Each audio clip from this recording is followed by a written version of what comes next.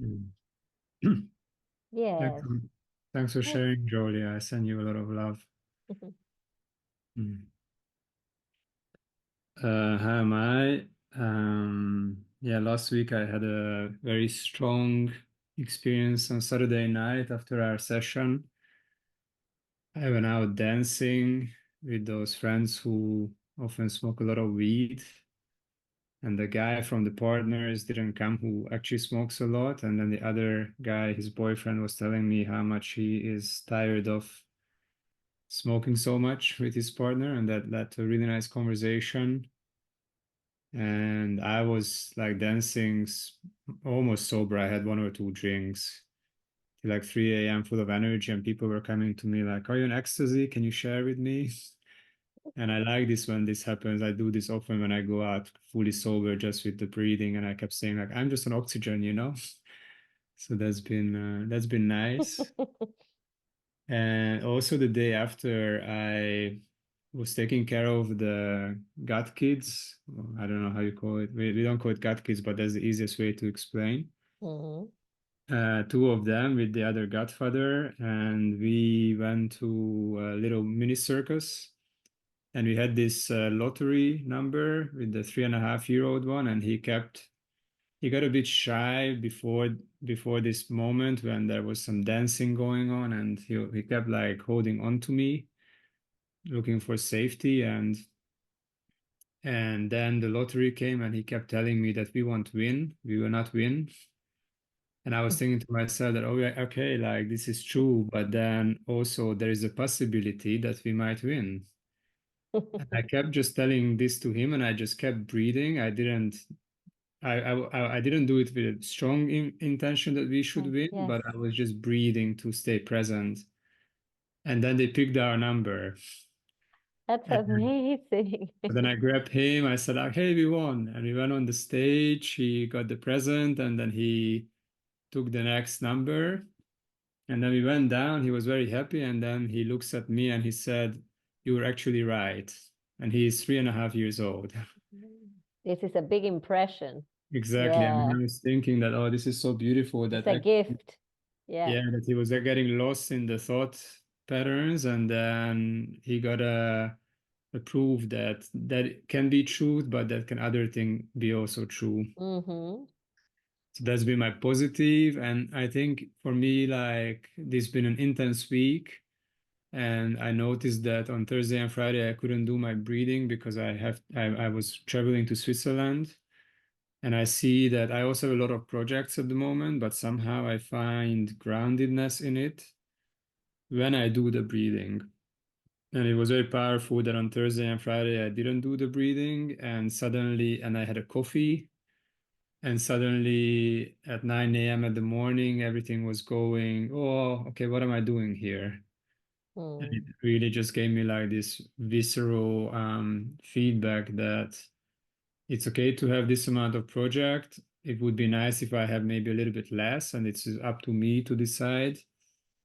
And that I should hold on to the practice, because if I hold on to it, then things go just a bit more present and grounded, and also energized with these new breathings that I started to also include in this week's practice. So that's me, and I think I'm really looking for groundedness. I think I arrived to a place that I've been going a lot, and I have friends here and there, and I struggle with not knowing where I actually want to ground, because I have the place in Berlin since 3 weeks or a month, and I want to be there partly, but I also want to be in nature, in the mountains. So now I answered this to the question of what do I want, that Mm. I want to find a healthy balance and stick to it. Yeah, Mm. I think that's my challenge at the moment. Yeah, Mm. Okay. yeah. Okay. Thank you. Yeah. Thank you. Yes. A lot going on there. A lot going on. That's really interesting. And yes, the practice does make a whole difference. Mm, To practice and to use these breaths, it really not only physically, it your nervous system, it's in another state, and your mm, hormonal system and all the systems basically. but it also at the level of your perception of the world and of life. You go from survival mode to co-creation, and survival meaning almost the world is against me. There are these thoughts of this is not where I want it to be. Life is hard, and it's a struggle mode. And then when you breathe, it can have an immediate impact on your perception where because your nervous system is regulated and many things are happening in your body, and in brain, and you go to a co-creation mode where you understand that everything is creating with you and not against you. And no matter what happens, you receive it as a sign that things are going then in another way, or things are like not a sign that something is against you, but signs that you're moving forward in with that new information that you're gaining. But what makes all the difference is your perception, and the breath changes the environment where the filter of your perception is created. And so it has immediate impact. So it's great that in a way, you're having this experience where you can see when it starts to change, and you can really take in, okay, when I don't do this and when I do this, the outcome is different. And so this is a tool that I can really use for this. And then when you have your clients, you will be able to transmit this information from another place because it's very real for you. It's not what should be, it's what has been and is for you. And I do think I do think any process of creation, has the sensation that something is off at one point. No matter how much you breathe, the process of creation implies that you stretch something in your comfort zone. You stretch something in your mind that goes to a new place that either you didn't expect, and it's hard to integrate, either it's boring, no matter what that didn't expect means. It doesn't mean a shock. It can be something really just boring. And when this stretching happens, it creates a chemistry in the body of discomfort. And that's when you know that discomfort is there, that's where you start to understand, oh, change is coming in a different scale now. This is not this is not a change that is happening in a progressive way, like, oh, I found this, and like a series of synchronicities. But this is a change that is not in one line of synchronicities, but it will take you to another level. And that other level requires more energy. And for us, that more energy feels like unsettling sometimes.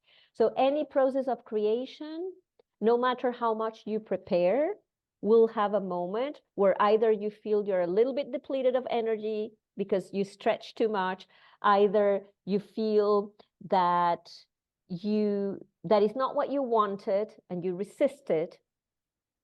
Either there are many phases, many forms this can take. But the main point that when you or anyone is in this situation, growth is happening. And what makes the difference in between going towards something or staying there for a long time and burning out is having the internal dialogue integrating the internal dialogue in you that something is evolving. Something is evolving. And I have gone through this before, and it turned out in this way, or it turned, bring to your mind an anchor point of thought that instead of being, I'm too tired, I'm too tired, I'm too tired, this is not working, this is not working, this is not working, is use the breath to enhance a little bit the energy, and then over that energy that you got at that point, imprint a new pattern of thought. that will then start repeating, this is not exactly what I want, but I'm getting there. That's completely different than, it's already one step further. And I know it sounds like shallow affirmations, but it's not when you have the breath. When the breath gives the depth, it's not shallow affirmation. You're anchoring that thought in a different way in your brain. It's kind of like what happens in hypnosis. Yes, it's a little bit like what happens. The only difference is that in hypnosis, you don't work with the breath with all the potentiality of the breath. So you use the breath in a certain pattern, and you seduce the mind in a certain pattern. The breath will give. My experience is that hypnosis is great. I have done courses and got trained with it, but I don't work a lot with it because I don't know why. I have always this feeling that it's a little bit shallow. Like it goes in a level, but it's still not the imprint. It's like halfway, let's say. And when I have used it, I have seen results for 2 weeks, but the person can go back because it's not that deep enough. When you work with the breath, you're working with the energy. So you're changing a whole system. You're not changing the mind only. You're not changing the subconscious mind only. You're changing many elements on that system. So it's almost impossible not to get massive movement and results. That's why I'm passionate working with the breath. Not, I always say I would be passionate working with anything that works better, if there is anything. It's not about the breath only for me. It's about the power it has, really. And so I do think it makes a whole difference. And so thank you, Tamás, for that also. Okay. So good. This is good. This also means sometimes, let me tell you a story that happened to me so you understand sometimes how energy moves with the breath and how it can create in your life momentary chaos.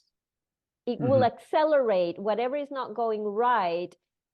It will shift it and it will create a momentary chaos moment where you are obliged to change, let's say. So I was hired by yoga studio in Berlin to give, 10 sessions there were of breath work with different themes. So they, at this yoga studio, had every week a theme, and they said, we would love to have a breath work teacher here, wrapping up the week with the breath work and the theme. Okay, so it was in a part of Berlin that I didn't like to go because it was at night, and there was many drug dealers on the way from the metro to that place, and it was dirty, and I didn't enjoy going there really. But I was doing it because I enjoyed the class and I enjoyed the activity. But every time I went, I was like, oh God, this is it's still 8 to go, you know. And I had this thought. The fact is that I prepared it. I went there and I did the first 2. And after the second session, the lady, the owner of the studio, calls me and says, Raquel, we can't keep doing this. And I said, why? What happened? Well, a lady came to me and said that after your session, her life completely went terrible. She had a boyfriend, and the boyfriend left her. And she has a depression. She says she doesn't want to stay in Berlin, and she's asking herself what to do with her life.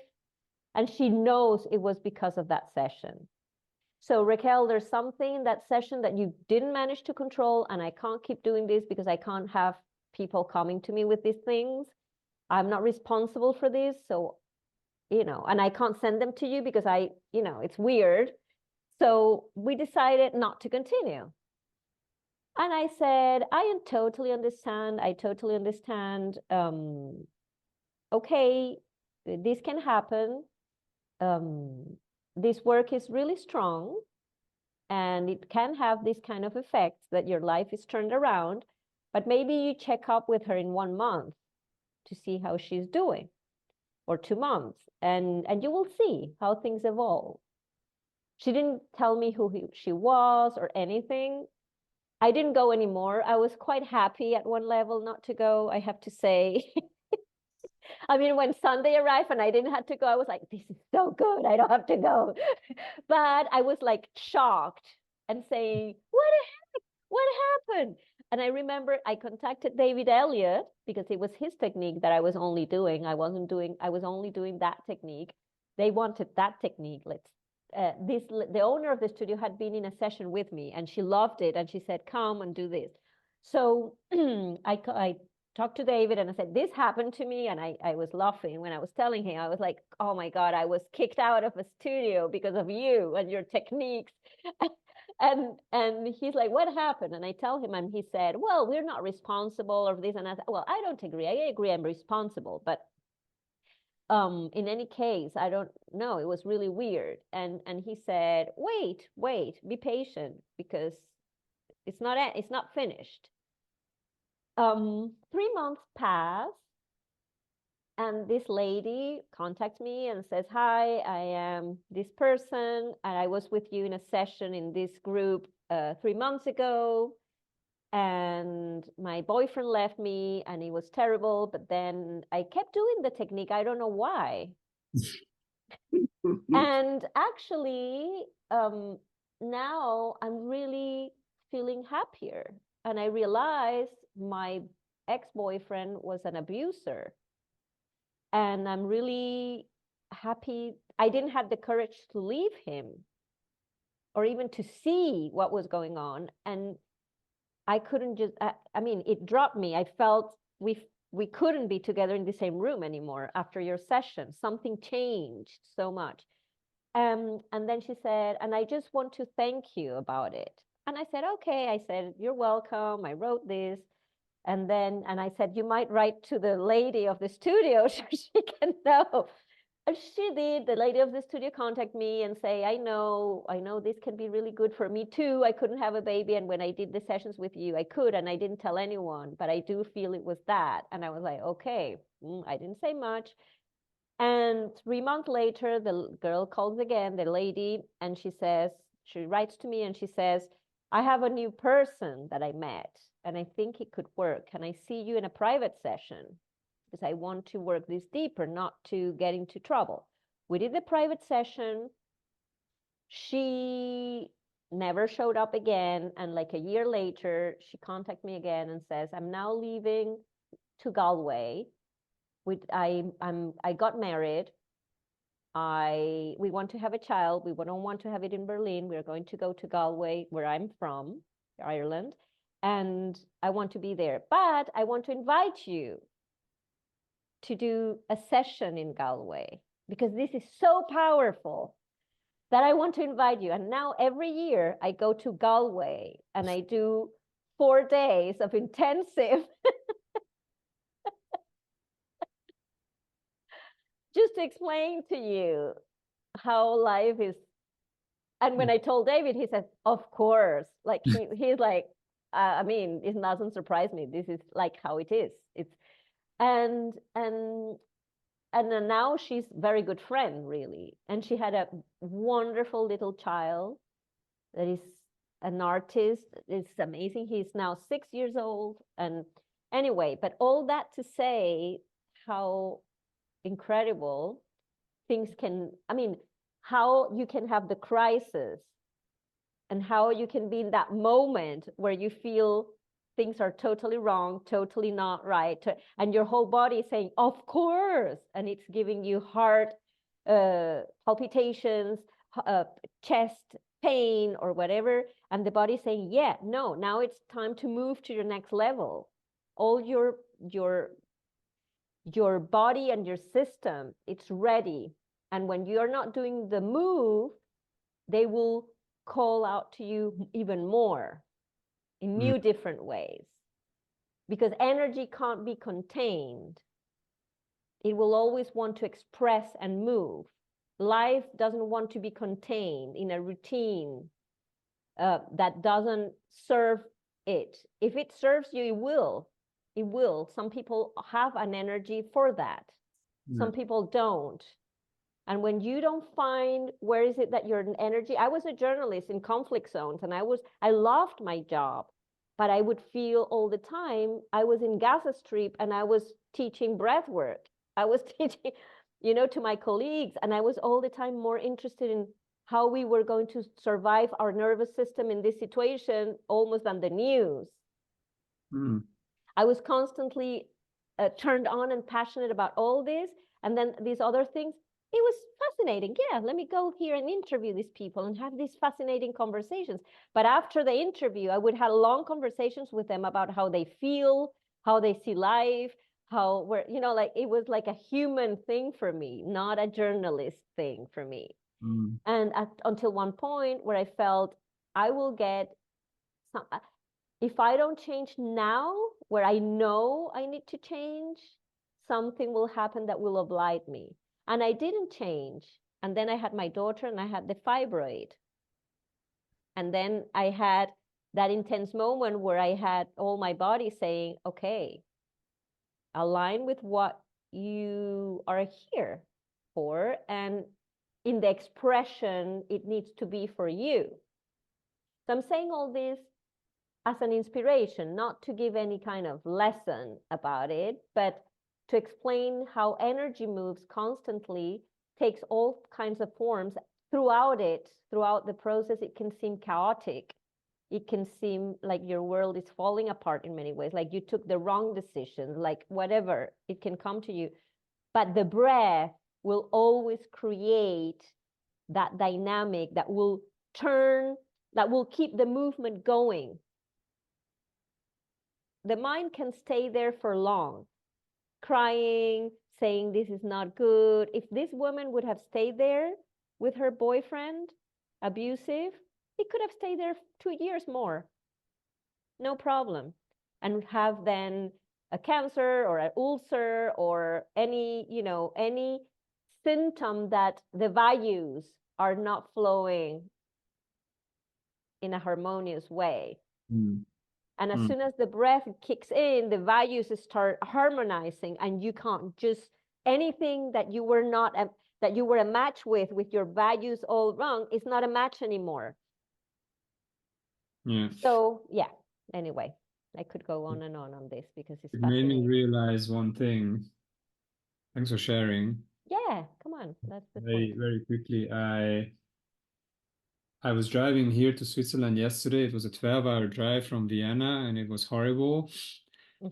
And I was listening to different podcasts, and then at some point I was chatting to a friend of mine, and I was telling him that how this Who Cards project going and how is the marketing, and I was telling him that I'm missing someone with a marketing and a business mind from next to me. That the skill is not in our team currently the way we should have it. And then I just let it like that, and I knew I had to come to Switzerland. I knew I had to come to this trip, but my rational mind was always like, why are you going? Why don't you stay? Blah blah blah. And then, I mean, I didn't do active breathing. I was then just driving, and I'm like, okay, it's fucking boring to drive. I'm done with the podcast. I'm just gonna breathe while I'm driving. And then this morning, I went on the dating app. I found this guy who was like, you should come see me. I'm like, okay, I don't know what, but he's like, I have a feeling we should meet. So I go there. It's like early morning, my friends are sleeping. We have a little fun. And then we have a coffee and we start talking. And he's asking me, so what are you up to? So I show him the card game online. And for some reason, I go from the website to the Instagram, which I never do. And I show him the Instagram, and he checks out my latest video. And then he looks at me and he's like, so do you have a business plan? And I'm like, actually, we're struggling with this, but these are our ideas. So I share with him. And then he says to me, he's also a bit spiritual, but also very grounded. He's just keeping it for himself, and he has a daytime job. And he tells me this, that I can feel in you that you have the answer and the key for everything you need to grow this project, but you don't see the way yet because you're confined in this box that doesn't allow you to step out, and you need some external help to be able to see beyond these confinements. And that I've done a lot of this project. This is my passion. When I feel the heart in someone, I'm so happy to help them with figuring out how to market it. And I'm Wow. sitting there, I'm like, what the hell? I don't know if this has, anything to me, but we're gonna meet for another coffee when we focusly look into this. And now that I listen to this story, I'm realizing that, oh, actually, this is just Yeah. manifesting what I asked for yesterday. Yes. And with me, it usually happens quite quickly when I'm able to Yes. have strong intentions. Yeah. Yes. Yes. It is like that. It is like that. And it's also, it's fascinating because because for me it works in two levels. I mean, in many levels, but if I had to describe it, is in two. There is the brain aspect of this, that is the reticular activation system, that got that information of what is important for you right now. And then anything that it scans, it can feel in a way or another. And when I say feel, it can perceive little details that we can't perceive, like the conscious mind can't perceive, but the subconscious mind can perceive details that make you feel this person can help. And you don't know how, because it's like a detail thing. Like if it's Sherlock Holmes, he would say, oh, he has the kind of haircut that people like this have, or the kind of title that people that are structured in life have, or like, like there are elements that we consciously don't know. We haven't, it hasn't been important for us to retain them consciously, but the reticular activation system is capable of that. And, and it's constantly scanning for what you need. And the conscious mind is resisting, saying, no, I don't understand. This doesn't make sense. Da, da, da, da. And the other part of you in your brain is saying, no, it does. Look, you asked for this, and I have 100 archives here in the brain that are connecting. And when they connect each other, this is the solution, the closest solution. That's a layer that is key for me. And I always explain it because I don't think it's negligent that we I mean, when there is the energy aspect of it that is very powerful, but I think this aspect is also very powerful, and they work together. And so that the other aspect is the energy aspect, of course. And for me, that is translated in the fact that we are energy. Physics say that. It's not a belief. This is a fact. And we are energy, and there are many ways that energy manifests that the senses can't perceive. So there is already light that science can measure with machines that we can't perceive. The same, there's many kinds of energies that we still can't perceive because they're not machines to perceive them. And these kind of energies are constantly moving everything in life. They're the main way life is built. They're the main way where synchronicities are built. So as soon as, and I want to say, energy is not something abstract. As soon as you have a thought, your thought has a vibration. And depending on the amount of emotion that that thought has, the vibration will be different in intensity. And so if you're like, oh God, I really need this, or like this lady, oh my God, like all this that is happening and the world is falling apart, there is a lot of emotion, and that's a lot of energy. And whatever you're thinking in that moment takes another proportion, energetically talking. And it's almost like you're sending a straight energetic message to these energies that are creating to align and create the synchronicities you need. And this happens in a way where you don't need to know that this is happening. This is the way we create reality. This is the way we are creating even what we don't want. So we put the intensity, we have this thought, and if we are not capable after to create space and a calmer vibration, we will be in resistance with what is coming to us. What is coming to us that will be aligned with us has already the vibration of what you wanted. But if you don't get into that vibration, you will miss it. Okay? So the breath has the magic that can help you create the intensity, like emotional energy that you need. That is an intensity that when someone is depressed, and this is why this course for me is important, when someone has low energy because he's about to burn out, because he's depressed, because no matter the reason, the person won't have the capacity to have a big emotion about something and to want it.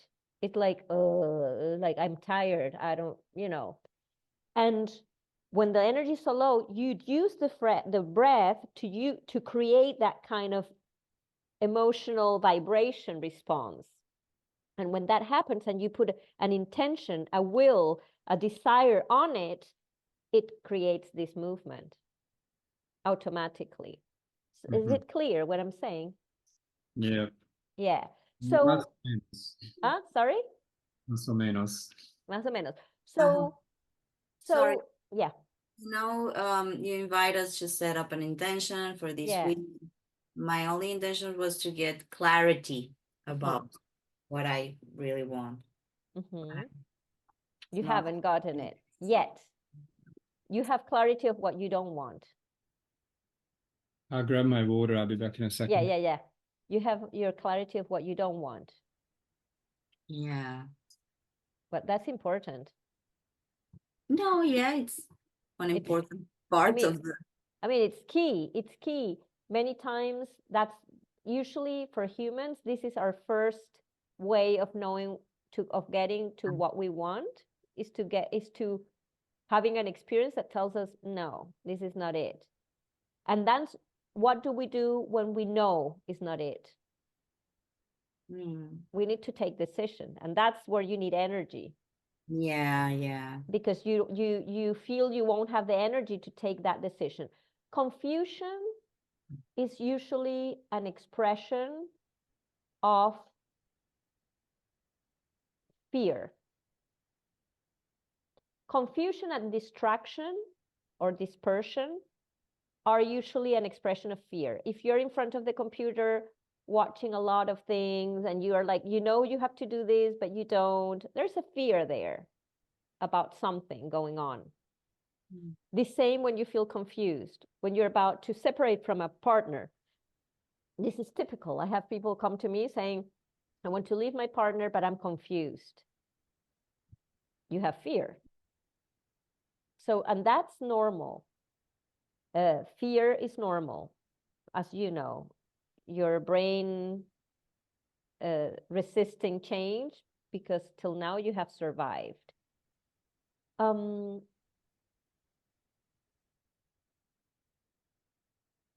I think you know what to do, and you have been doing it. You have been organizing your life to take less. You have been doing it. And what has you a little bit confused is that you thought this project was going to be different. And you left many things for this. And now it's not what you thought it was going to be. And so now you need to gain energy again to be able to take strategic decisions and act on it. That's what I'm struggling with. Yes. Yeah. But the breath will help you. And the breath will help you in a very easy way. It's not the mind create, when we focus all our attention on what our mind needs to produce a solution, the mind will contract you and will drain your energy. You're in beta wave. It's the beta wave, is the energy, is the wave that takes more energy to be produced. So you're exhausted thinking your way through it. When you, the example of that Tamás did this week, where he was feeling, I'm tired in the car of this and this and this, and I'm just going to breathe. It's like a choice of not forcing something. So that choice of not forcing something, and when I say forcing something, is forcing the mind to produce a solution. Sometimes the mind there is a limit where the mind can't help you relax, and sometimes the solution just comes by inside because you're not in solution mode all the time, and the solution is there. Let's say it.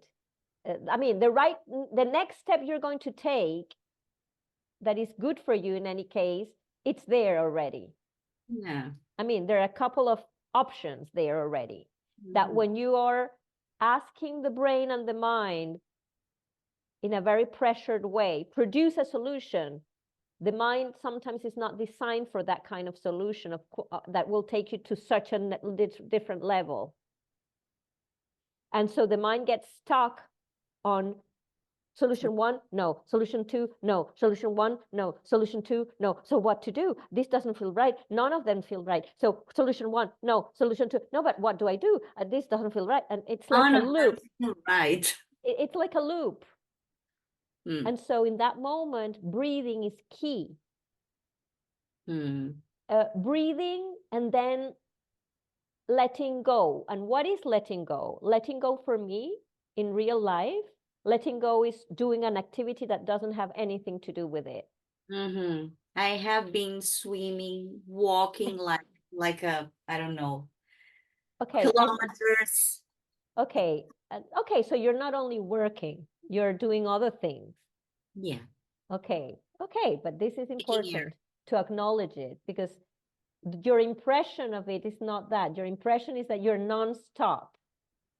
But you are creating. I started to do those things when you felt, because I can't be, all the time working with my mind, so I need to take fresh air.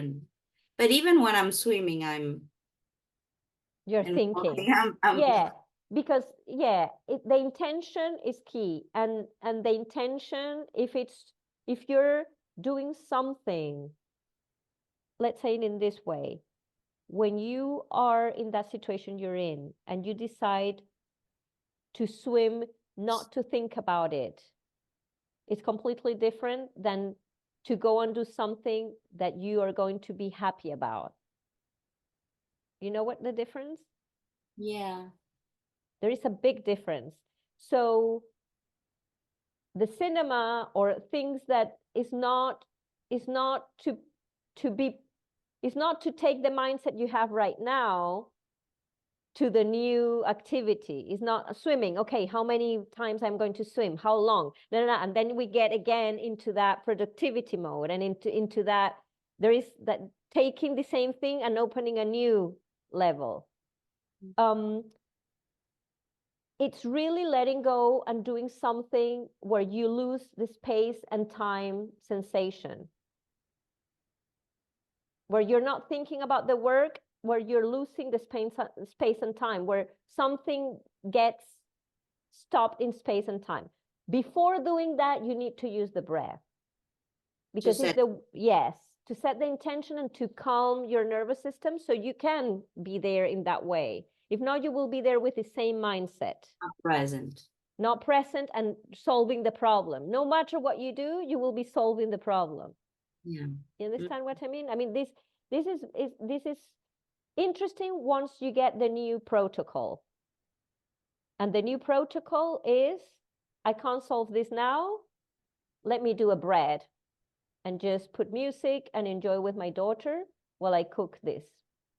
This is the way I have trained myself constantly. And then I lose the track of space-time. And then when I check my email, I have 10 responses of what I wanted. Mm. So it's like you leave a space for this energy to do its job. Mm. If you try to solve it, the energy feels this vibration in you. And it's like, I don't have space, you're doing it.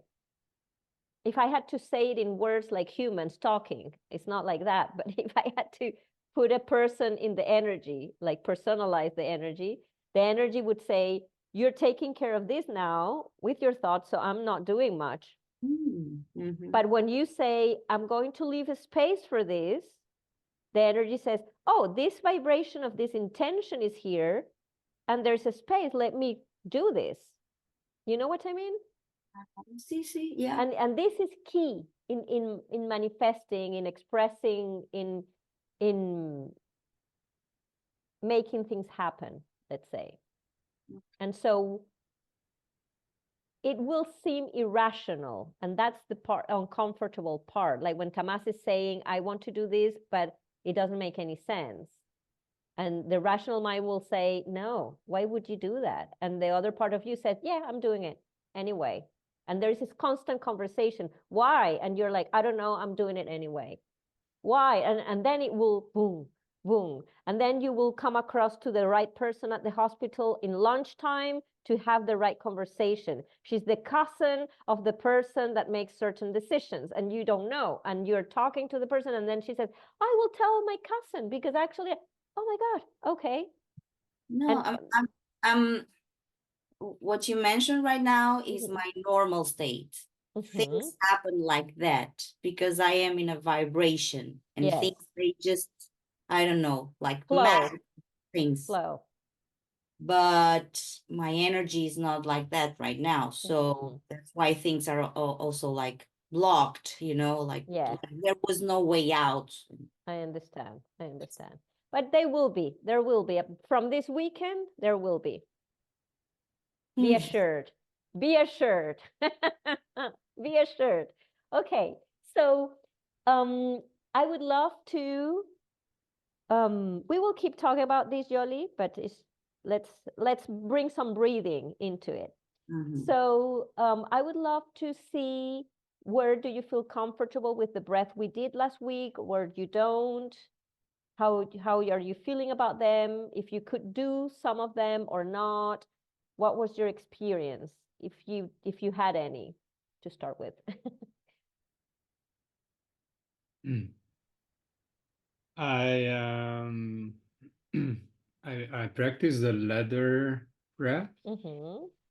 To me, that's quite simple and quite good for instant energy boost. Even when I was driving, I used that to boost my energy when I was feeling a bit tired.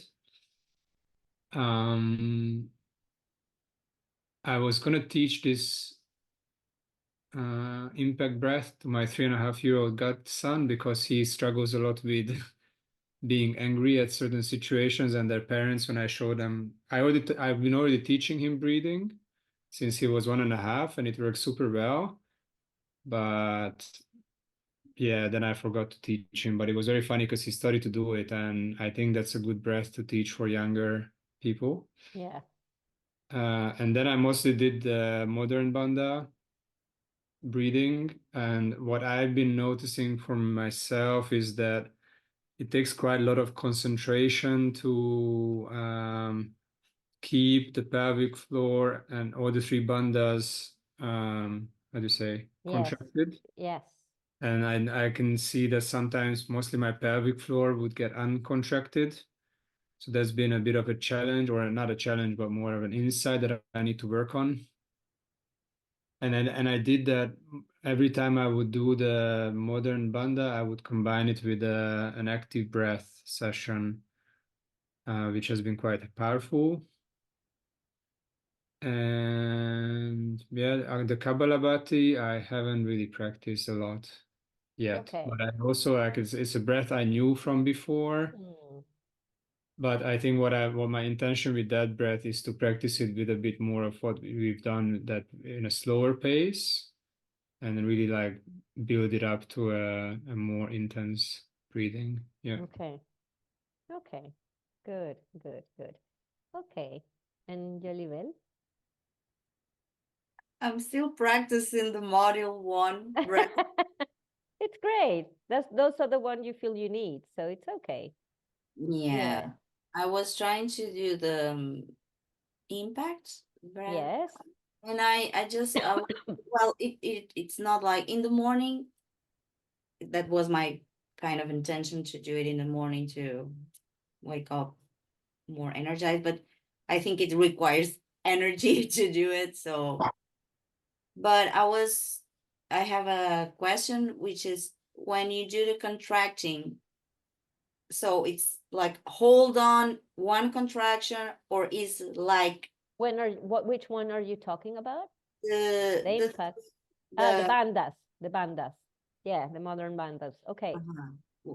Okay. Yes, you do it first by phases, and then once you are holding all, Mhm. you hold it all together. Okay. You So you hold do it. like dun, dun, Dun, dun, dun, dun, dun, dun, and keep it and there you holding hold. the Okay. three It's of not like no, this. well, you will do this because you try to keep it all, but it's what I think Tamás is what's saying is what usually happens, and is that you try to keep it all, but when you're aware and you check on your perineum, you will see it's a little bit loose, and you have to do it again, and so it creates this effect like you are redoing it, but it's actually because it when you pay attention to another part you will Okay. contract that part and lose the other, and Mm-hmm. it shouldn't happen like that, but it happens. So you will have this effect of being, and when you intensify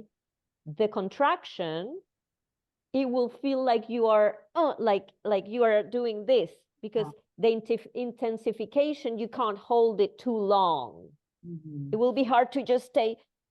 So when I do it, I do it at the beginning a little bit like this to fine tune and to create a final contraction that is the hardest one I can produce. And then I stay in that final contraction and I stay. Okay. But for me, it's essential to feel that the pull is coming up.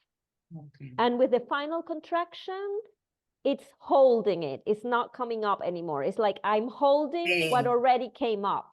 Oh, okay. Okay, so it's a different logic. So I pull, and when I'm doing this, I'm feeling like, okay, it's coming up. And then there's one point where I say, okay, now I hold it, and I keep it, and I keep it, and I keep it. And then I feel like, okay, now this is like, oh, yeah. And it feels like, and it, of course, it feels a little tingling. It has to feel in the perineum area. That's when the contraction is happening and you feel this little tingling, it means that energy is moving up, especially for women. I don't know men. I don't know how men experience this. I'm not a man. So I can't know it. But for women, you feel almost like an orgasm is going to come at one point. Like you do that kind of contraction that will create like a pulling up something there. Instead of releasing it, you pull it up. Yeah. Yes. Yeah. Okay.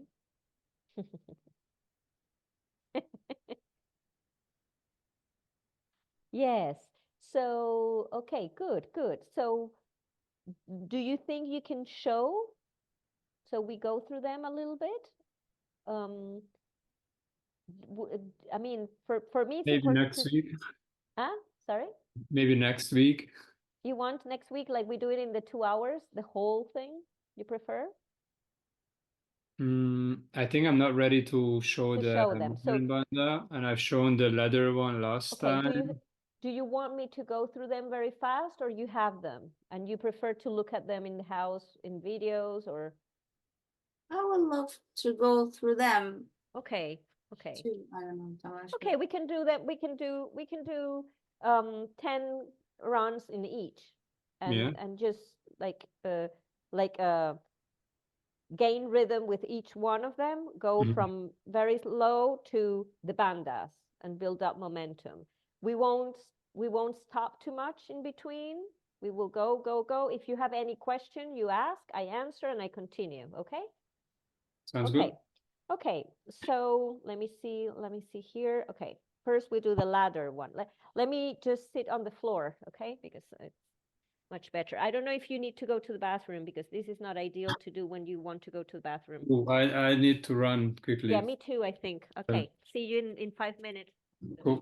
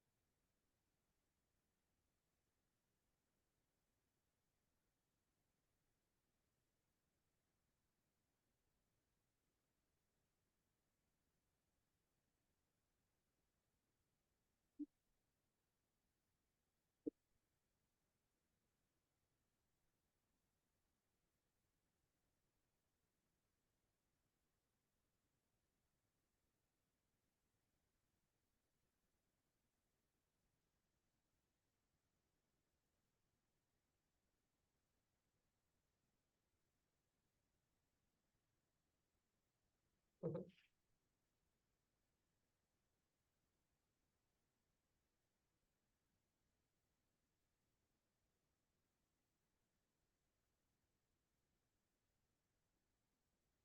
Can you hear me from here? Yes, Good, because my dog ate my headphones. really. I not ate them, but he one of them, and so I ordered new, but they haven't arrived, and so we will do it. I don't have wireless headphones.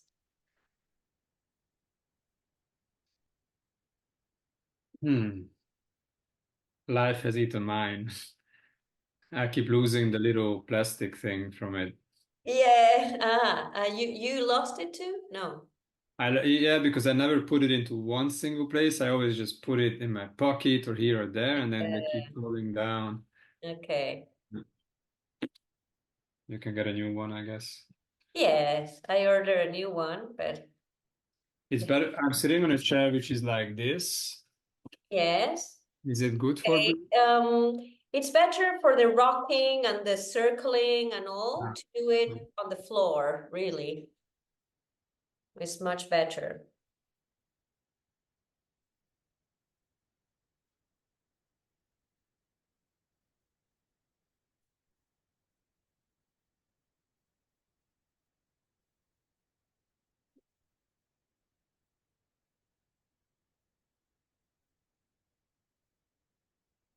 There.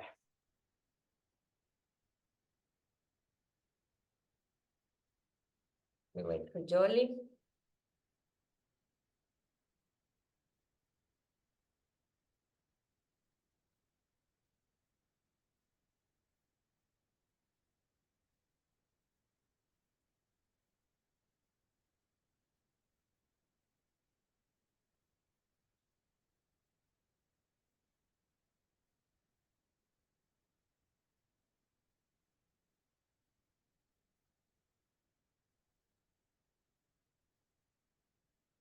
Voila.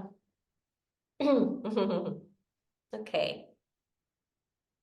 Yes, better on the floor. So you can ground and yes. And if you have a little cushion to put your pelvic, I mean to your pelvis, and so it's a little bit raised up. It's yeah, yeah, why not? They will be all squished. A pillow or yeah, something, a towel, something that you can. The toilet paper was funny. Okay. So we are going to start with the ladder breath. And we just take one optimal breath to ground. And let it go. And so the ladder breath, you're going to take an inhalation that in the intake of the inhalation, you're going to interrupt that intake 8 times. So you will create intervals in the inhalation.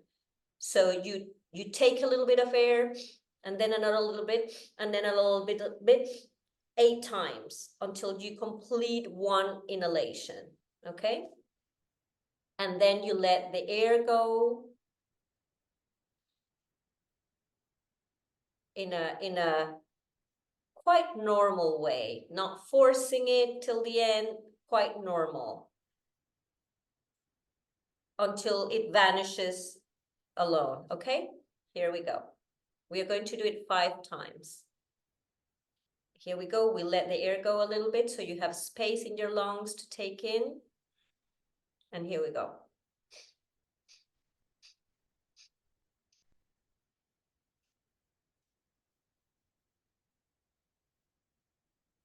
Great idea to put your hands here if you feel like. And then you feel how it expands. The rib cage. There we go.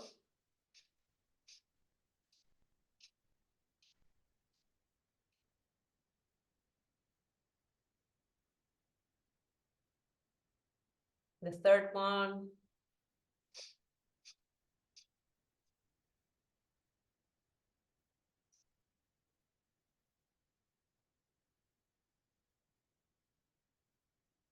Again.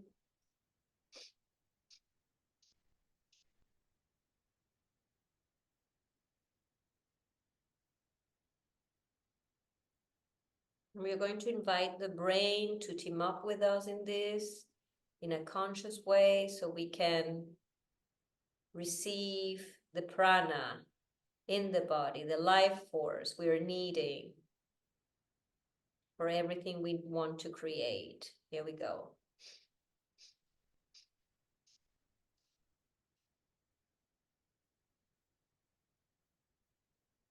Let's do another 2.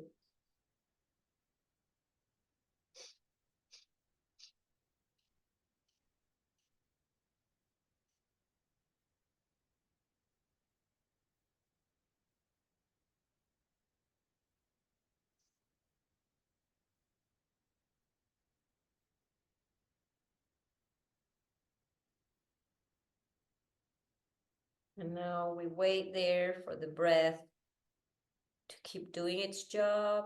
You put your hands, once you're done, on the legs, and you feel if there's a difference in your head, your brain. If you can gently, you have your eyes closed and you can gently place your attention in between your eyebrows. And your attention is there.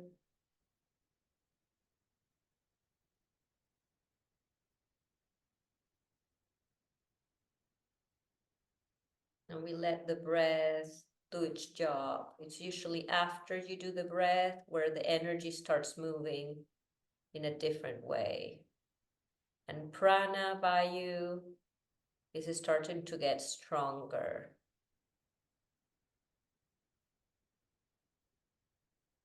Because we increased and accentuated the inhalation.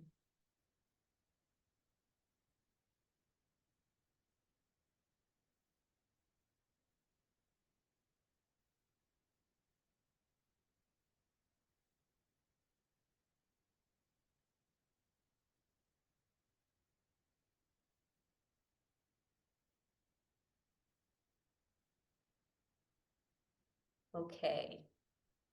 Now we're going to place our attention on the area of the abdomen.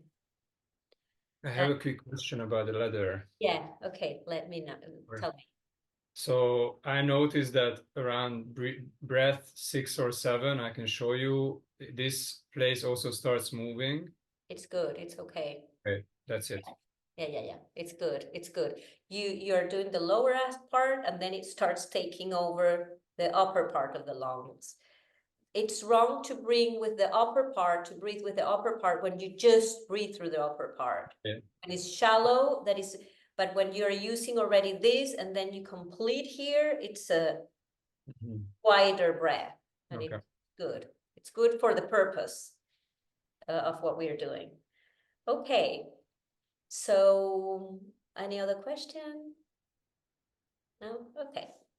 So we are going to move now the attention to the abdominal area where Samana Vayu is the wind or the energy of digestion. And when we have a lot going on in our lives, usually this gets a little bit blocked, this area. And when we activate it with any of these breaths, you will start digesting information, emotions, and energy faster. And that creates clarity because digestion means the transformation of that energy into fuel.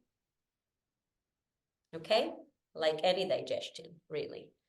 Okay, so this second breath is the rocking we're going to do.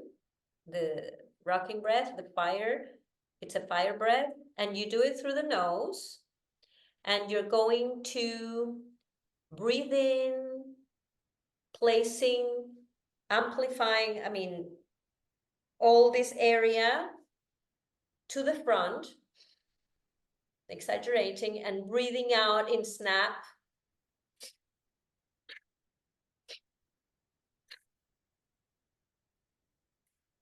but you will feel how you bend your back a little bit when you collapse and you create a curve. Okay? Yes.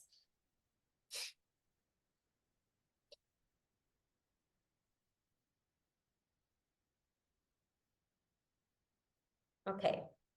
So we're going to do it together. We're going to look now, we're going to let an intention. Let's use this breath now for what we need. So we're going to now create an intention, invoke an intention, let it come to us, let it appear, or we just stated for ourselves an intention on what the energy that we are going to be transforming now will be used on. So it doesn't have to be a precise decision or a precise thing. It can be, I want to feel at ease.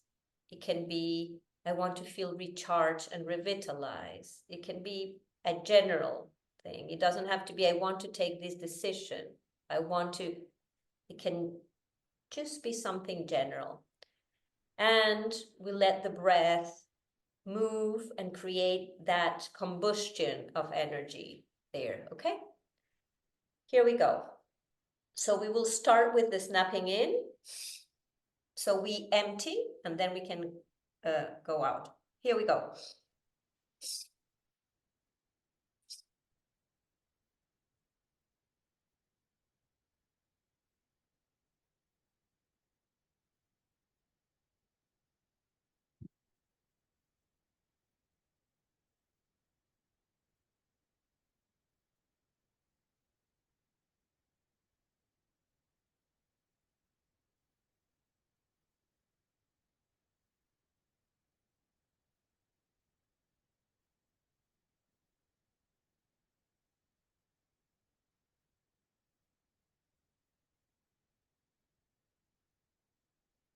We did 15, more or less. So now you might start, usually people here start feeling a little bit dizzy if you haven't done it much, this breath. It's normal. You take a breath and let the energy, feel the energy now in your body, connect with your body. Feel how your bloodstream is changing, the intensity. There's something changing and you can feel it maybe already. I can feel it. So if you pay attention and you get calm and steady, you can feel something moving in your body differently than before.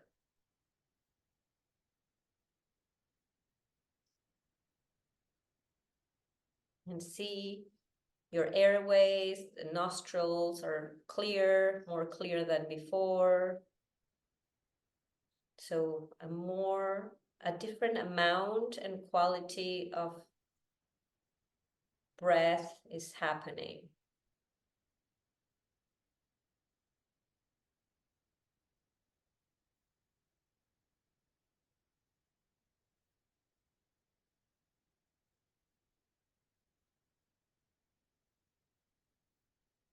So we're going to do another round of 15 of these, and we're going to set an intention that this energy that has created worlds, that has created galaxies, universe, that is constantly creating evolution, that it moves into our lives and creates that push,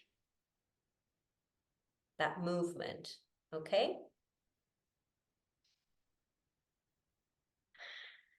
So here we go. We're going to do 15 more. We start with the exhalation. And here we go.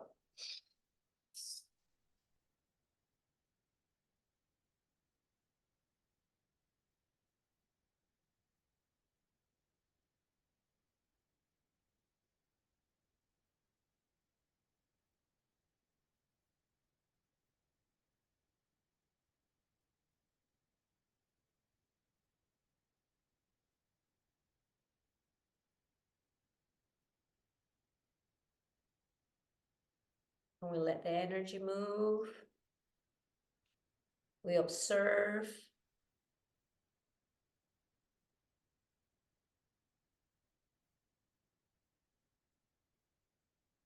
We feel.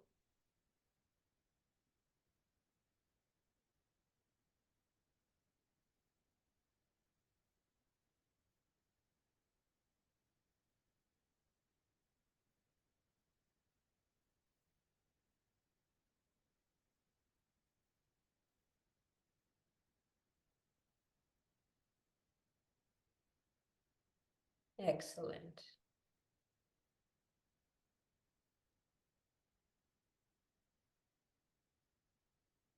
Good. Okay. Any question, comment? No, it's okay? Okay. So now you can change your legs position if you're needing, anything that you need to adjust for the next one. I have one question. So if I would follow the instructions and do it without seeing you, I will do it slowly. But then I was watching you and tried to do the same. So it should be fast. It should be not as fast as a fire breath, like it's not this, but it's a middle range movement. So it's a middle rhythm. It's how I did it. It's a standard rhythm that you will find when this breath is done. A teacher will do it like this. Any kind of yogi you see, this is the rhythm. I have seen it. Like I have been initiated like 10 times with 10 different people and they all do this rhythm, let's say. But they do tell you, you respect the rhythm at the beginning until the breath you have integrated in you. So it's a great question because you can do it slower if you're needing that now, but then to give it more power, you accelerate the rhythm. The power of this breath will be in, of course, that you are, exhaling in a very sharp way, but also in the rhythm, that rhythm. Okay. Yeah. That rhythm does give a sensation, does produce a certain amount of energy that is an energy that is more fiery than if you do it slower. Okay? Good. Okay, so now the next one, circular, the rotating breath. We're going to do it. So we start in this way, and you're going to breathe in here, and then you're going to rotate and start breathing out, and breathe in, start breathing in here.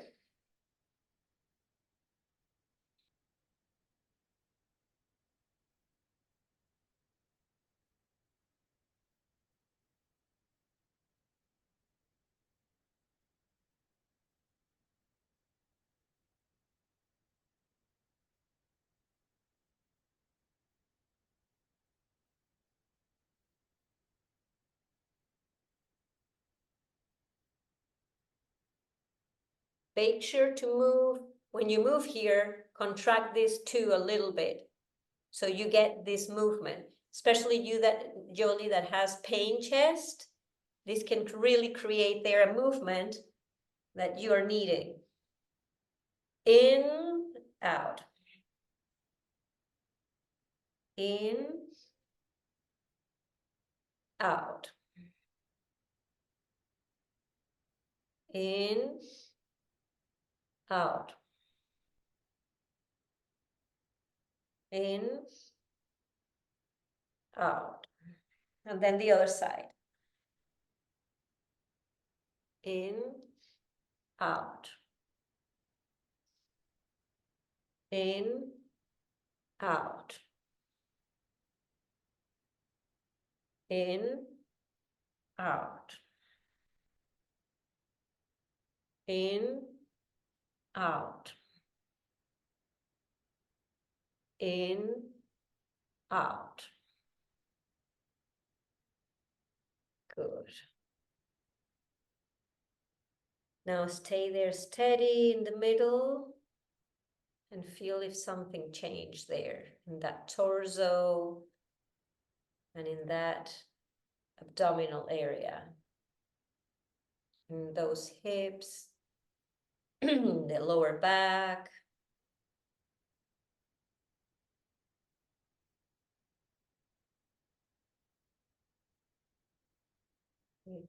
Would you check, you observe your body, how it is feeling.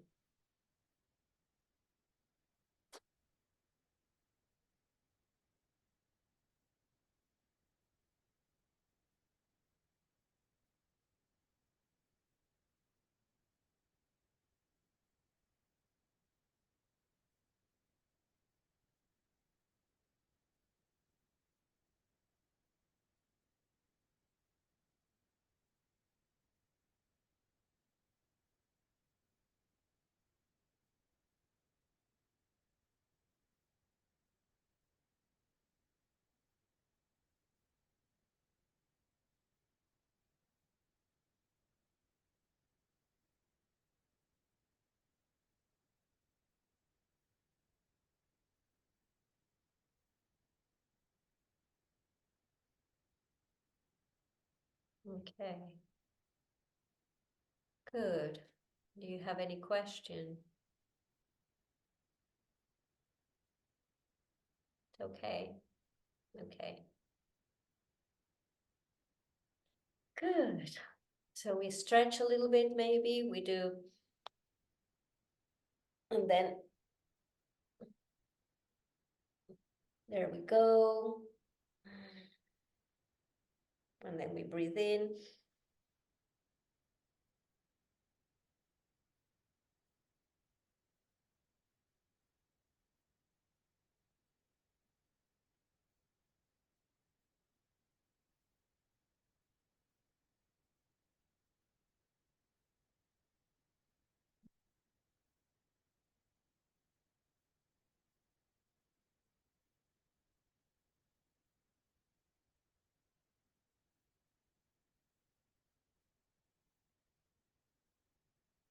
Good.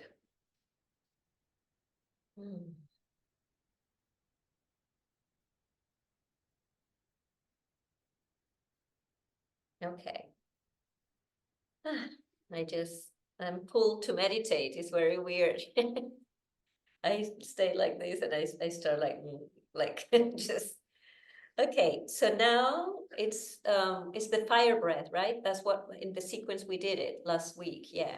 Now it would be the fire breath. Okay, so the fire breath, it's done through the nose. Again, all these breaths are done through the nose, and you're going to breathe in, expanding, big, and then do a sharp exhalation. Okay, so it would be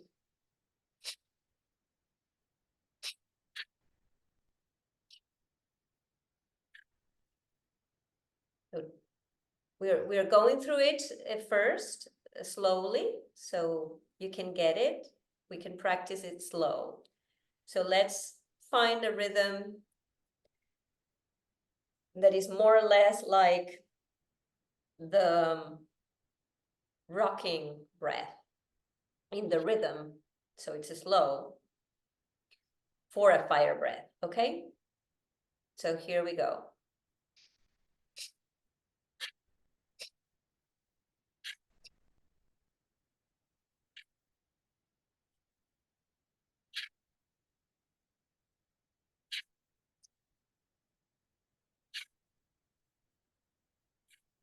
Okay, good. You have it there? You feel it? Okay, so now we'll accelerate a little bit more. If you feel it's too much acceleration, you keep it at your own rhythm. When you feel you're losing the rhythm yourself, like you're like, and you no longer are doing the thing, you go back to slower. Okay, it's not a competition. It's just you really need to feel and that you're engaging from the lower, in our case, from the lower under the navel area and all the abdomen. It's not just this abdominal area. You need to be engaging also lower, okay? So here we go.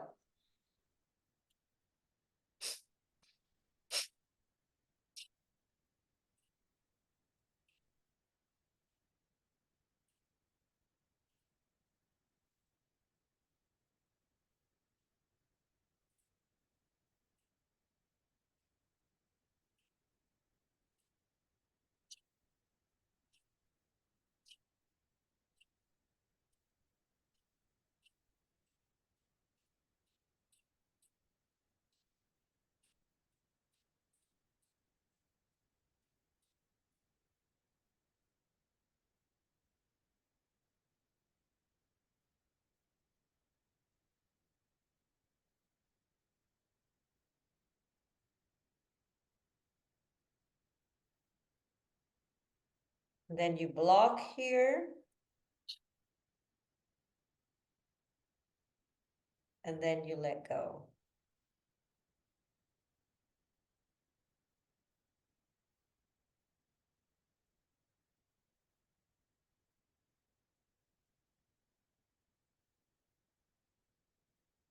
So feel your body now. My body is very hot. There is a lot of warm energy.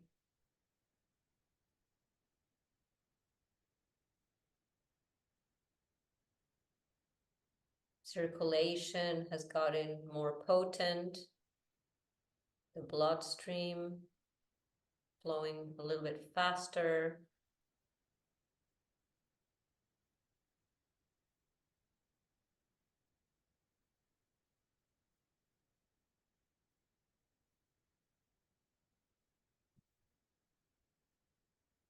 And I feel that before I had a weird sensation in this area, and I no longer have it. I didn't realize before that I had that, but now something lifted and I feel something is lighter. So you check what the breath is doing in you.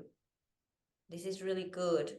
So you do it again for those things every time, you know, like, oh, this breath helps me with this. The more you observe how the breath works on you, the more you can do it. So how did it go for you?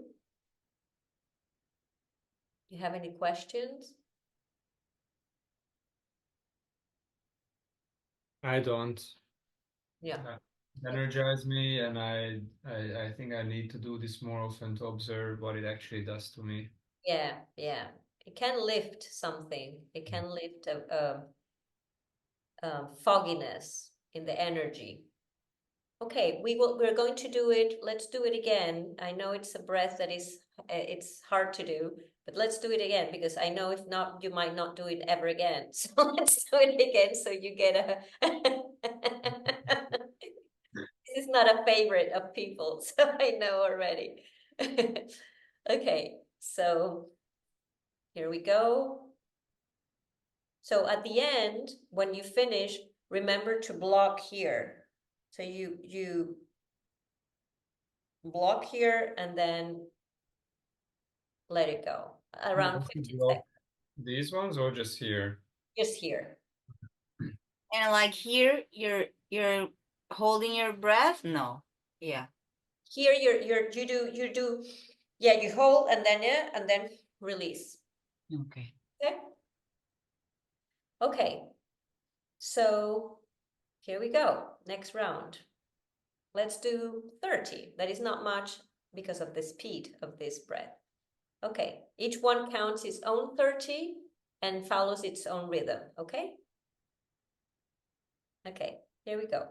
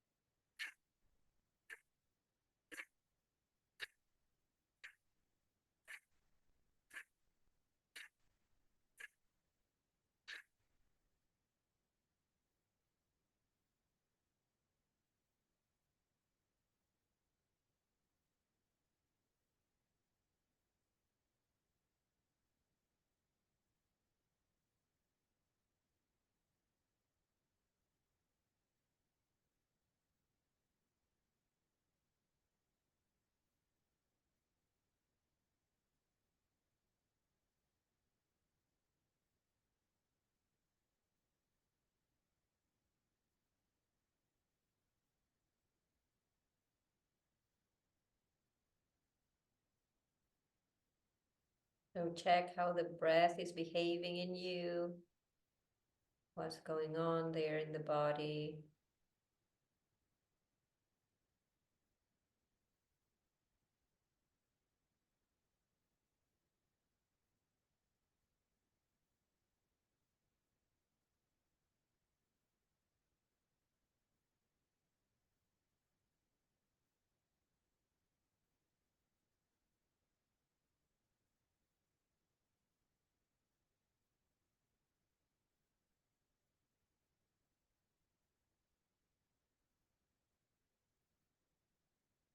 Yes. Is there any question? No. But it was good to do them together again, and not to do them in a setting where you're seeing them for the first time and learning them, but to be able to enjoy them a little bit more and see really what's producing in your body. It's a different mindset to learn it from the first time or to practice it together. So it's good. Okay, now let's do the bandhas. Okay, for the bandhas, Johnny is like, I don't know if that's a good look. Ah, it's a good, you like it. Okay, good. Okay, so for the bandhas, we're going to bring an intention, okay? We're going to bring each one an intention for this week, for this cycle, for whenever you want, for today. And it can be simple, it can be big. Just intend there from the heart. Just feel like, this is what I want, or this is it.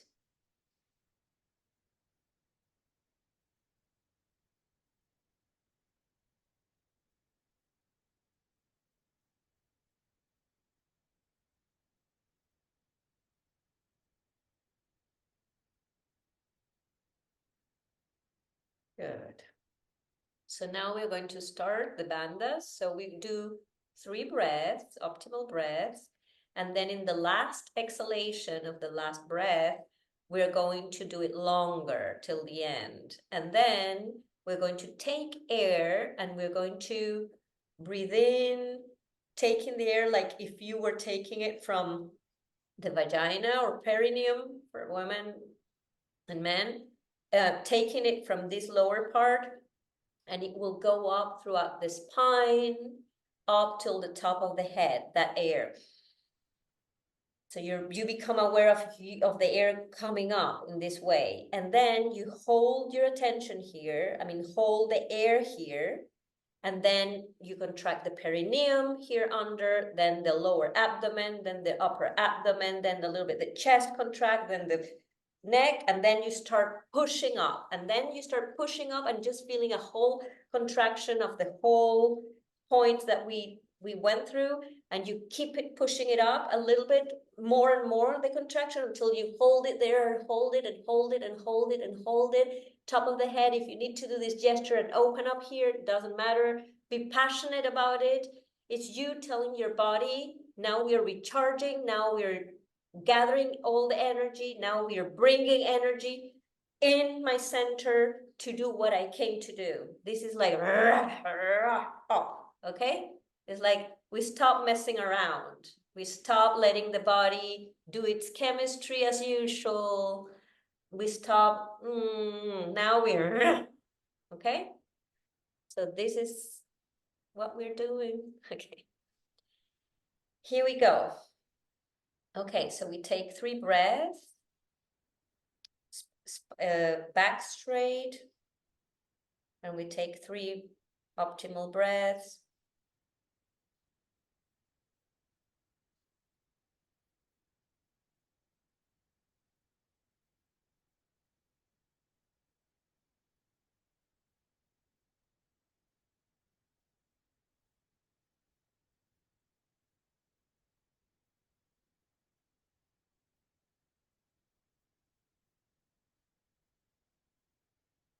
And in the last one,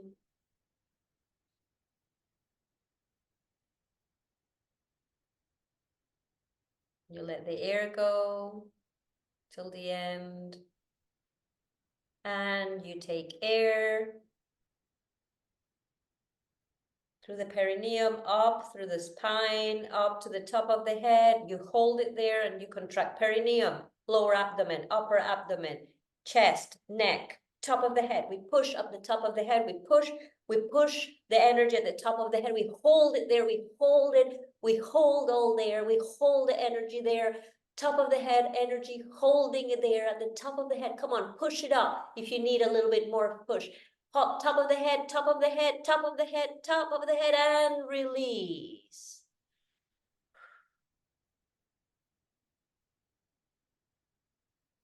And feel how that energy is moving in your body. We're changing the energy flow in the body massively. No, nothing can resist to this amount of power in the breath.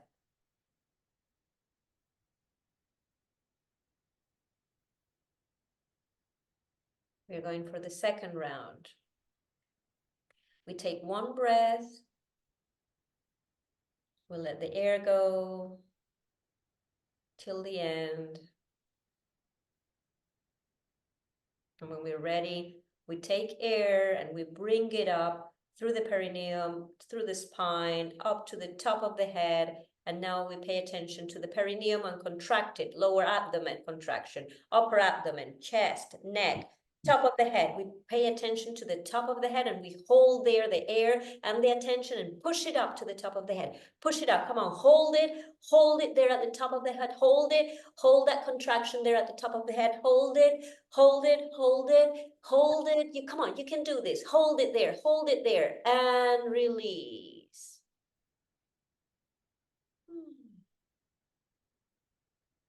Yes, and feel the brain.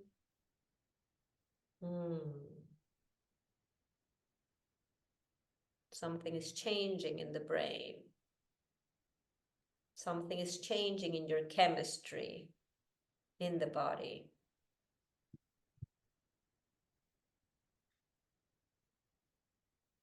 Your cortisol production got slower now. You're getting a little bit more endorphins.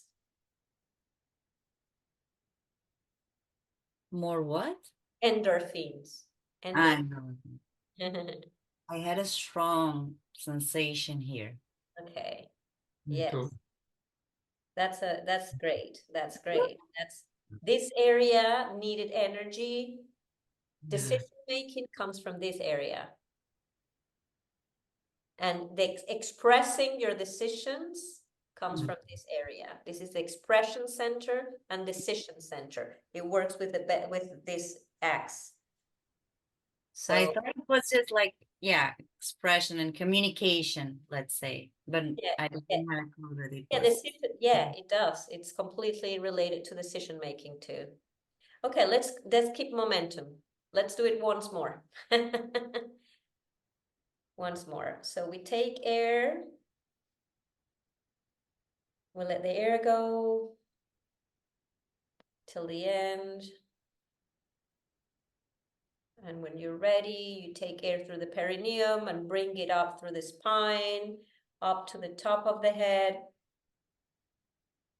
And then contract perineum, lower abdomen, upper abdomen, chest, neck, top of the head. Top of the head. Come on, attention at the top of the head, and you hold it there and push up. Come on, top of the head. Contract a little bit more the perineum, lower abdomen, top of the head. Push it up, push it up. Come on, that energy is flowing up and you're creating with this energy. Come on, a little bit more, hold it, hold it, hold it, and release. Great job. Now we let the energy move there in our body. Apana that was going down now starts coming up strongly towards the top of the head. Keep your attention at the top of the head now. Keep your attention there.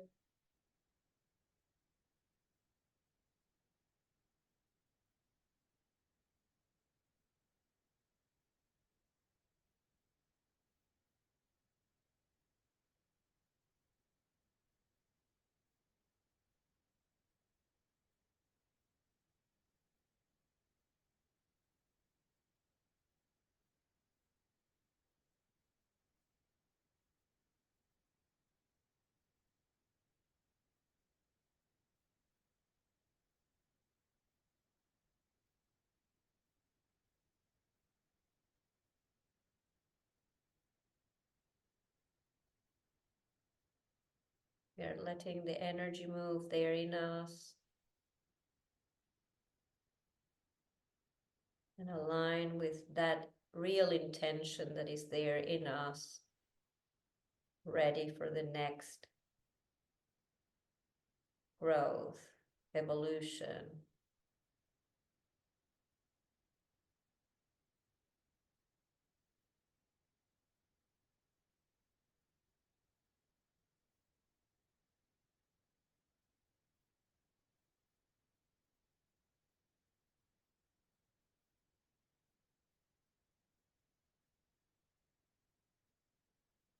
Great.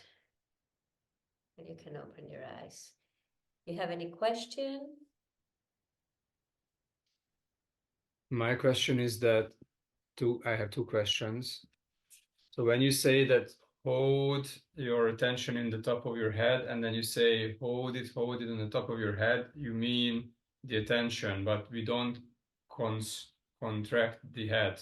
No, you won't. You won't contract the head. You will just put the attention there so it's easier for all the energy to move there. Wherever you put the attention, your energy goes there. So if you put it at the top of the head, it will create a natural movement of all the lower centers that you're already mechanically helping to move.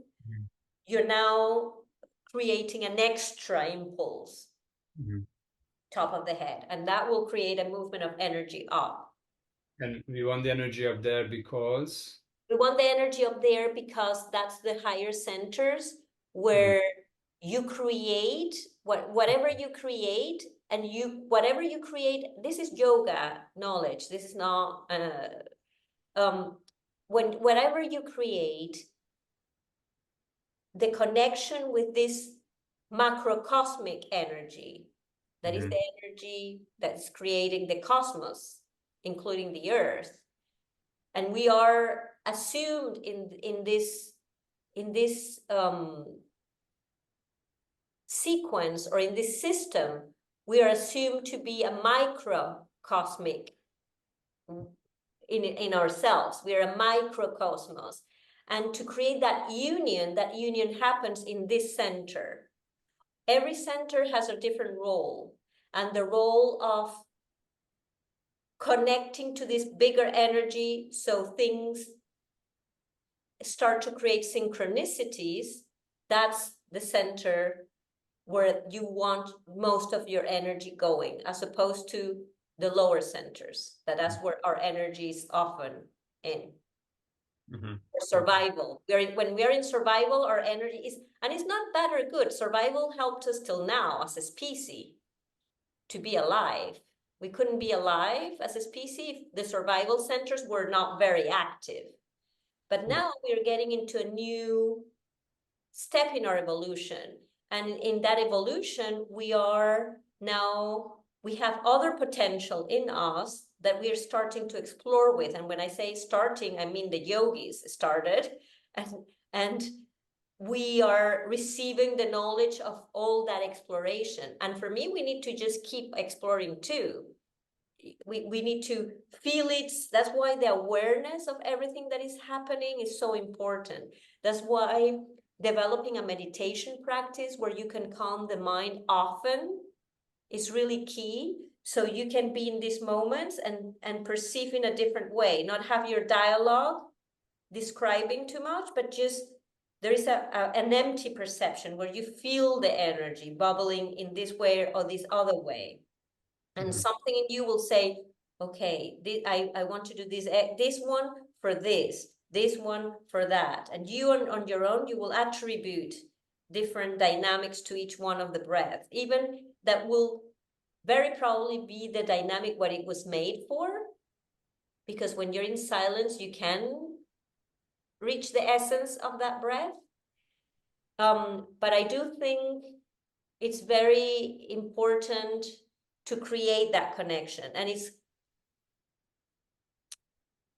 in my observation, every time I do the bandhas and I have a clear intention, I have the assurance in me, and because it happens all the time, that as soon as I do the bandhas, something starts creating synchronicities.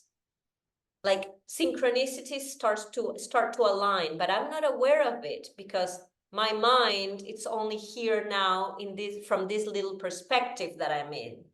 There are other points on earth that are moving their energy and aligning their energy with mine. And so if now I am intending, I would love to participate in this big event in, I don't know, in China or in, I don't know, in Tibet or in whatever, and I'm doing the bandhas, I have this movement of energy that is simply a realignment of my energy with that event.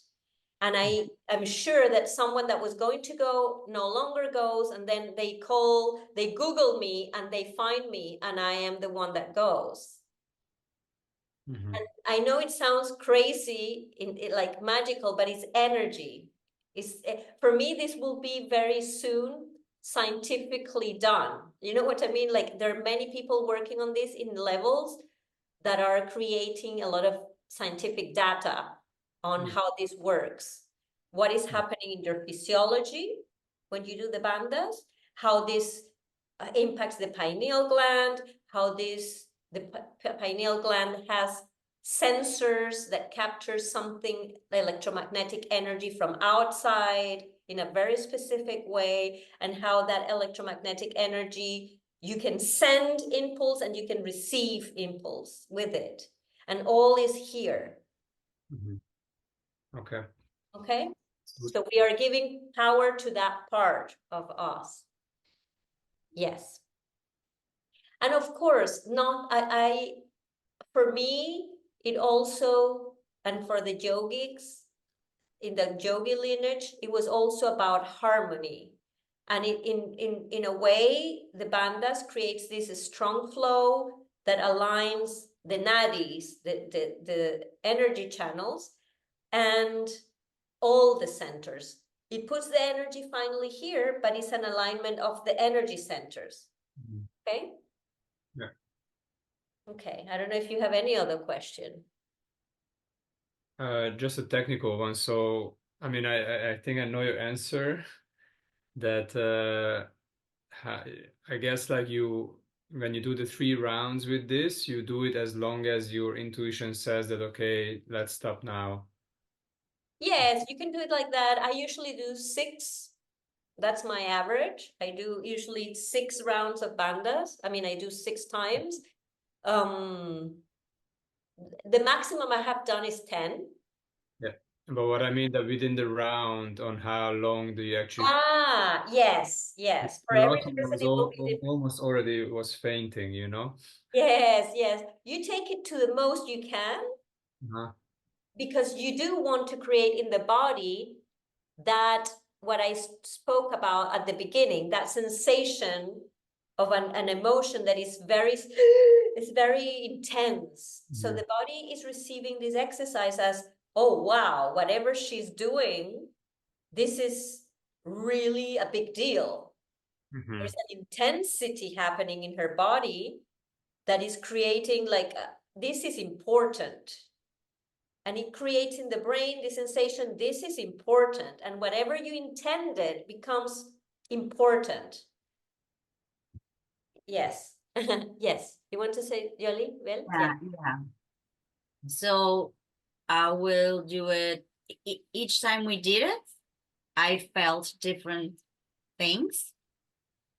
If I was like alone, I will perhaps do it 3 more times. Yeah.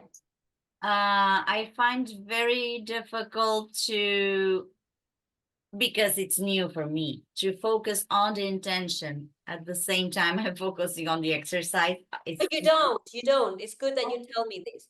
You don't focus. I do this sometimes to add a layer to it personally, but when you're doing the exercise, you're just focused in taking all that up and to the top of the head. You're not thinking, oh, I want this to happen or anything. Set your intention first and then you just do the exercise. Yes. Okay. Yes. Because I was already like changing my intention in the middle of, Like, no, better not this. No, better not. and Okay. then I also felt like my body was asking me to, at the end, like to hold it more. Yes, because you could. Yes, good. And you hold it until you really can't Mhm. hold it anymore. Like that's my point. And I sometimes go a little bit beyond. Dispensa, the one that does recordings on this, I mean, he holds seminars on this, and he holds it much more. He holds it, usually the way he holds it, I don't stay till his way. If in the recording, sometimes it's too long. Not because I can't. I feel if I was in apnea only, I could. It's not long. But doing the whole pressure and with all this intensity is too much. And there's a moment where, and he keeps telling you, hold it, you can do this, you own your life, come on, you control your body, and he shouts all this, and then you hold it until it's okay then. Yeah, but it has an intensity and it moves the energy. It doesn't mess around. I mean, you can't resist to this push. When you're like or heavy, this pushes you in a way where you can't resist. I will use the word awakening. Yes, it awakes you. Yeah. That's a beautiful word, yeah, for this. It awakes. And the main model here, or the main, so to have it clear, is that in our life we don't realize, but usually we start repeating a system. That means we have a thought that becomes a belief. I mean, but first it's a thought, and then this thought produces a chemistry in the body that is an emotion, and then that emotion produces a reaction, and then that reaction produces an action of some kind that then in a way reinforce the thought, that then becomes a belief, that then you keep repeating and creates more of that chemistry and more of that action and reaction and more of that thought and more of that. And so we are in this loop. So when we are in this loop and we can't get out of it, the bandhas will destroy this loop. The bandhas bring an intensity of energy that your chemistry can't continue being the same. So it won't match what's next. It's like now you're out of the loop. You can't keep repeating the same thing. And if you do it often every day, it will take you out for good of a loop that you're in. This is this kind of a strong breath that with your intention and the loop and the movement of the energy, it creates a push that breaks you out. Of course, the ideal is that during the day, you sustain this in different ways. And after this, let's do a little break if you want. After this, and I will explain something about new research that have come about how the brain behaves in between activities, or when we think we're doing dumb things, or we're washing the dishes, we're on all these moments, the brain is working a lot and is producing the same kinds of inner dialogue that is sustaining this system that I'm talking about. And we can spend there 40% of our day, but I will explain this later because it's too much. Let's take this. I don't know if you have any other question for the bandhas. No? So we take a little break. What do you think? Or you feel like moving on to the next? You're like spaced out, both of you. I need a coffee. I mean, Okay, I don't let's need a take 10 coffee. minutes. I have breath. 10 Yeah. minutes? It's okay? Yeah. Let's take 10 minutes, okay? See you in 10 minutes. Ciao.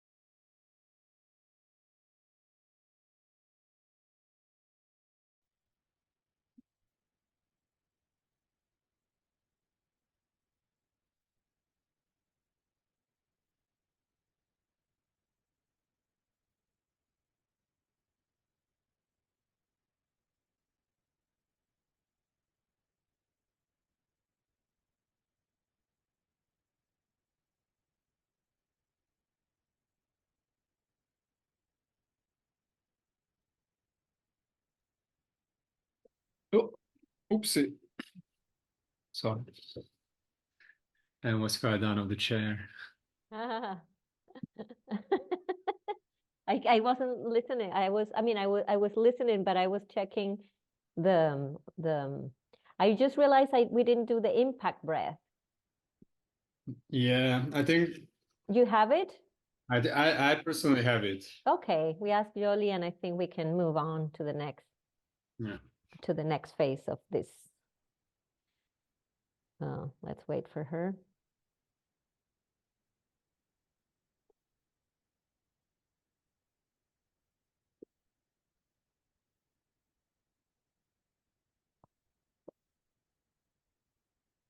All these breaths require a lot of repetition and Mhm. to really integrate them. It's a matter of depth of the breath, and that's why no matter how many courses you take, it won't take you further much more Mhm. if you don't have the practice that allows you in between all the courses to keep building momentum, and that requires time.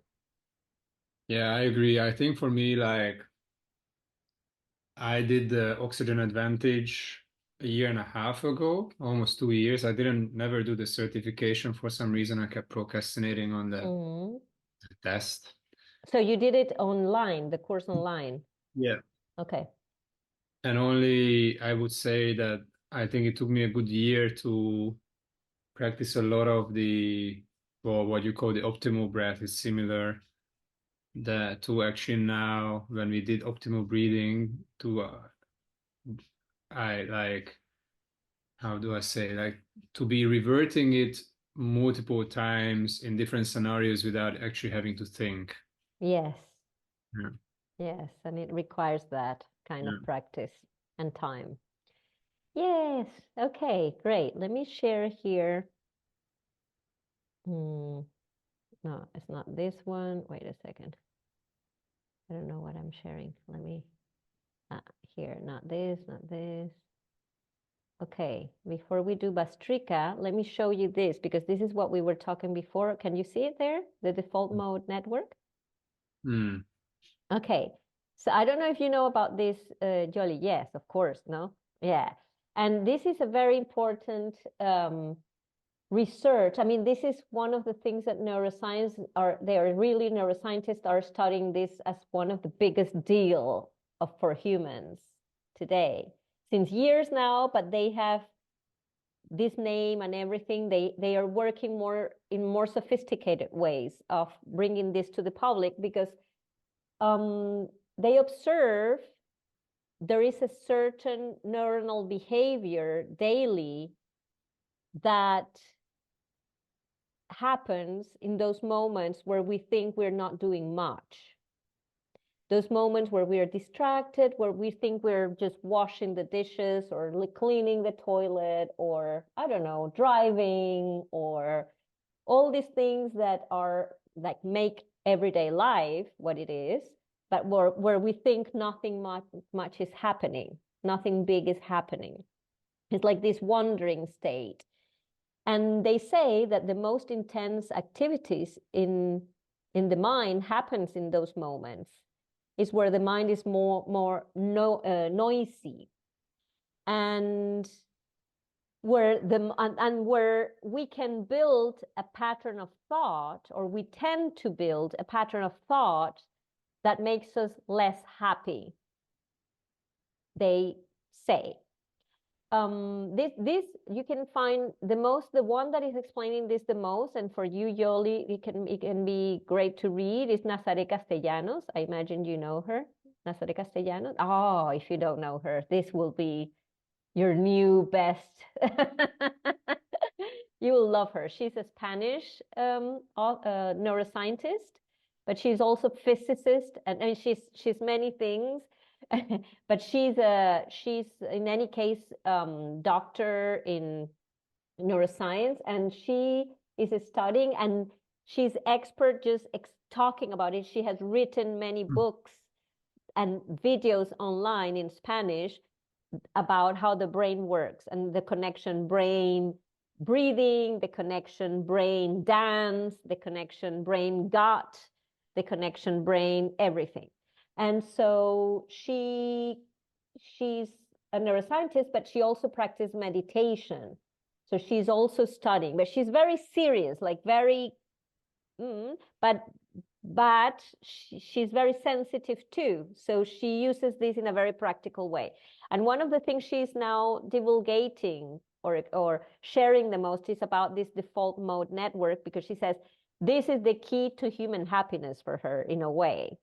And she and her group of research team, they have found that people that have a noisy mind in these moments tend to have Alzheimer, suffer from Alzheimer more than the ones that not.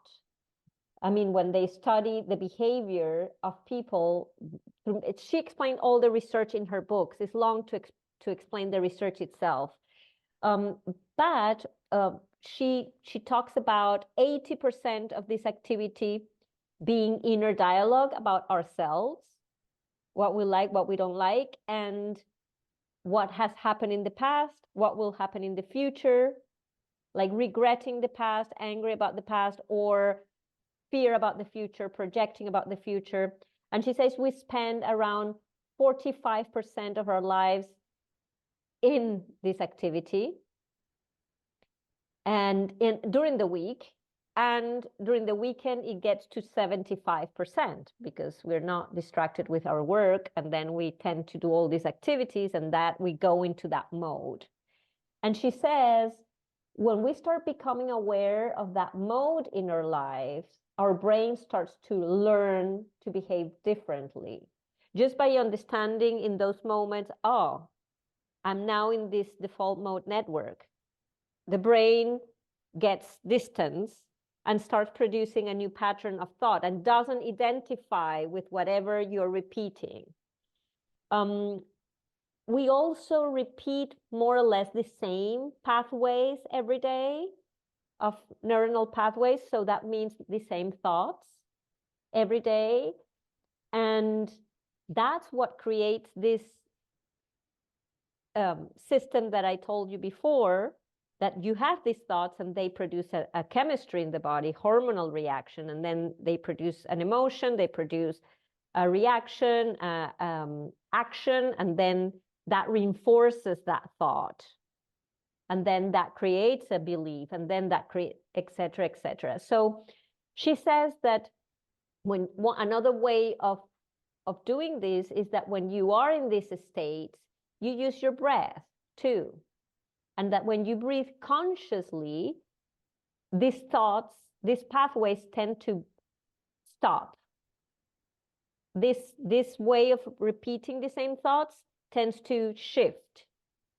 And so she says it's very powerful to introduce the breath in these moments and to meditate. This, of course, in the lineage I come from, or in the training I come from, this is obvious. Like this is all about that. Science is catching up, and I find this extraordinary that today they are really curious in what's really happening in the brain with the thoughts. And so I'm saying all this because situations that you have, for example, in your daily life, where there is a pattern of thought being repeated. I hate doing emails. I hate doing emails. I hate doing emails. Or emails don't take me far. This is not what I was supposed to. So that's referring to the past. That's referring to where this is taking you. So this is default mode network in its purest form, in a way. So I am saying this as an example because it's easy, and you were saying it this morning. I have mine going on too. With my daughter and her party, or with, like you enter into that, and then I'm doing anything during the day and I'm like, oh my God, I need to do this thing. Oh, even if I don't do it, this. Oh, and this is pure default mode network that exhausts your mind and drains your energy because you tend to be in beta when you're in this mode. Okay, so that takes a lot of energy to be produced. You can change the system by introducing breathing and asking key questions like, what do I really want then? If it's not this, what do I really want? Or how can I experience this in a different way? Feel different while doing this. Because sometimes you want something and it can't happen in the very moment, and you need to finish what you're doing. So how can I make the best of this? How can I feel really differently? So how would I want to feel in this situation? So I asked these questions this morning because I realized I need to do so many things for my daughter's birthday that she asked, like, oh, I would love this and that. And I said, oh, she's such a great person. I would love to do it for her. But I said, I have all these other things I'm working on. And then I said, how can I enjoy this? How can I prepare all this birthday thing with excitement and feeling turned on, and that is not something I'm doing fast to then get to the other thing, but something. And I said, well, by doing that, every time I do something about this, I take the time and I put the clock 60 minutes, and this 60 minutes is close bubble, birthday bubble. Well, I get into it and I enjoy it. So I'm clustering and creating this bubble where I am there doing what I need to do in that moment in the way I want to do it, feeling how I want to feel, not allowing my default mode network drive me crazy in this, this is so, and I have so much to do now, but I am here, but why I'm here, why I told her, but no, because it's like thoughts that overlap. And then you end the day and you're like, wow, why am I so tired? So I'm explaining this for us and for the people you work with. I mean, it's applicable to everyone. I have helped people change their default mode network when I detect, so when they go out of this situation, that's when this turns on in them. And it goes really bad. It goes really strong against them, like they torture themselves, they beat themselves up. So what can we change in that moment? So this breath, you're going to do it in that moment, walking from this place to this place. Because in that walk, there is default mode network. Everything you do where you think you're just doing it, it's default mode network. It's not just doing nothing. You understand? Mm-hmm. So walk into the swimming pool, you will be in default mode network that will build up something that when you start swimming, you're like, yeah, but in that work, I did it because you never stopped. I mean, none of us stop. It's not you. I'm giving an example because. So I think it's fascinating to see the pattern and to introduce this breathing to shift it. During a time, I would do this very disciplined every time I would start a new activity. I would intend at the beginning of the activity how I want to feel during this activity. And I would take 5 breaths, optimal breath, not more than that. It was very simple. But for example, I don't like to take the S-Bahn, I mean the big train. And I remember every time I took the S-Bahn saying how I want to go through this trip from this place to this place. And then I would say, I want to connect to people in a different way when I am on the wagon, when I see them. I want to feel joyful, feel calm and relax, and this is easy. Feel, I would just, and when I enter, I would start having thoughts that would contribute to that. So my default mode network would become of thoughts that would contribute to that. And so now it's more, it happens more naturally. I don't put the clock. At the time, I would put in my agenda, every time I would start something, I would put it beside the agenda. Intend how you want to feel. Intend how you want to feel. Because I wouldn't remember. Once you start your day, this will change the chemistry in your body, so your body will lose the habit of the chemistry that you have right now. The chemistry of a habit can take on in 6 weeks. In 6 weeks, whatever you're repeating and repeating becomes a habit for the body. And the body in the week 7 will start asking for that chemistry. The cells will say, I need cortisol now. You know what I mean? And so your cells will ask for cortisol or for whatever you're addicted to, for whatever you have created as a habit in your system. And to break this, you use the breath. So you will create another chemistry in your body, and so your body doesn't get used to that all the time, receiving the other, but the new one, or whatever you want. I mean, if you do it consistently. And you were saying that the next breath that we're going to be doing is good for setting this in this. The next, this Bhastrika Pranayama. Okay. You know Bhastrika Pranayama? You have done it? No, I never heard of it. Okay. Bhastrika Pranayama, it's a breath. Let me see here. Yeah, Bhastrika is the bellows breath. It goes with S, bellows. I missed an S. Bellows is like fuelle. How do you say that in English? Bellows. It's like a.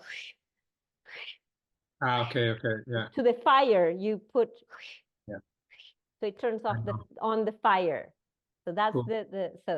So Bhastrika Pranayama, it's the base of Bhastrika. It's a little bit the fire breath. So it's the same principle where you breathe in and you expand the lungs, rib cage, and abdominal area here, like the belly area.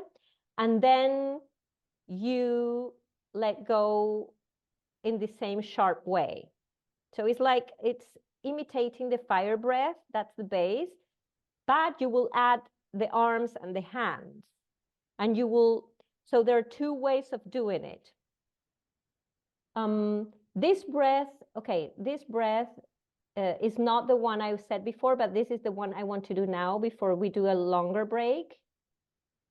Because I want you to be able to eat if you, and if this one you won't be able to eat if we have it after, okay? And so this one is not for people that have gone through surgeries, is not for people that have high blood pressure, that's important.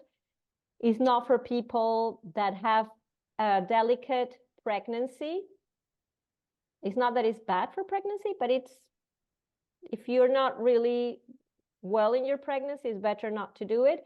And of course, for when someone tells you that they are bipolar or schizophrenic, and they are not taking medication, they are not, or even if they have epilepsy, you say, this breath will produce too much of bloodstream flow and too much pressure, and it will produce too much fire, let's say. When I say too much, it's not really too much. It's okay if you don't have any of those things, but if you have, you better not do it. So it energizes you. It creates a strange sense of calm and focus. it, as all the fire breath cleanses the nasal passage, it helps you with the default mode network, in the sense that it will take care of unwanted thoughts. I wrote, because you will see when you do it. It's your body is engaged in such a way that you can't be messing around with your mind. You're almost in movement. And so, I mean, you are in movement, but I mean, it's a strong movement. This is one of the breaths that oxygenates the blood the most. So it improves circulation. And all the respiratory muscles and parts of the respiratory system are engaged. So let's start. There's the classic one. So this breath is done like the fire breath, and you're going to take your hands. Can you stop sharing the screen, please, so we can see? Yes. Thanks. Yeah. Okay, let me put the speaker. So why is it you if it's me speaking? Can you see me big? Yes. Okay, that's what counts. Okay, so let me go back here so you can see my arms. So this breath, you're going to do it, is the same principle here as the ones we did before. That means sharp exhalation, big inhalation. And then you're going to use your arms. Let me see. Yeah. You're going to use your arms in the classic version. I will show you both at the same time. So in the same sequence, so you can understand the difference.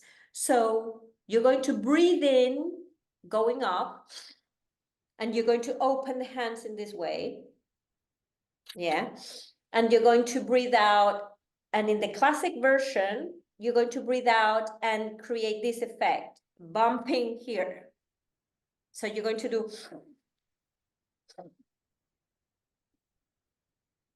Okay.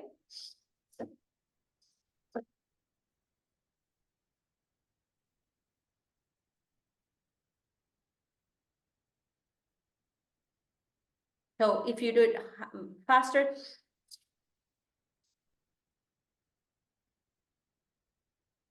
So it has to feel this. In the modern version, you don't do this. In the modern version, you do.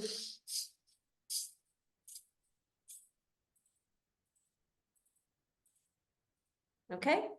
Mm-hmm. Okay.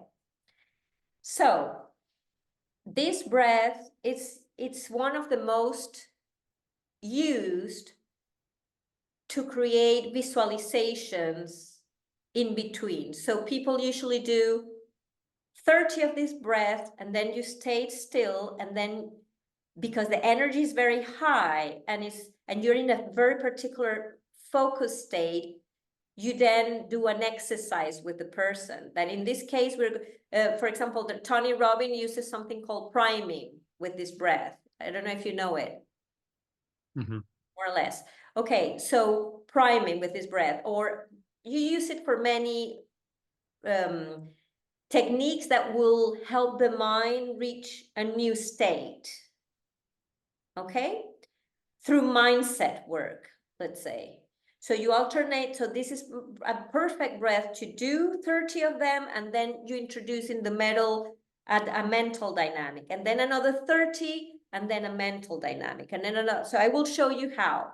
We first learn the breath, and then I will guide you so you understand what I mean. Okay, so sit back straight.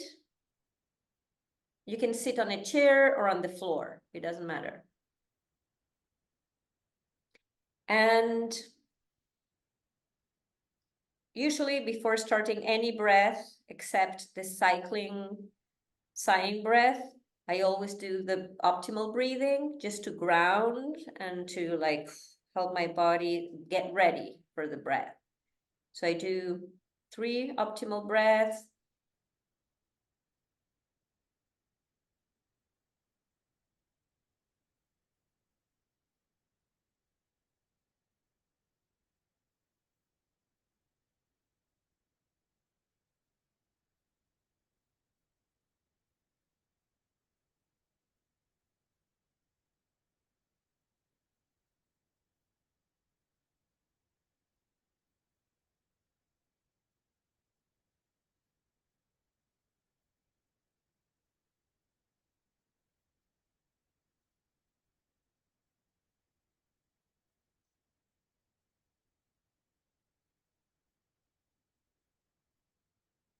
Okay. And now you're going to start by bringing the arms and the hands up and taking an inhalation and then sharp going down. Yes, and you let them drop. Yes, you feel the difference. Okay, here we go.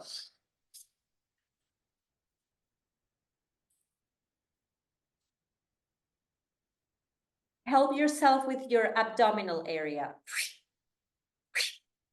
Remember that, okay? Here we go.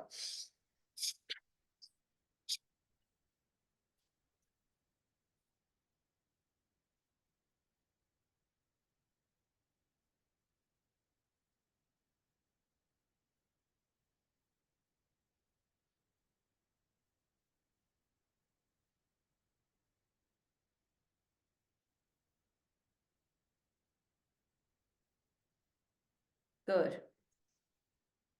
Okay. Good. So when you drop them, you drop them really. It's not, you don't drop them and stay you're still stiff. You feel that you're like, yes, like dropping it. Okay. Okay. So you have any question? No. Okay. So let's do, we're going to now, I would like to practice also the other, so you feel the difference in between the classic and this modern version, okay? So the modern version, you stop it here, okay? So it's the same thing.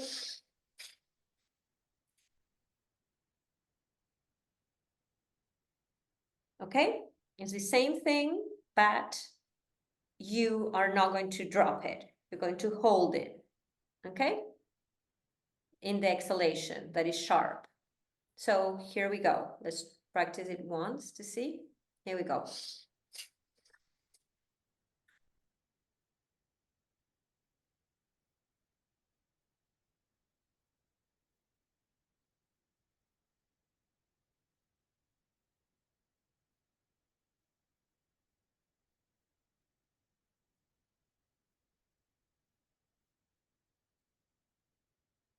It doesn't need so much force when you bring it down. You don't need to force it. Like, it's not like a sharp force. It's more, when you do it fast, it will be. Mm.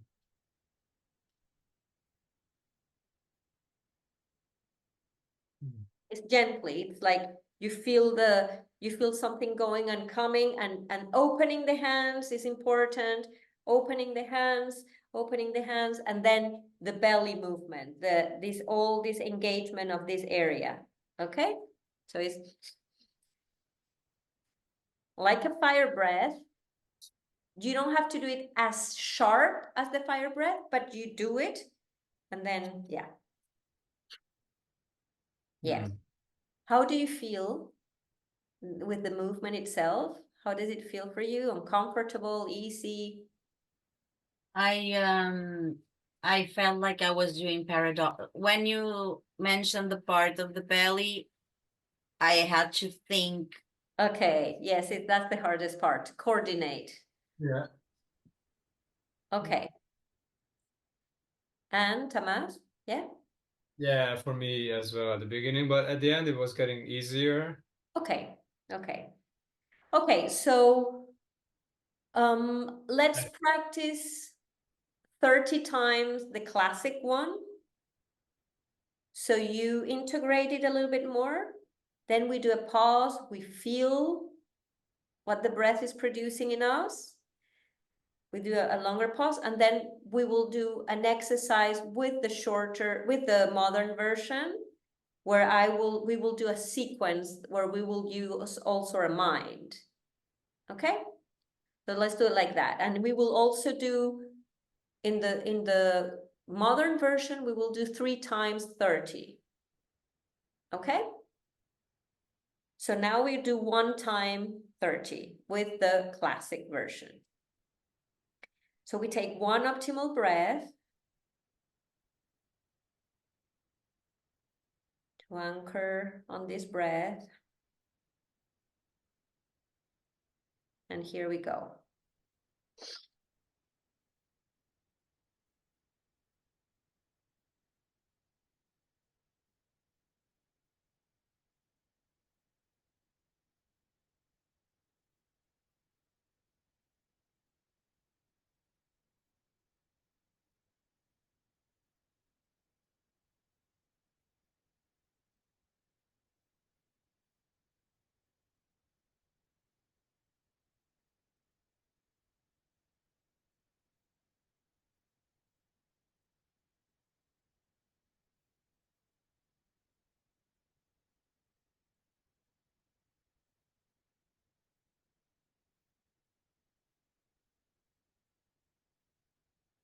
Good.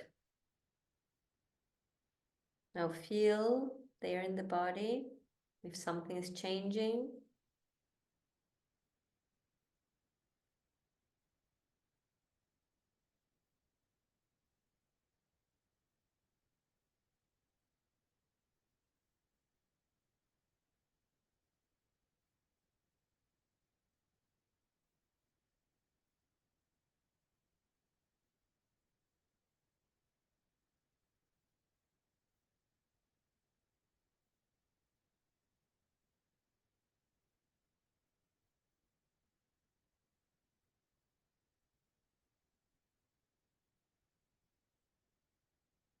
Okay.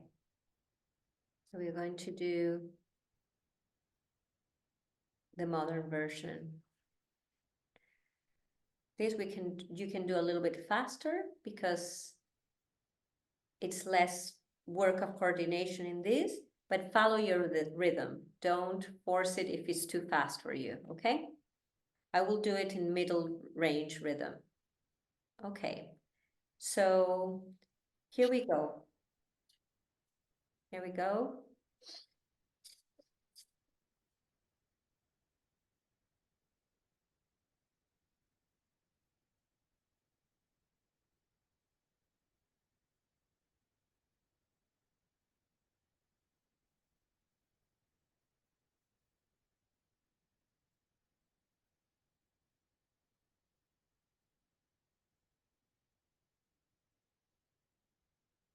And now feel in the body, the feet, how they feel, the legs.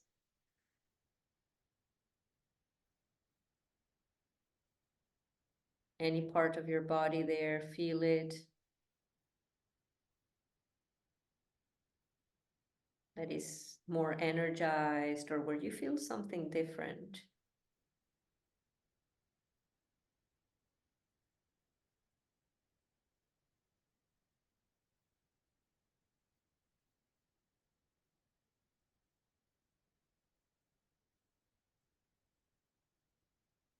Now we're going to do another 30. Here we go, and we start.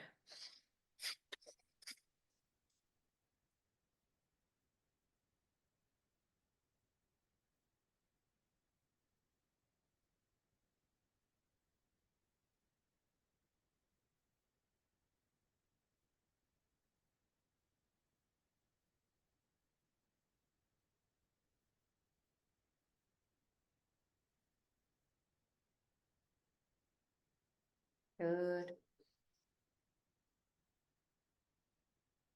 Feel the chest area, the neck, the shoulders.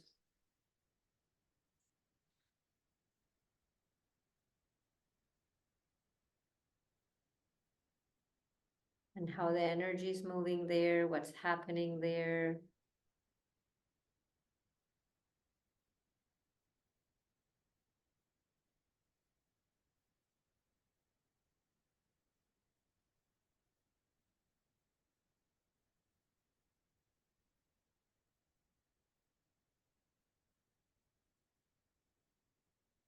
And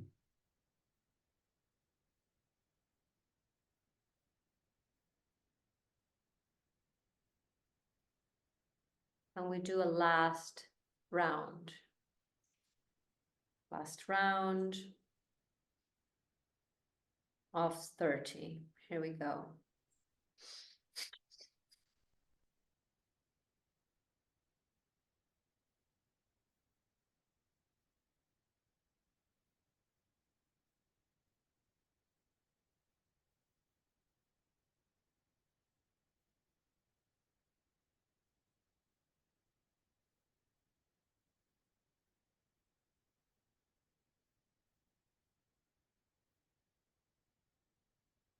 And now you're going to place your hands on the heart and feel how your heart is beating.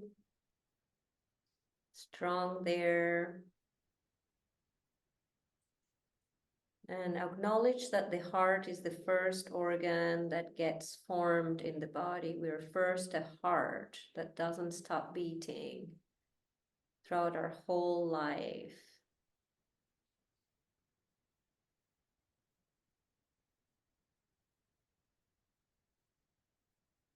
And we stay there in the heart and we take a moment to bring to our mind and visualize a situation that we're grateful for. Something in your life you're grateful for. A situation, a person, a moment, a thing, no matter. Just feel yourself there in the presence of that. Visualize yourself there and bring that feeling of gratitude.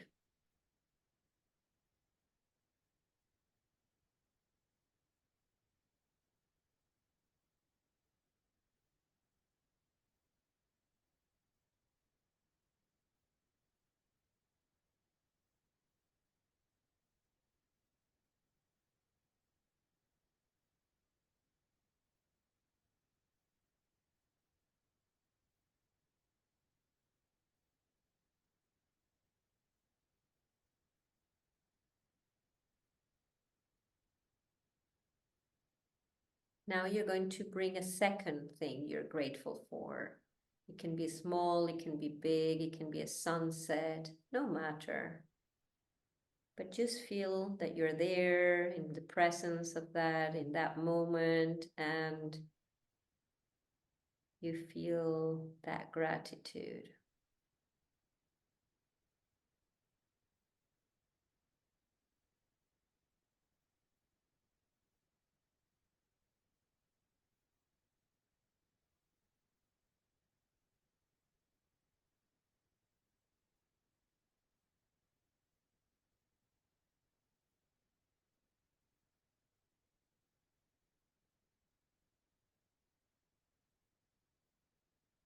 And now a third thing you're grateful for.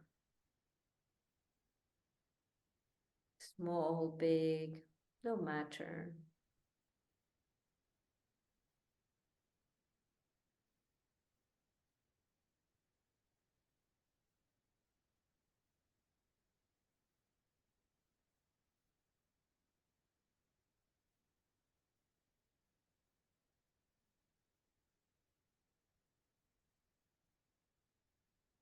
You keep your eyes closed and you place your hands on your legs. And now you're going to imagine there is a light that is entering through your head, the top of your head, and is filling you up like you were a glass from the bottom to the top. So you start with the toes, and that light starts filling up your toes, your feet, your legs, coming up, filling all your torso. Every organ in the body is receiving this light, and this light starts to enhance all that is vibrating in a more subtle way in your body. It makes it bigger, it amplifies that kind of vibration in your body. All that is manifesting like healthy, like well, is sort of taking over in the body. This light is doing that, expanding the effect of that energy. on your hands, on your arms, chest, neck, shoulders, face, head, and your whole body is filled with this light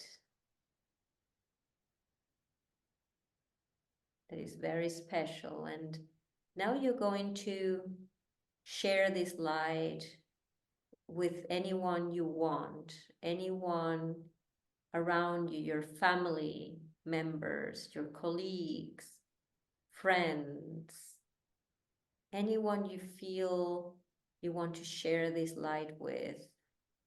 And you will just let this light go into their heads and fill them.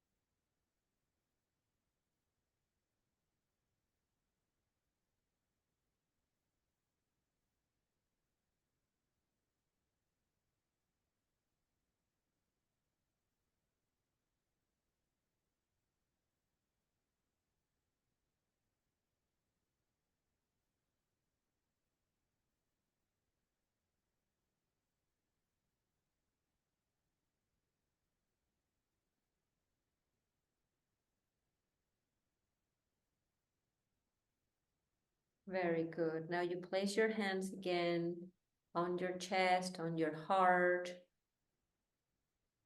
And I'm going to invite you to visualize something that you want to make happen. And you're going to visualize it in a way where it already happened. And you're feeling in a certain way because it already happened. And you're going to see yourself there celebrating or happy because it happened.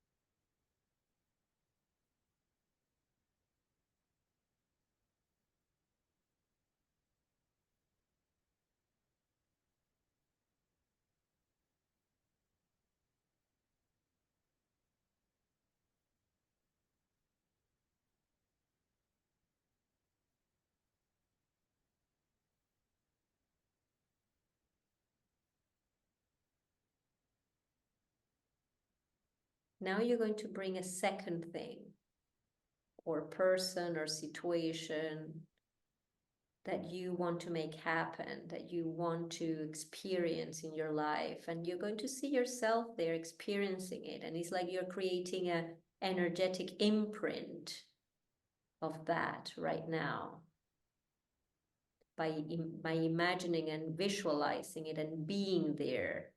A part of you is already there.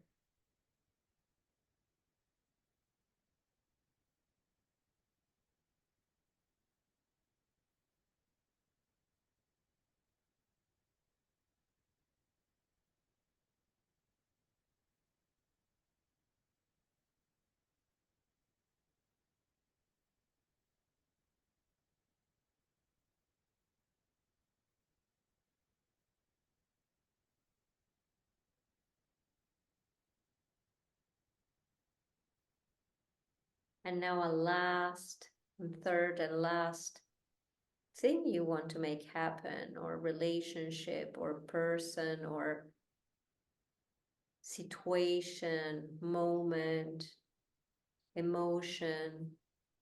You're there already, experiencing it and celebrating it.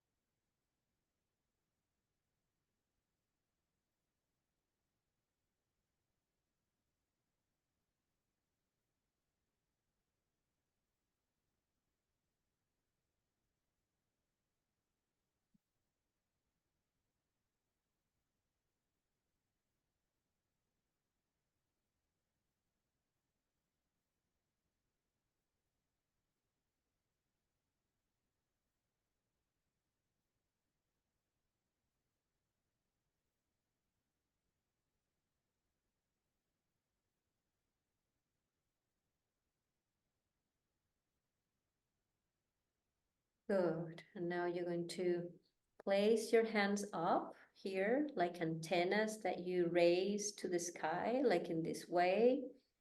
Place your hands up there and take 3 breaths there.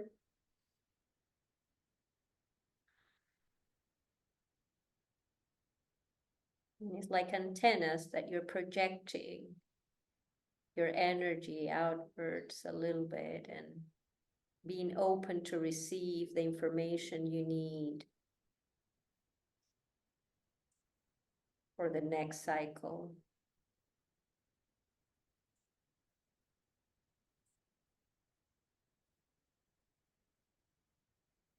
And then you place your hands on your legs.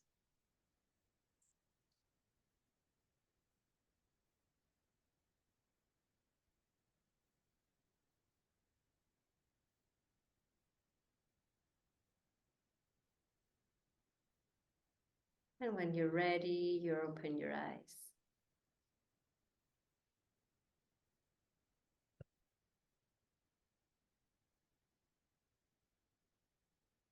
See you. There. So how are you? How did that feel?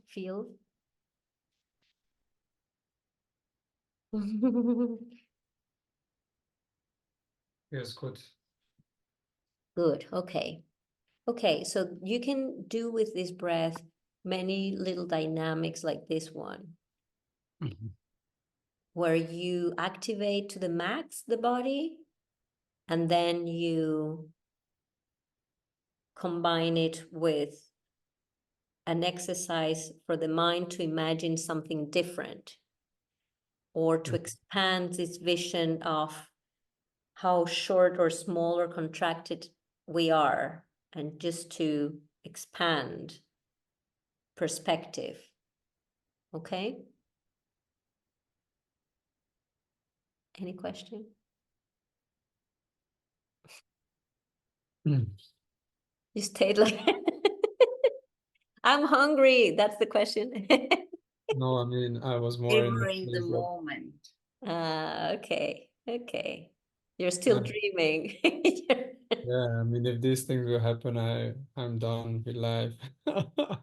Yes. Yeah. If these things will happen, what? I didn't hear that last part. I'm good with life. Yeah. I'm already pretty good with life, but Yes, yes, yes. Yes, imagine if you do this in the mornings. I recorded this sequence in Spanish with the breath, with everything. And I do it sometimes with my clients that are needing this kind of work, and then they do it in the mornings. And they intend their day, they see how they what they want to create, they go into gratitude. It's a whole sequence, and I think is very powerful. There are many others, and there are many exercise for this that are really, really powerful to see yourself differently, and to, yeah, that projects the life that you want to live. So your brain has a blueprint. I'm thinking that this can be actually like tremendously powerful.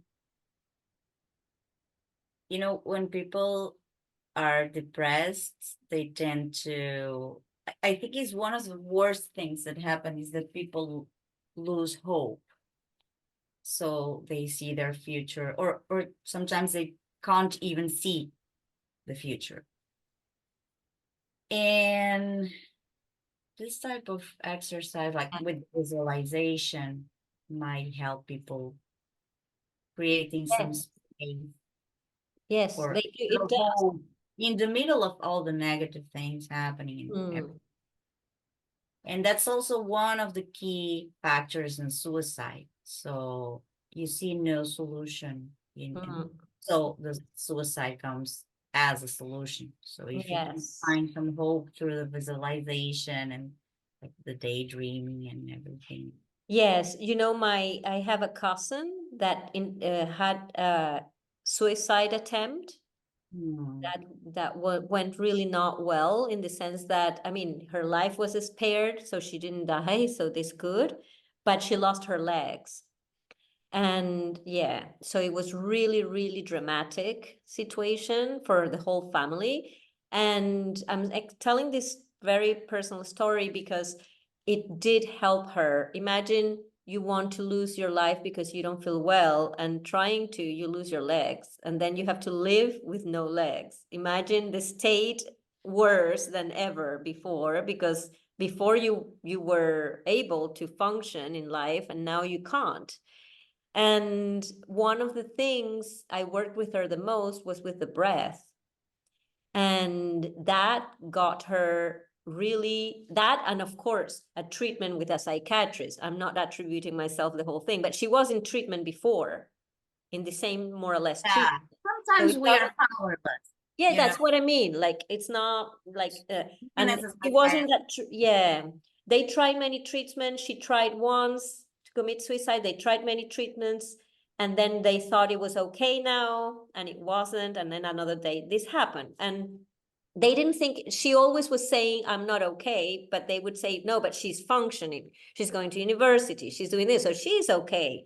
And I'm explaining all this because this kind of breaths really helped, and the bandhas helped a lot in moments where she really didn't had hope, where she really thought, I look at like a little animal. I can't, like I can't function to. So she got so much into life that now she has prostheses, and she walks with them, and she has a blog and a YouTube channel with another person that went through the same thing, and is explaining to people what's going on and how you can do better and this and that, and not better, but like how you can find your emotions and find help. And in any case, I could see, she tells me all the time, this breath is magical. She's the one that says it, not me. Like, she's the one that says, every time someone asks, how are you well? How could you overcome? First, breathing. You need to learn how to breathe. She says this. And she wanted to do this course, but she couldn't because of the timetable and all. But she asked me, please, next time I really want to do it because I want to teach this to other people. And I'm saying this because it's very pertinent, because you're telling this, and I to confirm it is the case. It does help, and this breath in different configurations. She does this, the bandhas, the Bhastrika, and she also does a lot of active breathing, and the optimal breath and sighing breath. She does them a lot. Like wherever she's feeling going, she starts grounding, she starts finding her center, like with the breath. And it doesn't mean she doesn't acknowledge her emotions. The work we did is, okay, you can use the breath to experience your emotion, understand, like cry in that moment and say, I don't feel well. Be there with your emotion, and then imagine the emotion is a wave that once it told you what it needed, it starts transforming. It doesn't have to catch you and stay there forever. You feel it and you let it move to the next step. And she does that constantly, because she has had moments where she calls my mom, especially. She has a very good connection with my mom, and says, Auntie, I am feeling again freaking out. Like, I look at the window and it's very tempting. She says things like that. And my mom is like, okay, now do this, breathe that. And then she called my auntie, go home now, because we never know. We don't. But she says something lifted. Like, she felt that what took her to suicide was like an energy compressing her and telling her all the time, you're so useless. No one loves you. You should disappear because you're a problem for everyone. Like, that was her thoughts. But once that passed, I mean, once everything happened and now she's in this new cycle, there is this capacity to put distance with the emotion and with the thought. And that's what for her created the difference, to have that distance. And she meditates, and so it has changed her life. And yeah, and she has her partner and all, and she has a very whole life. She has a new job. She works in a company, and she's in Madrid now, and so this I do all this and this ripple effect with this course and many other things I'm doing with the parents and students, and that's where I'm putting most of my focus right now, with the parents and children. And all of that I'm doing is because I know the power of this, and I know that when we learn this in a certain phase in our life, it can really change our destiny, like change what we were about to do. If you're a suicidal person, or if this can really go far. And I think there is a crisis. Well, I don't think there is a crisis, mental health crisis in the world. And I think the breath is one of the biggest solutions. I would, but to show it when they're little, when they're at school, to the parents, in all these dynamics is key. As prevention. Yes, that's the ideal moment. But anyway, so just to say all this. Okay, so did you get the breath? Yeah. This is my favorite one. Yeah, really? Your favorite? Yeah, your new favorite. You always. It was a joke, but no, yeah. This Yeah, and yeah. Okay. Yeah, and you look different. It's interesting. no. Yeah. Yeah. Love visualization. Yes, because Yeah. that's really, I don't do almost any session. Like all the sessions I do, I use mindset or visualization tools, or shifting of perception tools, I would call them, with the breath. Because in low level energy, especially, you need more than the breath to sustain it. The hope part that you're introducing, that you call it hope, needs to be in the mind rolling. If not, if it's just the breath, it will work, but they won't at one point have the thought to do the breath if you don't help the mind to get there with the breath. They will power each other. The breath will get a thought that will expand it in that thought, and then the thought gets expanded by the breath. And then the breath, when it enters into that energy of that thought, will take a new form, and then the thought gets powered by the breath. And I could go on. You know what I mean? No, but yeah. Yeah, but you understand. They help each other build up momentum. No, what I think is that sometimes when we are working with the cognitive, which I see you do somehow CBT too with your client. Yeah. And I think you mentioned this in one of the sessions. Sometimes it's not enough, so you need to go on a deeper level, like the emotional level, and the vibration is totally different. And visualization has the power to create this. Yes. It is kind of stronger. Yes. Perhaps I will not put the thought first, but all the sensations that come with the visualization, and then perhaps that helps to change the thoughts, or you have new thoughts, different ones. Yes, and I think it gets simple when the person arrives to you and tells you their story, and they tell you the story with words and his thoughts, and they're somehow stuck their attention into a moment that hurt them or that is not well for them. And the attention is locked there. And the breath and the visualizations help you take the attention to a new place. Focus, changing focus. And it creates momentum towards a new snowball effect. Opposed to being stuck in the same one. And so they can feel this different and then go out there and feel like, oh yeah, now I have new perspective. But the breath that God gives that. So it's changing focus and magnifying the new one through the physical experience of the breath. Mm. Anyway, it's fascinating. So I don't know if you want to do a break now. If you're hungry, it's okay? No, you're like both like spaced out or I don't need a half an hour break because I haven't cooked, okay. but Okay. I want to eat maybe a slice of bread or something just to get. Okay. And you, Jolly? What did he said? I He didn't. said that he doesn't need a half an hour break because he didn't cook, but he will eat a bread with something simple, so it's less than half an hour. What Okay. about you? Yeah, it could be 15 minutes? 15. 20 minutes? 20? Yeah, 20. Let's do 20. cool. Okay. Okay. See you in 20 minutes. See you soon.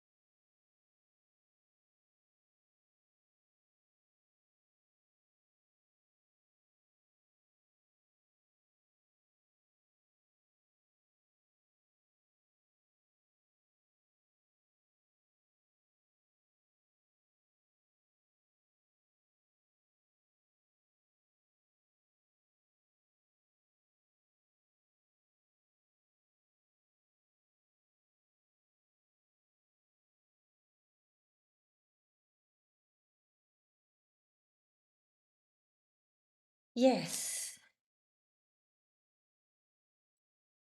Okay.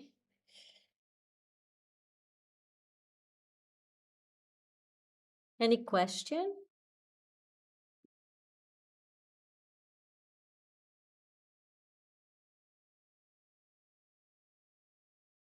I can't hear you, I think.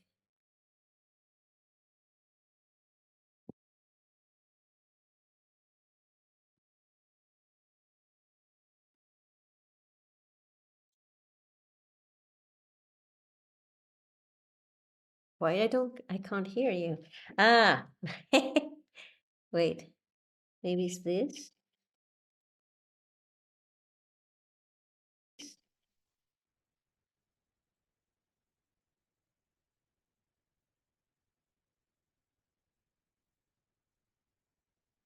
Can you hear me now? No. Yes, Weird. perfectly. Yeah, this last thought process somehow reminded me of psychedelic experiences when you kind of like get a window into what might be possible in your mind, or maybe like a bit more, even a bit more sustainable in the sense that it gives you kind of like an active tool to work on manifesting that. It's one of the things that came to me. And then the other one is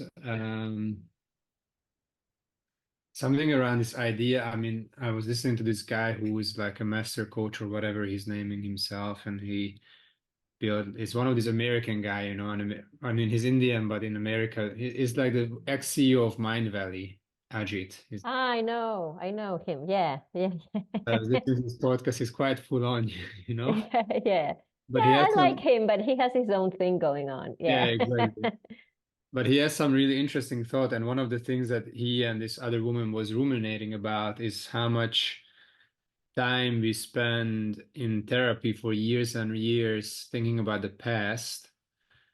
And then, which I think is great and it's needed. So you see the insights and you see the relations and where things are coming from. But then, how can you actually move towards the future and visualizing what could be possible now that you understand where you came from? And yeah, I mean, I also see some of my friends like getting lost in like, there's this particular friend that I'm co-creating a workshop with. He's a really good professional contemporary dancer, studied in some of the best schools.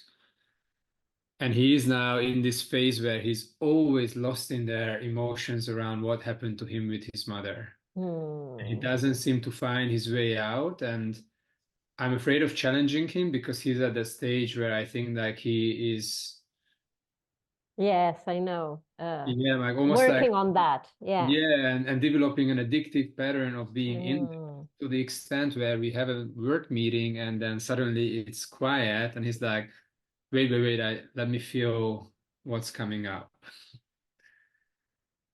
And I love the guy to a lot. He's one of my closest friends and I I really want to know. create with him, but and it's important that we learn how to feel what's going on inside, but then, okay, where do I take this now? Yes. Yeah. And also, I did a video the other day for Instagram, a short video on these two layers of the use of the breath. And there is the layer where you can go deep I mean, like once a day, once a week, once every 2 days, whenever you feel that you need it, you go deep in that emotion. But there's the breath that you use for daily life when you need to function. Mm-hmm. And the sighing breath is a breath, for example, that will help you function, or like any breath actually. And you do it to be able to show up in your meeting, to be able to function. But none of the both extremes are good. If you're always in functioning and never see what is coming up, when the emotion is coming up, you can't always work on it on the go. You need to function. You have a meeting, you have a class, and you're not going to process there. So Yeah. the space you have to process is a different space from your daily life. And that's, for me, very clear in the sense that we need to be pragmatical with this too, but not go to the extreme where you use the breath always to repress the emotion and you never work on it. So both extremes are not good, but I think that is something really important to set as a framework in your mind. Like, okay, now I need to do this thing. So let me, even if you're at home, it doesn't mean that because you're at home, you need to do the work of stopping and checking. I am at home, and sometimes I say, well, now I need to clean the house. I'm not going to sit and feel this emotion right now. And I clean and that is already processing something. And then I sit and I feel and I cry and I do, but I use the other, you understand, to know how to, and I think you can tell people about it, like share this perspective with people of how can you use the breath in your favor, because if not, it's a nightmare. You're always processing all day long. And you need space in you not to process too. You need moments where you don't process. Processing takes energy. Yeah, and he's been crying for 5 to 7 hours per day, which... Okay, so I did an exercise with a friend once. This reminds me this situation. I had one of my best friends, and she started also doing this kind of work. And when I just met her here in Berlin, it was like 10 years ago, and she was working on all these things, and it was the same. Every time we met, it was to go deep and to do this work. And one day, and all about her childhood and how her brothers did this and that, they were mean to her or whatever. And I remember in that moment, I said, why don't we from now on for 2 weeks, we start bringing what went great in our childhood. Like doing the exercise, because we did breath work. She did David Elliott's training. She did all of this, and she kept still stuck in that, mode that my family did this. And I said, I think we lose all the good things that we had in our childhood by only focusing in what went wrong. And we need to focus to check where the patterns come from. But so many things went good too. We had our parents had so many great characteristics, or brothers or family or neighbors or whoever. Something good happened to you. You couldn't be this sane if nothing good. So I started doing this exercise with her, examining the same situations she put as a bad example and looking into them. And she's saying, and her telling me, actually, that day that my brothers, hit my doll and then cut the hair of my doll, the neighbor brought a new doll to me, and it was amazing. And she showed me for the first time, and 2 weeks later, she brought me a dog. And that was my pet the whole childhood. It was my friend. And she started and me too, I started finding. And it was so powerful to go into this intensity of good memories. And it doesn't mean we didn't go back to processing, but it gave us a different perception. I was home 2 weeks ago when we had the reflection from the previous module, and I looked back my childhood photos, and I had this very strong story in me that when my sister was born, all the attention was taken away from me to her, classic story. And that I was feeling not good about this. And so that's why I had challenges loving her. But when I looked at the photos, all I see was that I had so much love towards her. The way I looked at her, the way I was holding her, so on and so forth. And it was also super powerful to see that, actually, maybe that was true, but also there are all these other things that are true. Exactly. And it is very powerful to see, for example, in that situation that you were part of the people that received her and loved her. Like it wasn't like you are not part of the family. You're part of that dynamic that received her, and you so, and I love the thought. One of the thoughts that I love the most is to understand that I can hold it all. Like Mhm. I had that childhood that was hard in this and this. My parents were divorced, like all these things that I repeated for years, that was the cause of all my problems. Mhm. And I have also a beautiful childhood that many other things happened. And this combination makes this so rich. And Mhm. it's still today, it's relevant today. I still have many things that I'm struggling with and still have many things that are radiant and fantastic. And the fact that I can hold them all and create from there, I find it so incredible. It's not like I'm not selling or offering you won't have any bad feeling ever again. Mhm. No, I'm offering you will have feelings, good, bad, chaotic, and you can hold them all, and your breath will help you digest and create from there. Yeah. And and there is a different power, because then anything that happens to you, you feel, I can hold this. I can hold complexity. Mhm. And I feel it's very powerful for me to feel this. Like, it's not about always trying to struggle against the current to feel well. It's about integrating every piece of it and making a great meal with all of it. Mhm. Anyway, Cool. yes. But we find, people are in different parts of the process, and we need patience sometimes. Including with ourselves, Yeah. especially with ourselves, actually. Yes. Okay. So now I want to share with you a breath. Um, unless you have any other question. Okay, this is a very special breath. This breath doesn't come from the yogic tradition.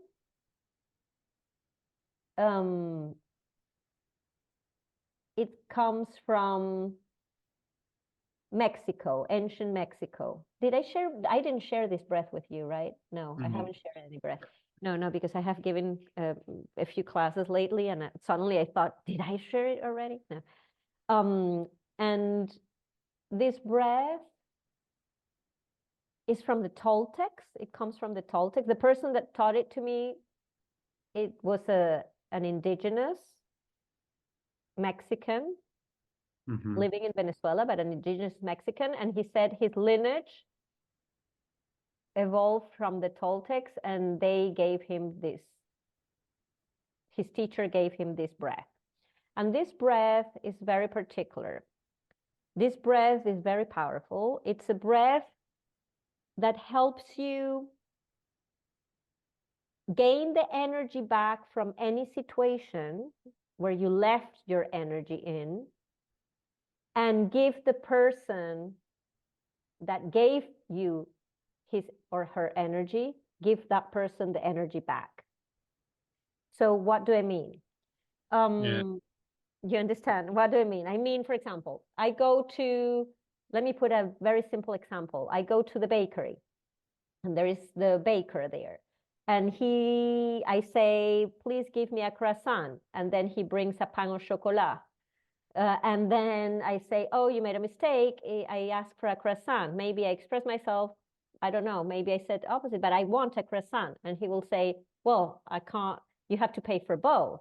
And I said, yeah, but I'm not going to eat it. So it will be a waste. Yeah, I don't care. You have to pay, and it's your problem. He answers this. And I contract. And then I say, okay, I will take both, and I will see. And then I see someone there that asks for a pain au chocolat. And I said, hey, I offer it to you because I don't want it and I had to pay it. This man just said this. And then he said, how do you dare to call me this man? Who do you think you are? And I say, well, sorry, I just paid you what you asked for. You don't have to treat me like that. And then he says, fuck you. Imagine, this is an imaginary situation. And I contract my belly, and I stay like that. And I say, look, I'm going to leave because this is getting out of hand. Yeah, and I'm going to call the police, he says. I'm going to call the police. Who do you dare you think you are? And he starts shouting and shouting. And people look at me like, what happened? And I am contracted and I go out. I arrive and I'm all day with this obsessive thought of what happened? This energy, this thing of, oh God, this was really mean. Or I don't know in what moment I lost track of the moment. Like I was in a good mood. I come from my croissant and suddenly this is bleh, vomiting on me. And I'm contracted. My belly is contracted. So the principle of this is that in that moment, when this was happening, Samana Vayu and this zone of that is not, they don't call Samana Vayu, but they explain that this zone of the belly has like fibers, energy fibers. The Toltecs explained this, that when they were under psychotropic plants, they could see energy and they could see fibers in the belly area, like light. And that when you interact with anyone, these fibers go like this. And you're saying, hi, how are you? And then when the person and you have a conflict, they can also get create knots when you have sex with someone.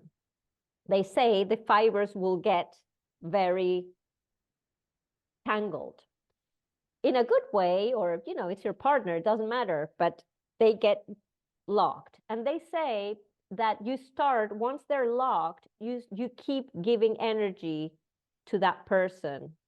And this person keeps giving energy to you. And if it was a situation where you contracted your whole body, they say that energy that you carry and that conflict will be creating obsessive thoughts constantly, will make you think days later, this happened, and then you won't think about this, but then something else will happen and you will say, yeah, everybody shouts at me. I don't know why everybody shouts. And this is this energy in you. And they say this breathing technique helps you give back to the person that energy, and it helps you take your energy from the situation, because you also were their participant and you also left there something. And when I was initiated on this, they explained to me this in different way, but more or less this.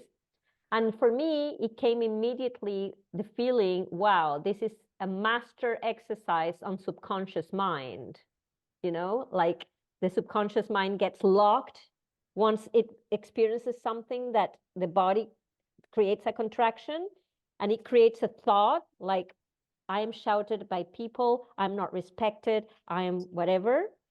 And then it's your new program that you keep charging.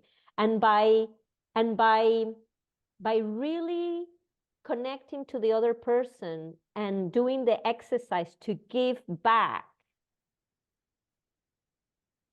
that message of you are not respected or you are not enough or whatever is it that you went through, and by saying, and I take my power back, it's very strong what can happen when you add to that a breath. So I will show you the breath and I will show you how to practice it. So the first thing you do is to imagine a situation that you need to get your energy back from. So, because the problem with all this is that something in you is draining your energy by overthinking about this situation in many ways, many versions of this situation. So that will lower your levels of energy and keep you low in a way. So you take this situation. This works particularly well when you have a breakup with someone. When you have a breakup and you do this, something distangles, and then you feel a lightness about it. It's completely different, the effect. So here what you will do is you're going to sit straight and you're going to if you can watch me first and then you do it. So you're going to bring to you a little scene, something not very complicated. Let's not get complicated now, so we can do it. We don't have to spend too much time doing it. You get a little scene. That little scene, you're going to imagine the scene, how it happened, and like you are there. You close your eyes and you imagine, I'm there again. I'm with this baker. He's in front. The lady is here with her little dog, and this is here, and all this. You describe the situation. You're there, but you're not judging it, or you activate the emotion of that situation, but you don't judge it. You don't say, I was so stupid, or it's not this kind of exercise. It's not analyzing, it's just reproducing.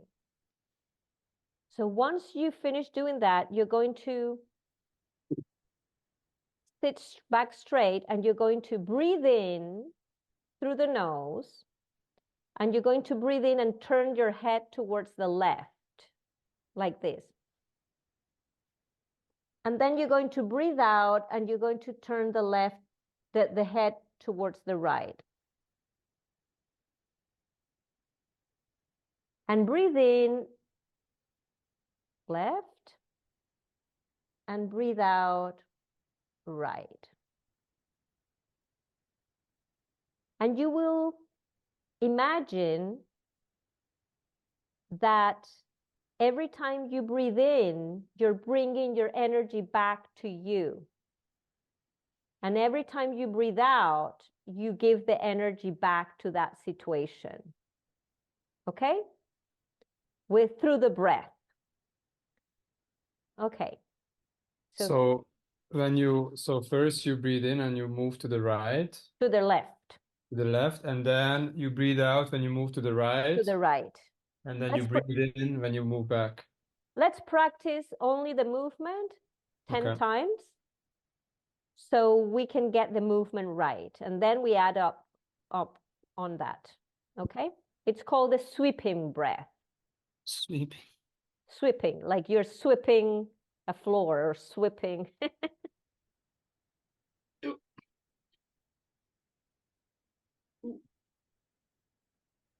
Okay. So you become aware of your body in this posture. And let's just practice the breath with not visualization or anything, just to lock in the movement, okay? So we breathe in towards the left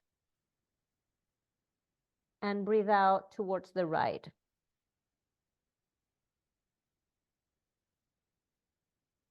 And breathe in left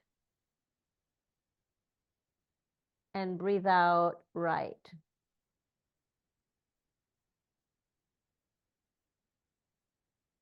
And breathe in left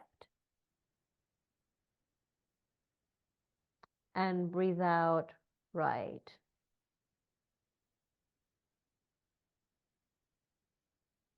And breathe in left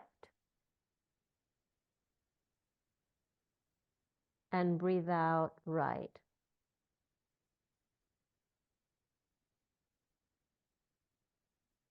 Breathe in left. Breathe out right.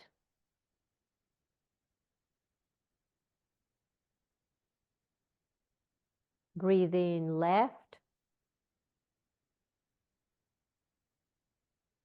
Breathe out right.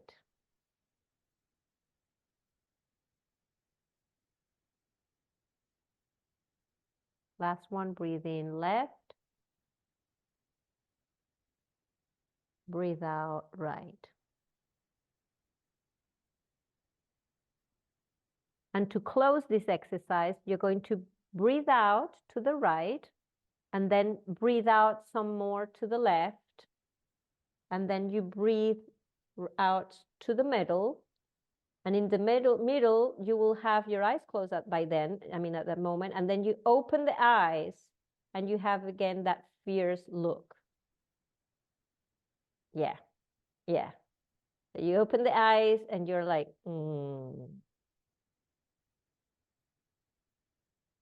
Okay? So the last part is? Yes, so the last part, we turn to the right to exhale, and then we keep exhaling to the left again. We add an exhalation more to close. This is to close. You just extend the exhalation, and then to the middle.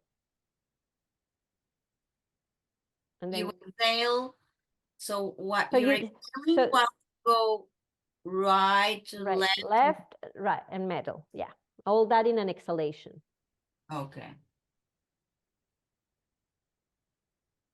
Okay. And when we breathe out, we visualize that we. Okay, now we add that.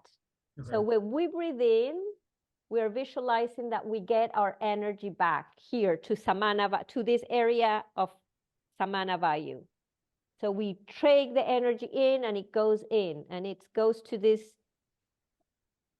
determination part of the body. But I imagine that, for example, if I was angry, I was at the Protestant church this week. I wanted to quit, but they didn't let me, and I was very angry at them. So I pull in the anger, or I pull in. Yeah, so you're there, you imagine the situation, you're angry, you got angry in that moment, you see the person saying no, that person that no, and that there is a whole energy in that moment that they have. And you have your own energy. So you breathe in any energy that you left there that goes beyond anger. You left energy in many forms there. It's your pure energy. And that energy, you bring it in, and you will feel maybe a little anger there. You will feel like when it's in a situation, for example, in my breakup, I did it, and I feel in certain moments like, and it take it in, and it's like, it feels like, it feels. And then you breathe out, and it's like, you give it back. You don't give it back like, here, your shit. No, this is not about that. This is about just giving back energy, bringing back your energy, putting order in the energy. And we breathe out through the mouth or through the nose? Through the nose all the time. So we breathe in and bring the energy in, and breathe out and bring the energy that you had in you out. Okay? And then at the end, it's all out, and we close and we look in front, and it's like you're looking to infinity or to, and you're like locking something in, like you're locking that in. Okay. Let's see. Let's see. It's an interesting breath. It has done a lot for many people. When I was introduced into it, the way they introduced it to me, I had to recapitulate. They call this recapitulate. Yo, sí. You know it? Yes. You knew this? Yes, it's true. Es como transmutar toda la energía. Yes. So you recapitulate. Oh, I thought you knew the breath. No, you know the word. Oh, Okay. Yes, the Yes. process. The process. So this recapitulation helps you really, I mean, it puts order in the energy and is really powerful. And it also creates a sense of lightness. And when I was introduced to it, I had to do it. I had to recapitulate my whole life. They asked me to buy, the guy asked me buy a notebook. And I bought a big notebook, and then I had to write every person I met since the beginning of my life that I could remember. And I have to go through each one of them and recapitulate every scene I could remember that I experienced with them, that my brain will bring me. And I did this, and it lasted 3 months, this process.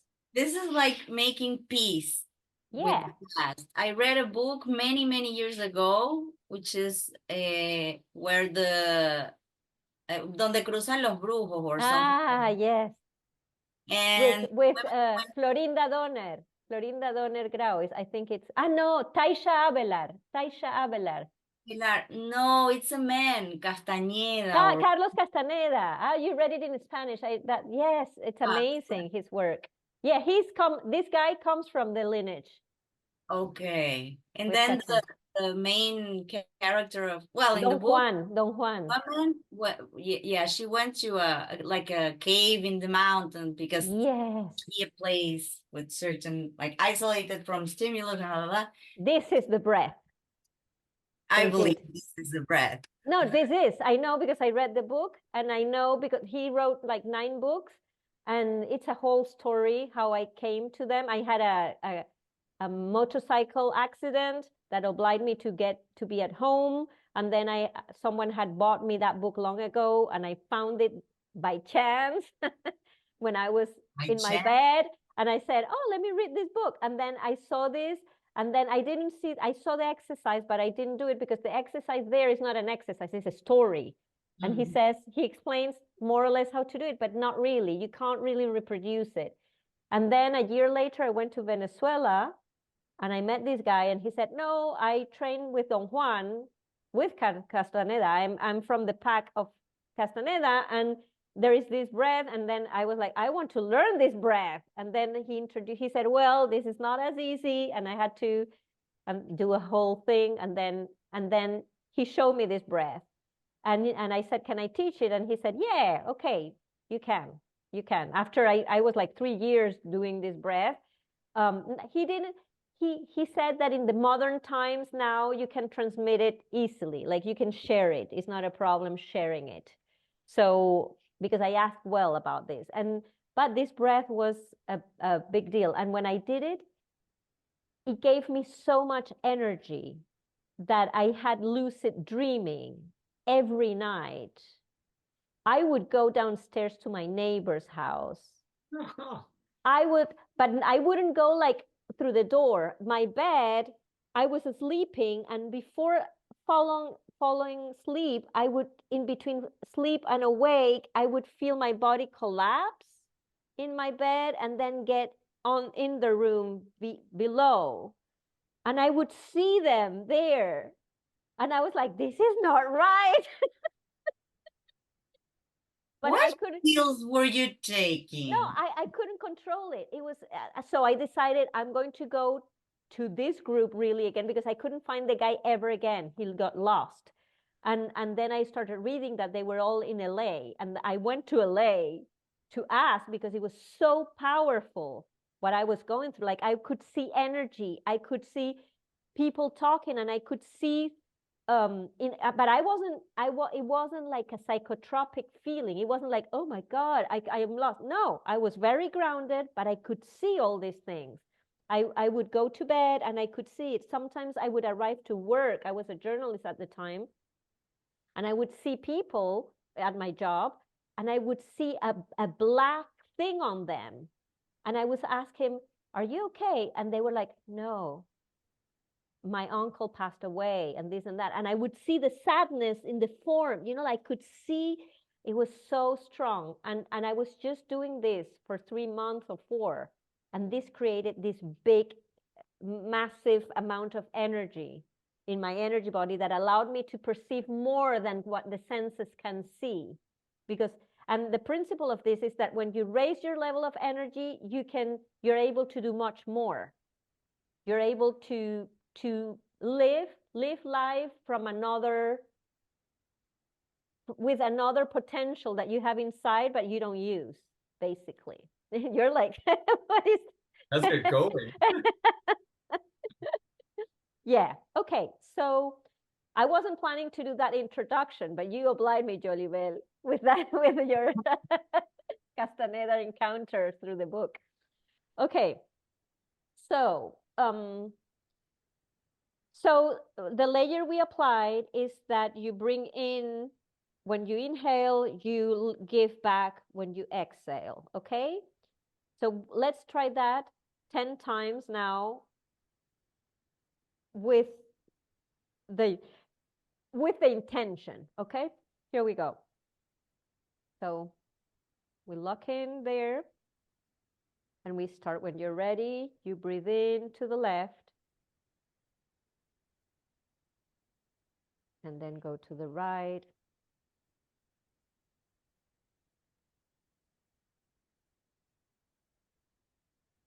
Breathe in to the left. Breathe out to the right. And now you breathe in and you bring the energy back to you to the left. And you breathe out and give the energy back to the right. And breathe in to the left, bringing in the energy, and give back to the right.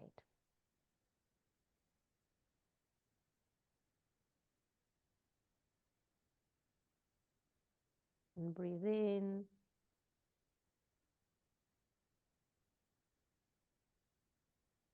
And breathe out the energy back to the person.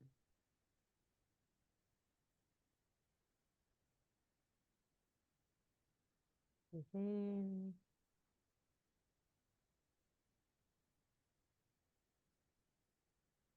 And breathe out back to the person.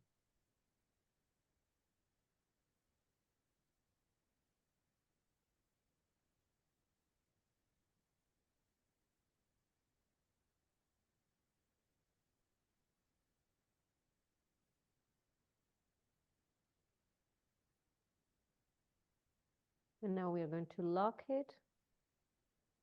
You breathe in and then you breathe out.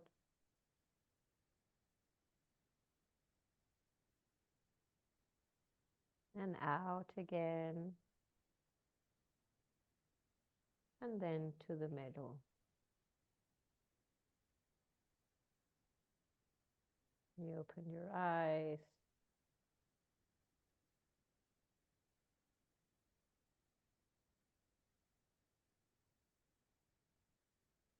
Yes. So this can take, one scene can take 5 minutes, or it can take many sessions that make it an hour. You can start recapitulating one scene, and then if you need to do another thing and you didn't feel it's ready, you come back and do it after. Continue after. You will feel a scene is done because you will start getting bored, or because you just feel I'm done. And you close it. If you're not bored, if the intensity of the scene is still there, if you're still engaged and you're still like, in the thing, and the time came and you need to move forward with your day, you come back at night and keep working on that scene that definitely has more energy stored. But when you're inhaling and taking the energy, is like the bad energy you felt at the moment, or it's an energy without an emotional, I don't know what. No, it's not the bad energy that you felt. That's the same question Tabas asked before, in a way. No, it's not the bad energy. It's your energy. We have energy that we transform into, it's transformed into emotions in a given moment, but it's pure energy that you're transforming into an emotion. So that energy left, and now is working on that person in many ways and has you locked with that person. That energy, you bring it back, and it's your energy that now you will use it for another thing. So you want your energy back to create. You're bringing back the energy you lost there. Yes. No. Why you put this face? No, because if I'm doing like, okay, taking my energy back, and then when I'm giving the energy again to the other person, it feels like it's a bad energy. I don't know. Well, it feels like it's an energy. It will depend on the degree. That means what you're giving, that means you're not ready yet to finish it. If you're because what you're feeling is not that it's a bad energy, you're feeling the activation of the energy that you're working on. You're feeling the activation of the emotion, the trigger of the emotion that you're working on. And as soon as that trigger is gone, that means something is solved. That means something is reorganized. So as long as you're feeling this thing, that means that needs more exchange. Okay, so perhaps at the beginning you can feel like it's bad energy, but then it gets. I don't put that intention of bad energy. I say there is an energy moving in me that I got in that from that moment on. There's something in me working weird, and now I'm intending to give that back. Not like this is the intention is different. It can be that kind of energy, but your intention is like, here is your energy. No, it's okay, we're organizing this. Whatever you have going on, I'm giving it back to you. It's your thing, and I'm taking back my energy. And by doing this movement, a lot is happening in the brain. Okay, for example, with the guy from the bakery, what are you thinking when you are inhaling? When I'm inhaling, I am visualizing, not thinking. I visualize the bakery and the guy. And when I was there in the bakery and the guy, something, you know, when in the movies, something bad happens and the person, they put the camera in a way where they magnify the faces of people and the person is having like a, oh no, I'm ashamed, or oh no, and you see the faces. Well, when I imagine the scene, it has a kind of emotion for me, the scene. So I'm there and I feel humiliated. I feel people are looking at me. I feel the guy being mean and vomiting something. And I feel all that, and that triggers me. I'm there, and that triggers a thing, and I am bringing in and saying, there is something that I want to give you back from that situation. There's something in this space-time that I left there, and I want back to my integrity, for my energetic integrity. And there's something that I brought from that situation that it doesn't belong to me, your anger or whatever. But it's, even though it's the emotion that I'm giving back, I'm not giving back with a bad intention. That's what I'm trying to say. It's not saying, here is your thing and give me my thing. And no, it's not this intention. The intention is, I'm reorganizing the mess that was created in that moment. And I'm giving you back whatever. Anger is what you can see, but it's a lot of pain that this man has. It's much more than anger. There's an energy he has going on, and he reacted to me. And I say, no, this is yours. And I give it back. And I bring back whatever is mine that I left because I hooked my attention there. And now I bring my attention back to me. And that's what really you're bringing back to you, I feel. But, you know, is it important for the brain, the visualization of the whole experience? Because the brain, by doing that, it's organizing your memory, really. Okay? Okay, so do you want I have a question. Yeah, tell me. So if this issue that, for example, behind this situation is still unresolved, will this breathing makes me not want, because I think, you know, the energy that I got from this situation is fueling me to take action, to move on with this issue of, for example, there's a pedophile scandal in Hungary right now with the president and the church, and they are telling me that I cannot leave the church because I made a contract with God, and I'm like, but I have my personal data, so you need to delete it because I don't want you to associate my name with you. So I have this issue, and if I start releasing this energy and separate myself from the situation, will that impact my need of creating an action if I give back this energy to them? No, it won't. I have gone through this before in other situations, not that one. and it doesn't. What do I mean? When every time I have done this breath, whatever I was up to, I could do it. I just didn't have yeah. I mean, I had the fire of keeping on, but not that energy that world of pedophile implies. You're saying that's yours, and I bring to me that to my energy, and that will charge you. Every time I did it, for example, well, I did it with everything in my life, really, because I did it with my whole life. But with every person, it was different.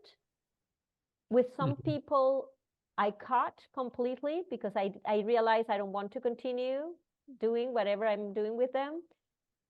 With other people, I became better friends because I reorganized my energy around them, and they couldn't manipulate me anymore, or I couldn't manipulate them anymore because something got unhooked of the old pattern that we had of exchange of energy. And now it's like a clear thing. So, but in any case, it doesn't turn your inner fire off. It just reorganizes the energy in a way where you have more energy for your intentions and you don't have the heaviness that the triggering caused. But you do have the fire still. So it works. It has worked for me in different ways depending on the situation. This is not a mental process. So I don't try to understand it. I mean, I have had these conversations a lot with many people. Every time I teach it or every time I talk with one of Castaneda's students, there is the conversation is there. But actually, when I do it, there is not such a mind approach to it. I just sit and I feel this tension concerning something that is draining my energy, and I start doing it. And there is a third layer to it, because the first layer is the movement with the breath. The second layer is the intention of bringing back in and out. And there's a third layer that is like when you really have something with the person that it's attaching you like in a very strong way. They taught me to use, in my case, my vagina. I'm not a man, so I wasn't introduced. And I imagine it's the perineum and the anus. You contract it when you bring in. So you create a little intensity like the bandhas into it when you bring energy in, and then you give the energy out and you relax. That's the third layer. And I did, and I do that third layer. I did it a lot in the case of partners, boyfriends. And I remember going through a breakup that was very hard for me. And I remember intensively doing this. And actually, I met the person after, like a month later. That was really fast. And I felt at peace. I felt I could have any conversation with that person, but I wasn't in love. I wasn't hooked. I wasn't, oh, I don't know. No, I was very detached in a way, but still I could see the good things and I could see the not good things. I could see everything. It's not like you become amnesic. And those things create power of action, but not with the manipulation, not with the You know what I'm, yeah? Yeah, so I should do this breathing before I send them my email. Okay. It's what I'm taking in a practical manner. Yes, this can be very practical. I have people that I taught this breath in my private clients, and they only did this one. They said, this is the only one I want to do. And it was so efficient for them that they recovered the relationship with their parents, for example, that was broken. They did many big things with this breath because it reorganized for them all this childhood pain that they were holding this breath allowed them to put ordering into it. Mm-hmm. For example, and I'm always surprised because sometimes I teach some breaths and I do it for one little thing, and then the person says, this is my breath, this is that, and then they go with it and they come to the next session saying, no, I only did this and I did it 1 hour per day, and each one does what the breath inspires them. And it's the breath that is the right one for them at that moment. So it's a good thing. Anyway, so I don't know if you want to do a little set more, or you're good. You have it. Yeah, let's do it. Let's do Let's it. clean the shit Okay, out let of me take this ourselves. light behind that is a little bit. Wait a second. Has the opposite effect.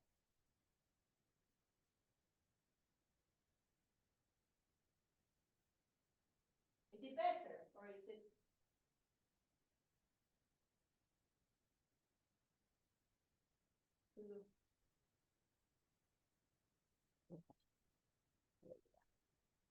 So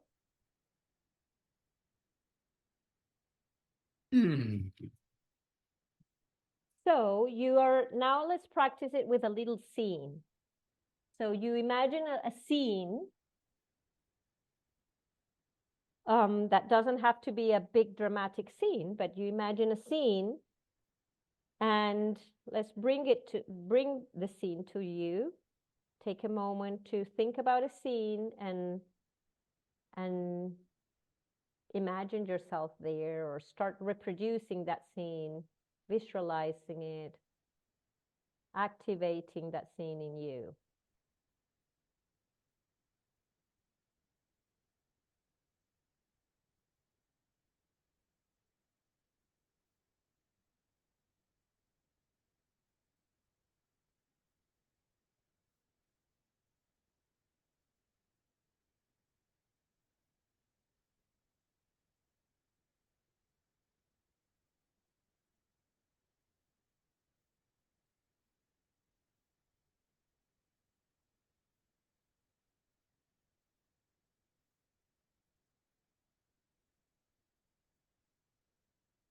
So you see well, where is the person in that room or in that moment? What's happening there? And the feeling you have.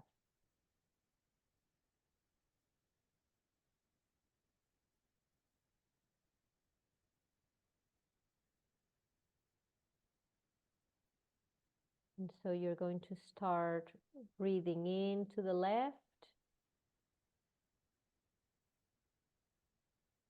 and breathing out to the right.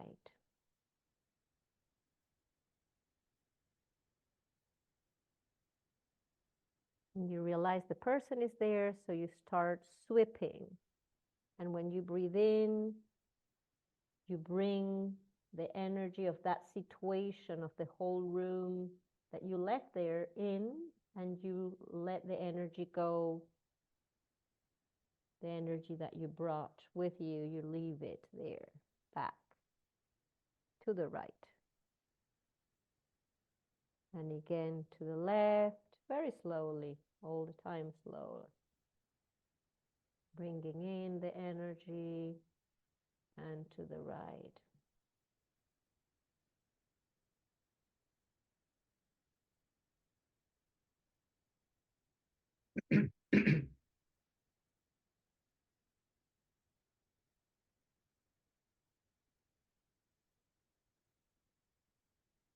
If it's easier, you can imagine the energy fibers in the belly area, moving throughout the room, like sweeping the room.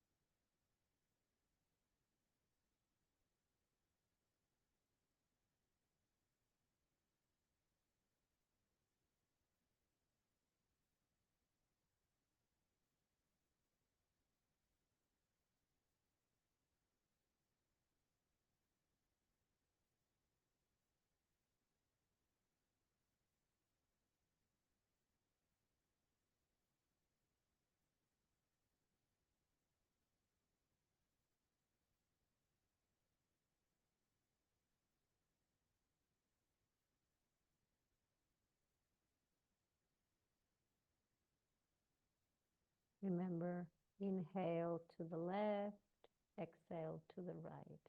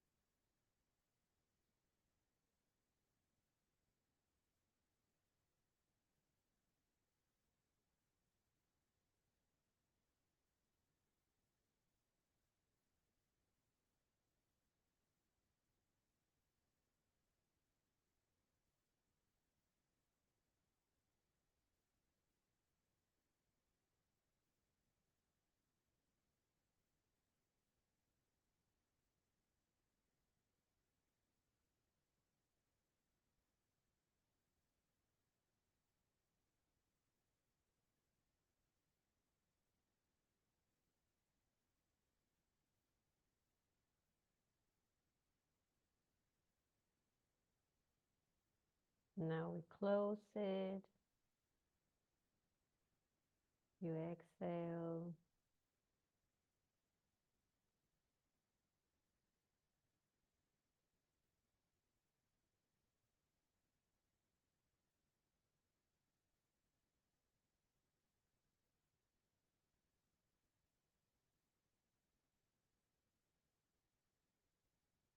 Good. So how did it feel? How did it feel?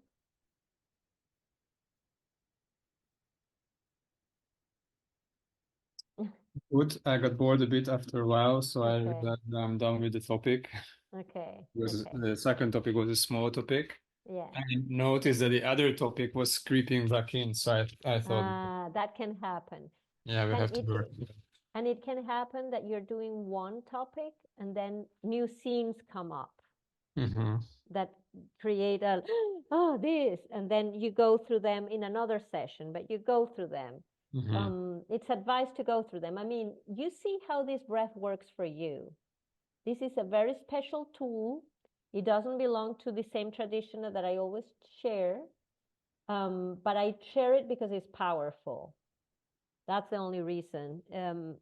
I know a lot about that other tradition too, but I never share much of it because it's another kind of work. But this breath, I find it really very, very strong and useful and efficient.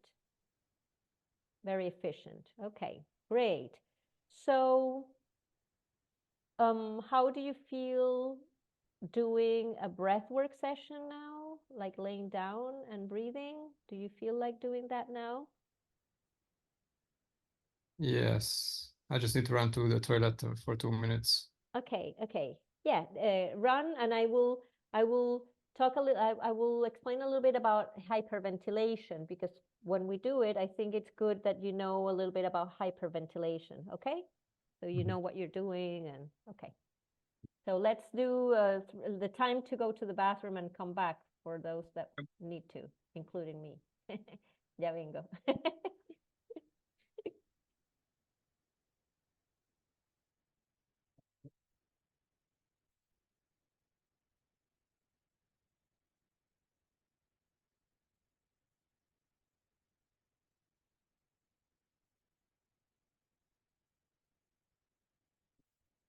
Yeah, it's fine.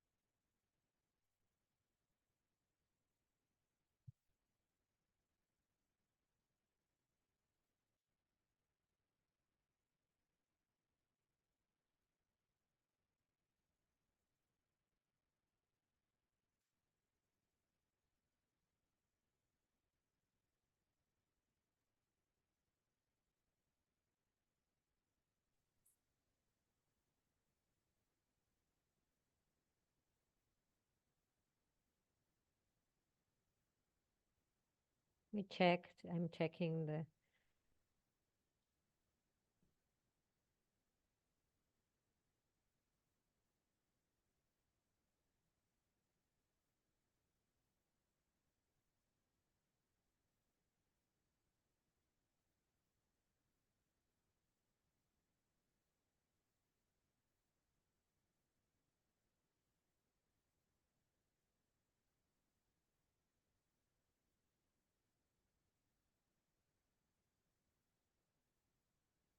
Okay, let me share the screen very fast here. So, okay, so I think it's very important to know a little bit when I talked at the beginning about the types of breathing techniques that there are and types of schools, let's say. There is this type of school that works a lot with hyperventilation. It works a lot. They're all breaths that we use the breath for the emotional work, let's say.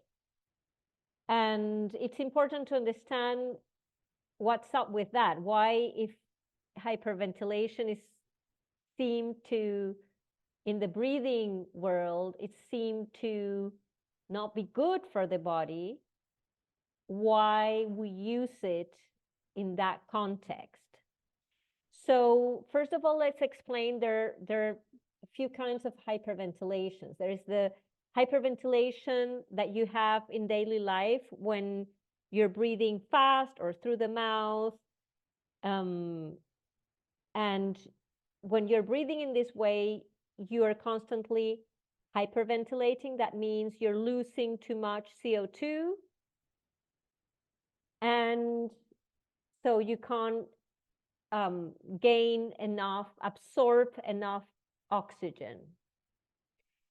Then there is the acute hyperventilation. That is when you are going through an anxiety attack, a panic attack, and it's just a moment. And that's where I put this, because the common thing we do is to put a bag so you can get CO2. So when you exhale and you are exhaling CO2, you can get it back and get the balance of CO2 in the body.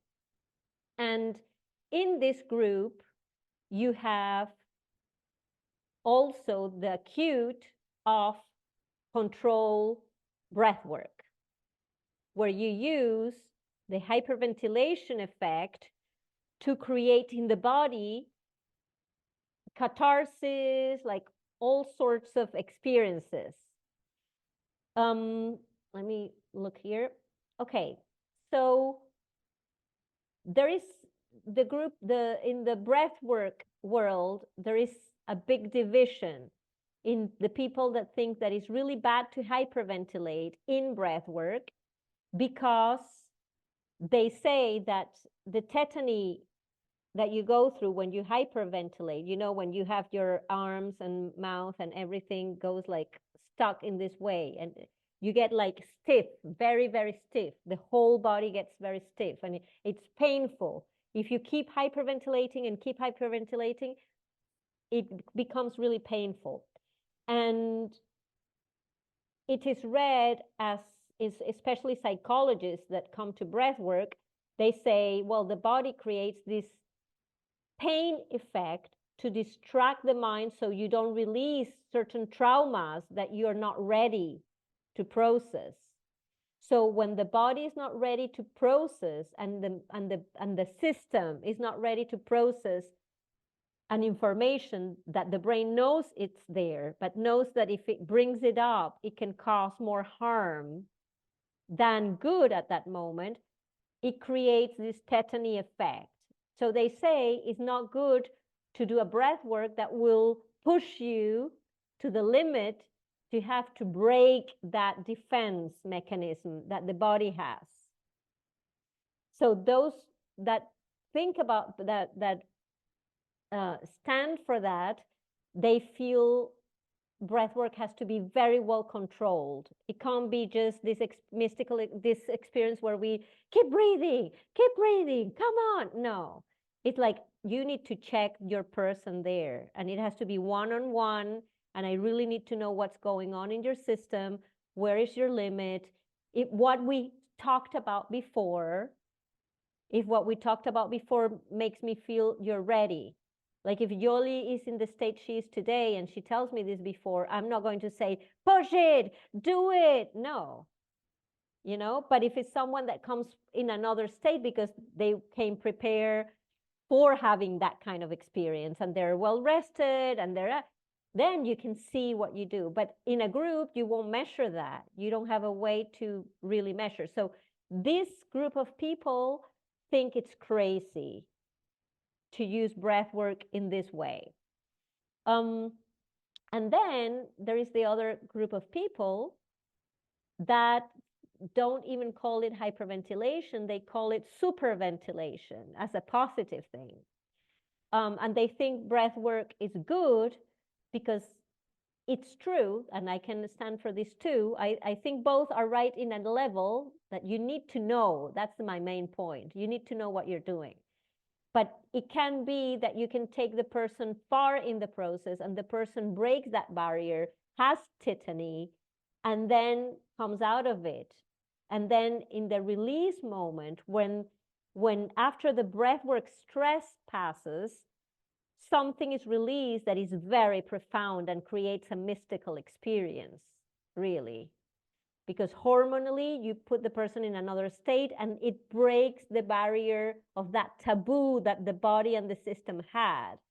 And the breath is the one that helps you create a bridge to your new chemistry, your new thought system. And for in this training, for example, David Elliott thinks this. He thinks if he has people breathing and they start doing tetany, that means they start becoming like this, he will say, come on, keep breathing. Keep breathing. In my case, I never, when a person starts showing signs of tetany, I regulate the breath in another way. I never let the person reach tetany state. And I'm explaining all this because if you're going to work with the breath, many people, you might experience other kinds of breath works here and there. You're interested in keep exploring. So you know what you're doing and you know what people are doing when they're doing certain breaths. And you can know what you're doing. So I won't go into hypocapnia or hypercapnia and all these concepts, I mean, that are quite well known. Maybe you know them already. What happens? They're simply what happens when you have too much CO2 in the body or when you don't have enough. And it's a problem, one or the other, because it changes the acidity in the levels of pH in the body, in the blood, when you have too much CO2 or not. And that's what creates the tetany effect. That's what creates in the hyperventilation, is the lack of CO2 what creates that effect.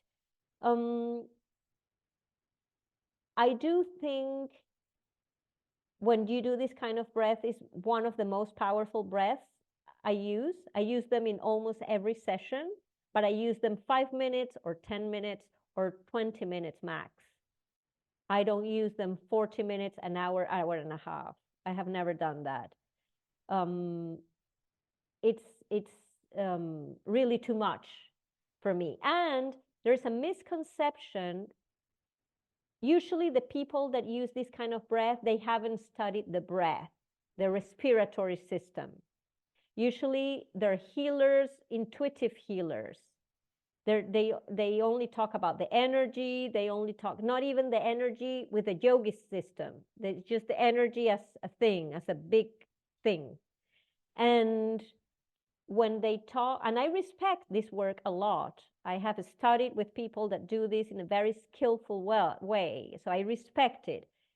But it's just that when you don't know the respiratory system, sometimes some things you can lose track of what's going on and give it other names. So I have been in many sessions where the guide is guiding me in the session I will guide you today, and they will keep saying a lot of oxygen is coming into your body, and putting it in a way like you're being able to absorb this oxygen at this moment.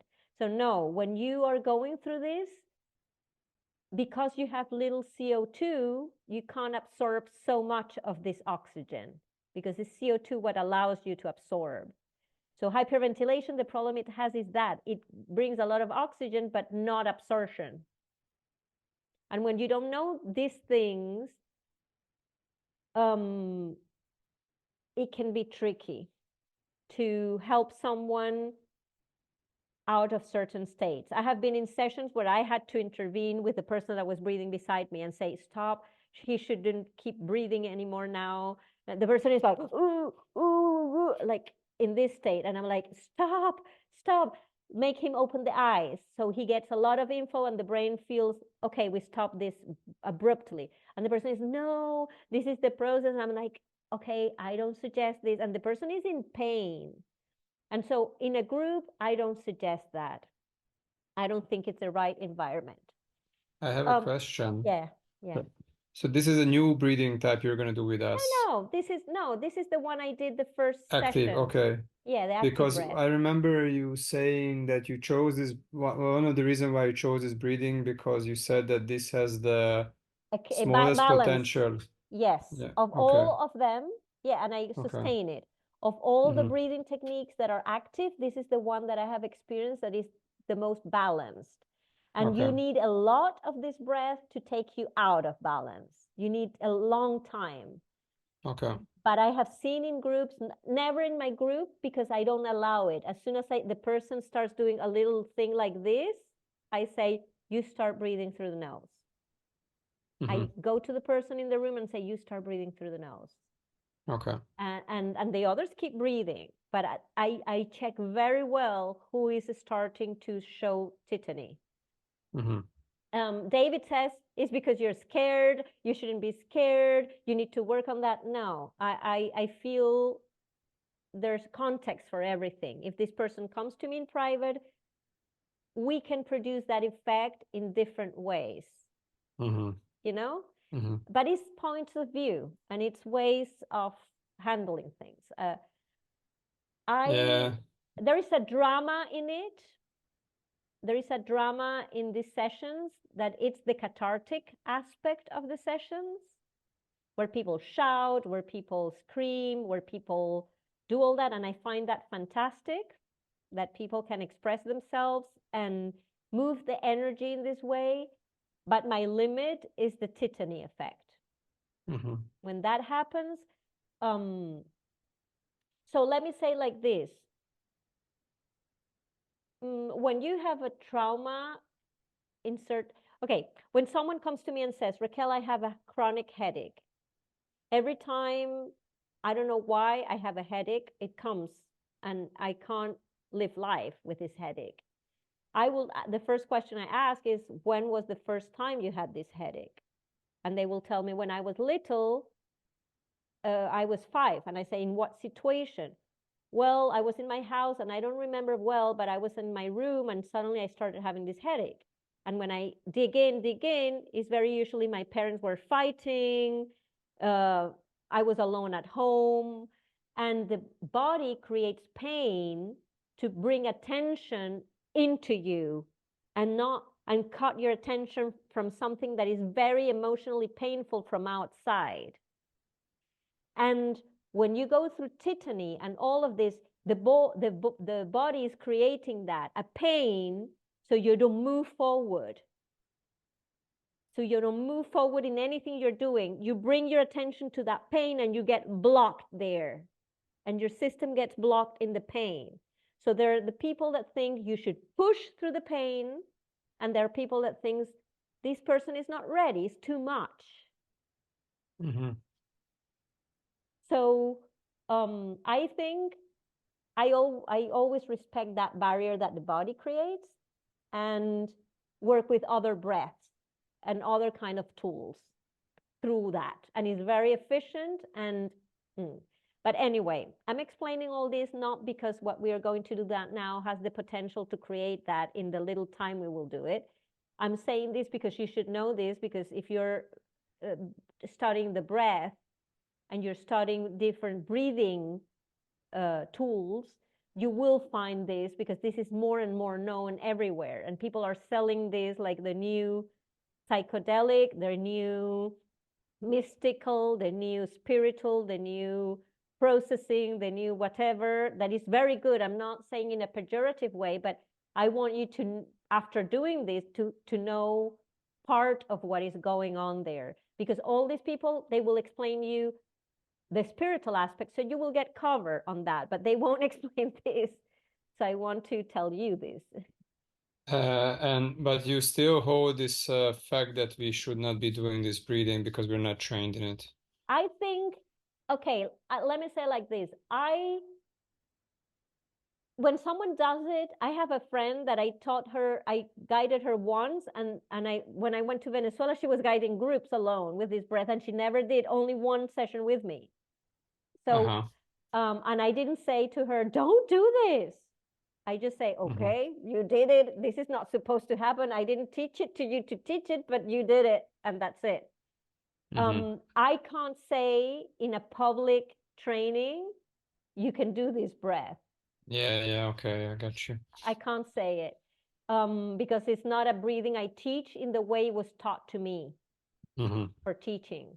Like in the way this is a weekend where you spend a whole weekend working on this breath, and in the intuitive aspect of this breath. It's very important too. You learn a lot about your own intuition to use this breath.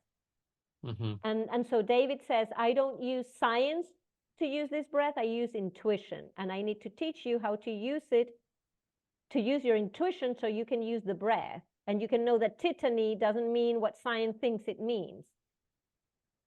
That's what he will explain. So it's a delicate thing, so I can't say publicly. But many people I have showed it to shows this breath.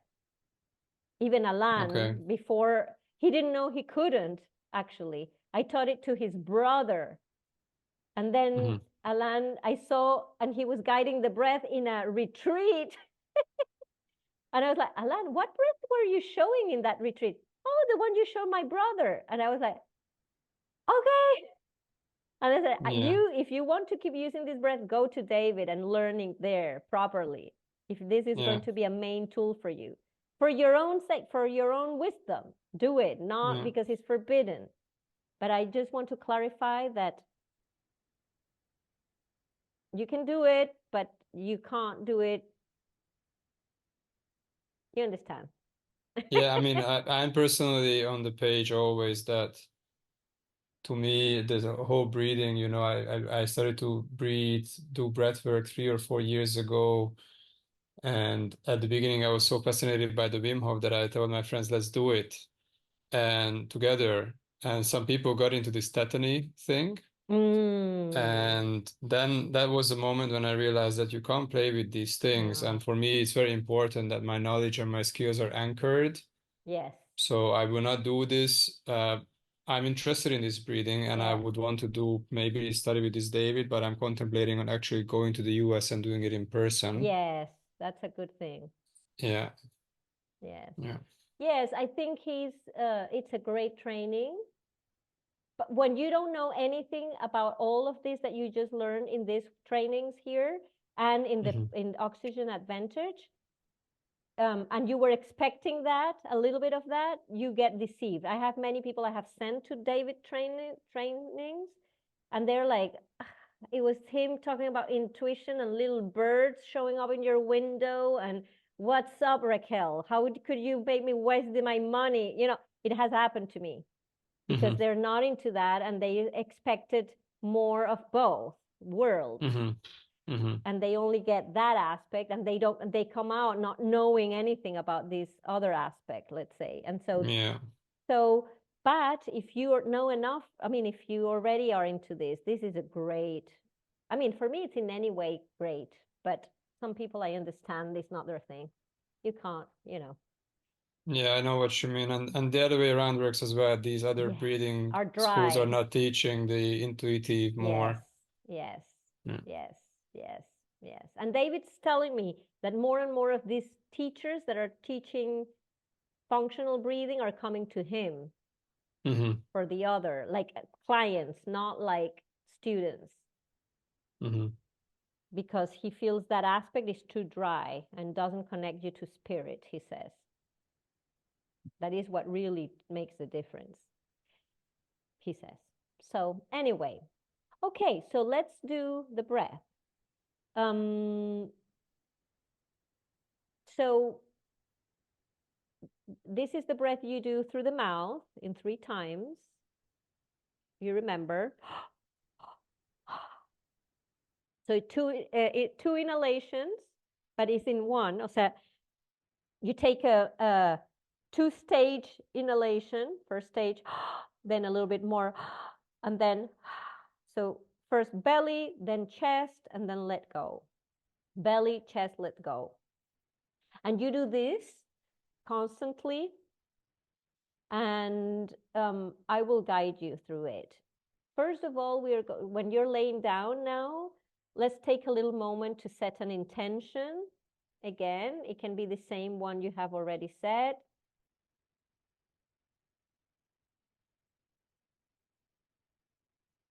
Let me just.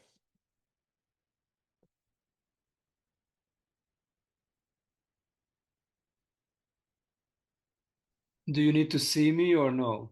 It's better if I see you. Okay. But it's better. So then I yeah. don't turn off the light. No, don't. Oh, okay, for the light. I understand. It's better for you, right? To turn off the light. I don't Or care. you can put a something on your eyes. Maybe what I can do is that I can direct this one. Yeah. No, it's okay. Whatever. But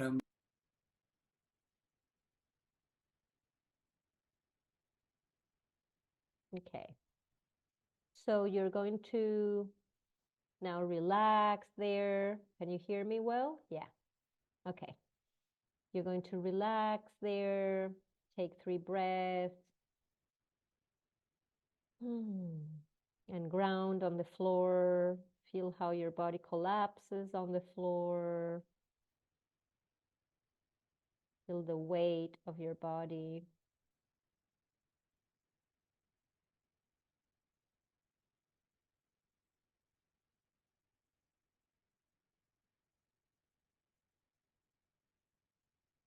Very good. And you're going to place your attention on your heart area. And you're going to bring there an intention. So the breath can team up with you in whatever intention you will plant there in the heart center.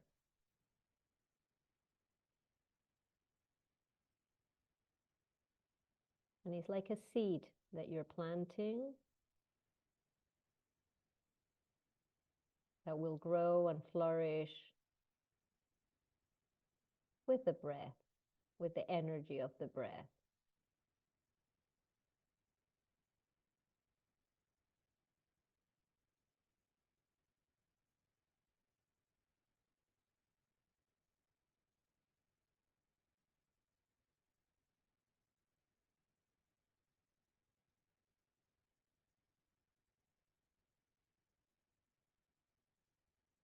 Very good.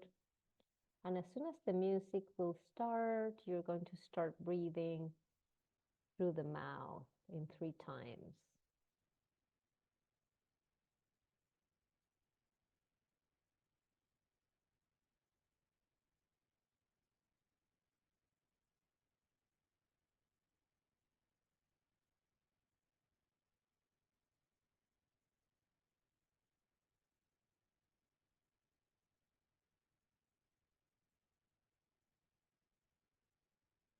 Attention on the heart still.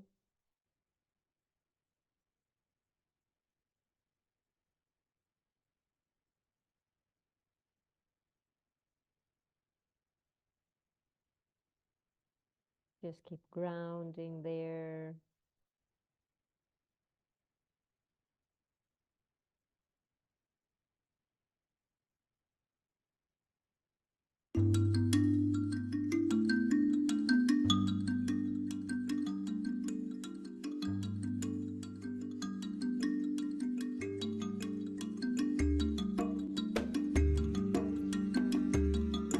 So you're going to breathe in 3 times through the mouth.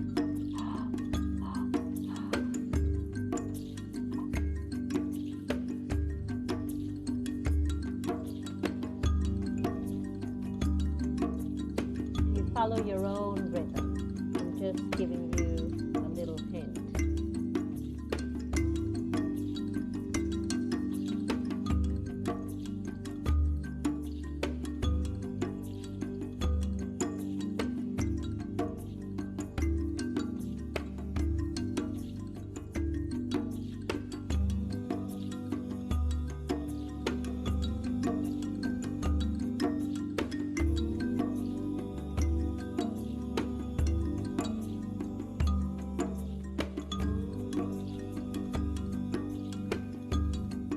And you focus your attention on the belly area now while you're breathing.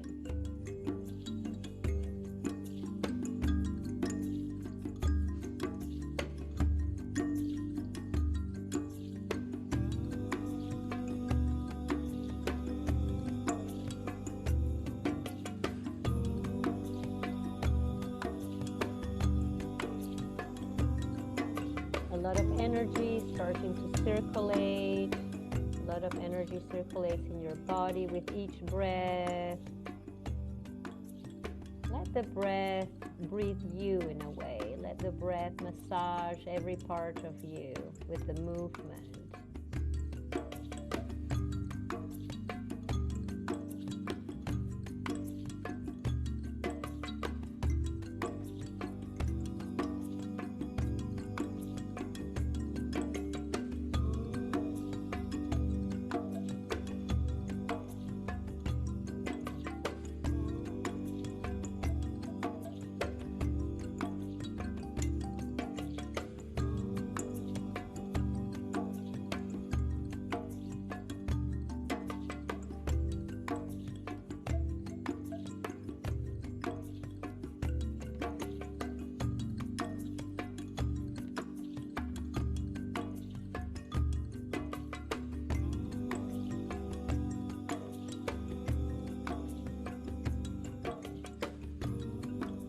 Now you're going to place your attention in the sexual organs, their lower part of the body, in that zone there. You keep breathing, but your attention is there. That's the creative zone where the creative energy is.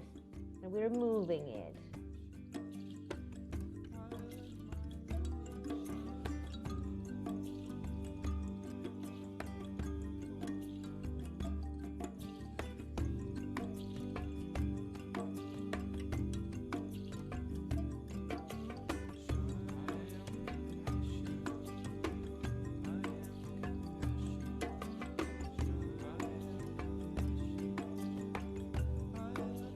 Great job. Keep breathing through the mouth.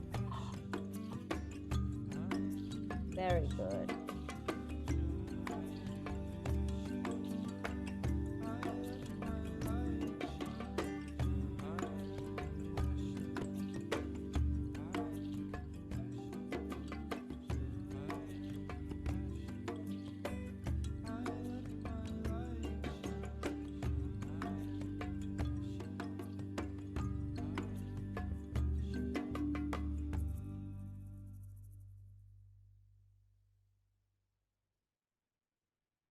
Keep breathing.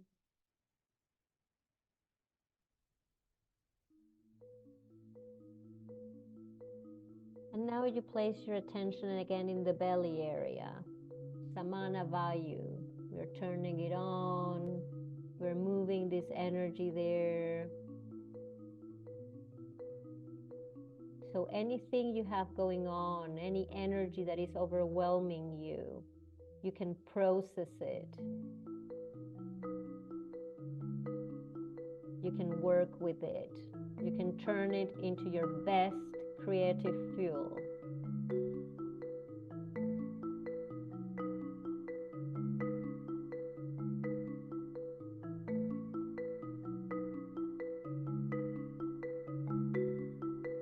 And we let this energy that creates worlds move in you in this zone.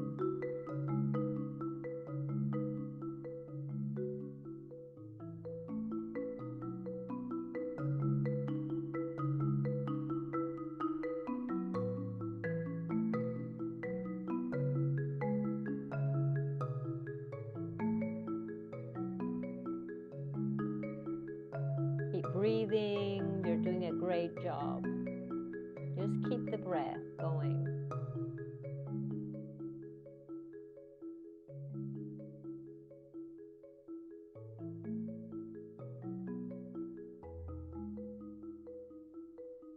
And now you're going to move the attention to the heart area.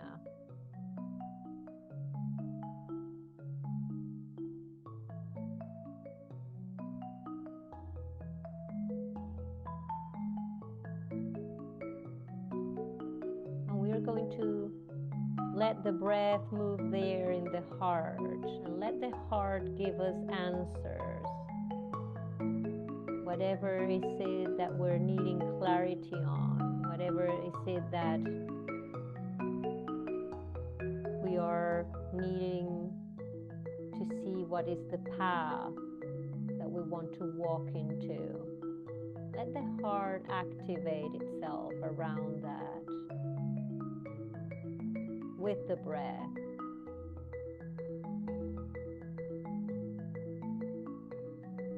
So the breath is awakening a little bit more the heart.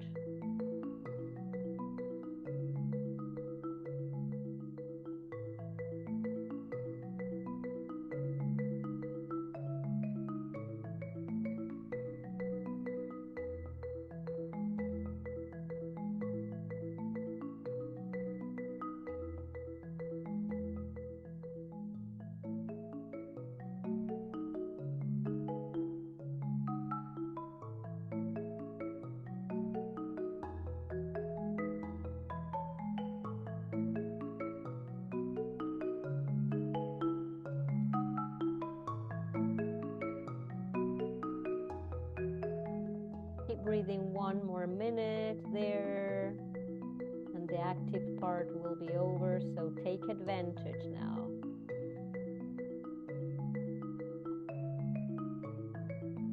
Very good.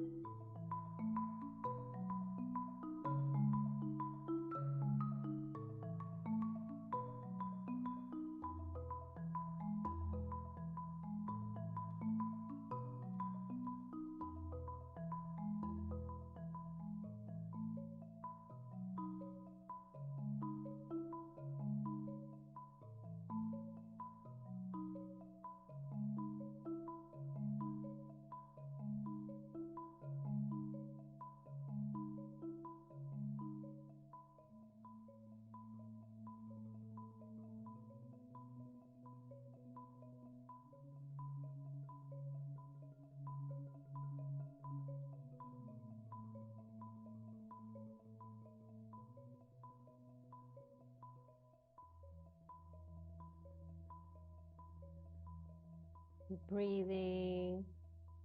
Just 30 seconds more.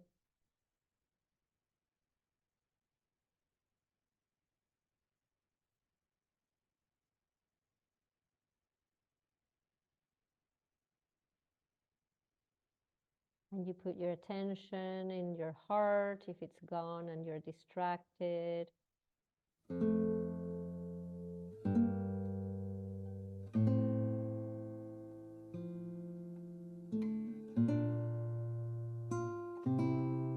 Now you start slowly changing to the nose, and you start breathing through the nose in a normal way.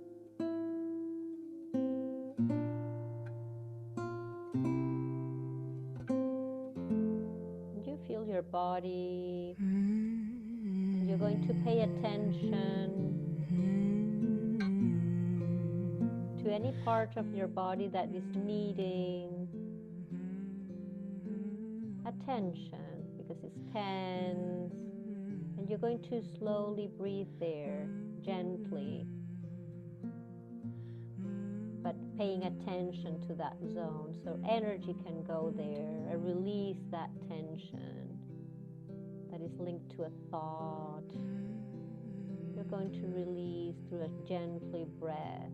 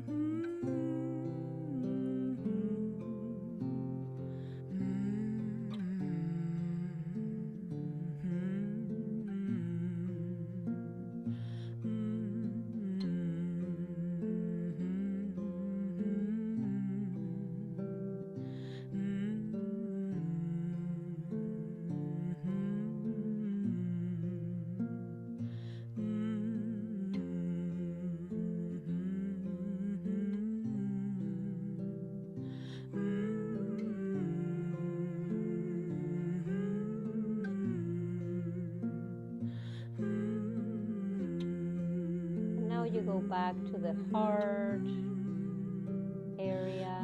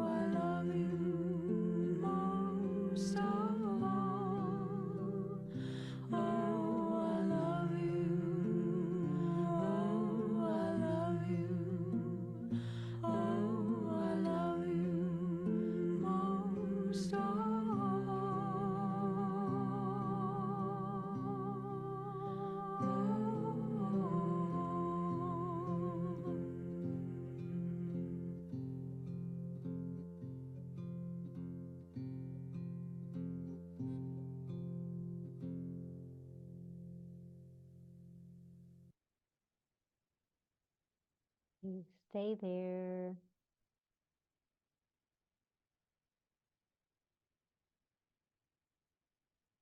And now you're going to place your attention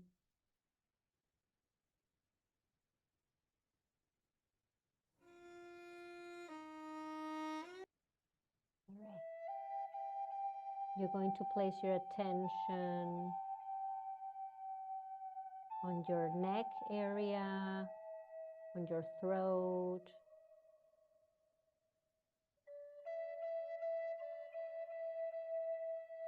And by placing attention there, you're activating that with a lot of love, a lot of care. This energy that creates worlds is moving through you. And is there in the throat area now.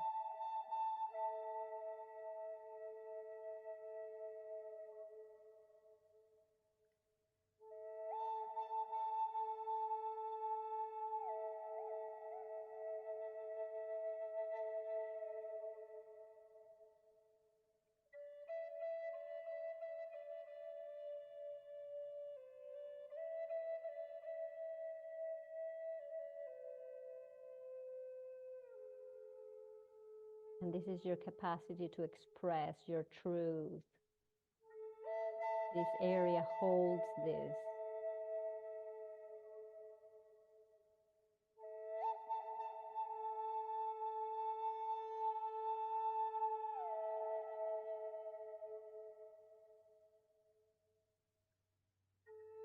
To express your needs, to express your purpose.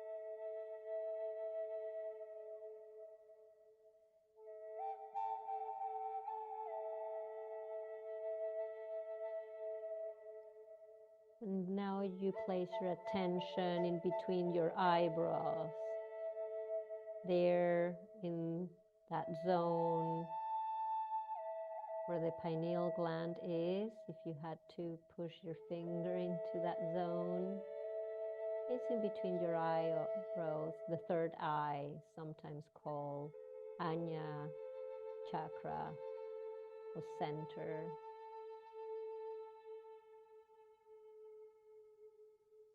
And that's your intuition center. And with each breath you're taking, you are amplifying the power of this center.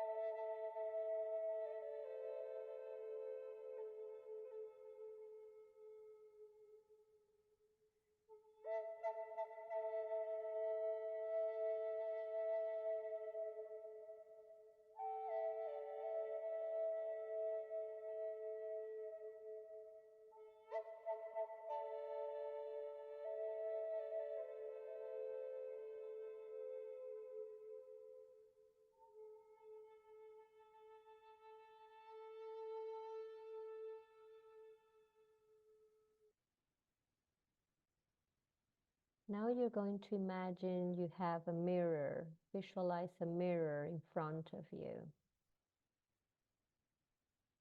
Imagine you have a mirror in front of you where you can see yourself in this mirror. But actually what you're seeing is your future self.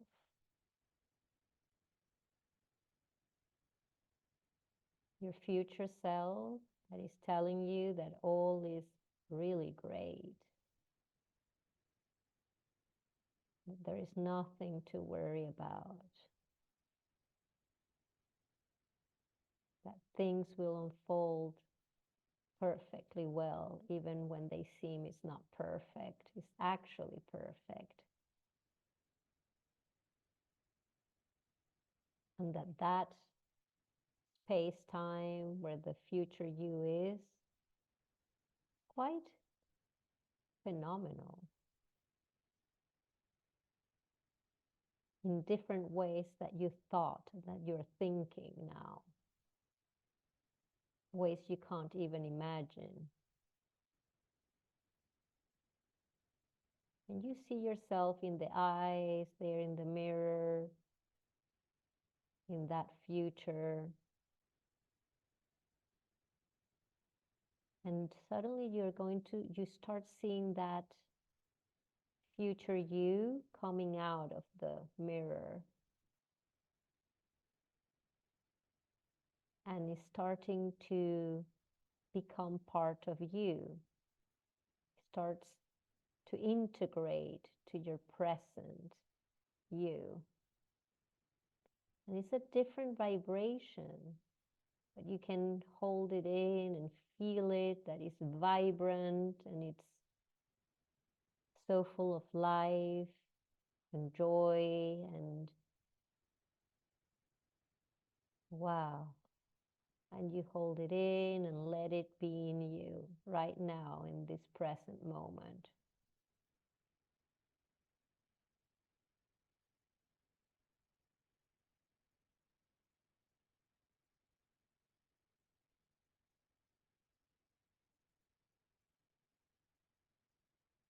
And every breath you're taking now is to integrate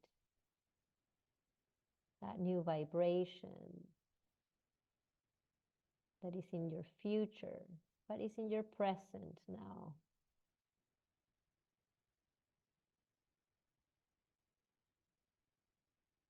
And it feels like home, really.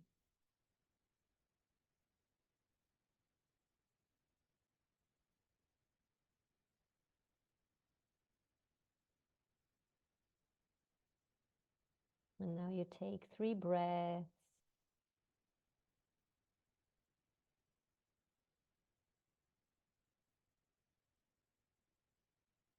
To restore every cell in your body.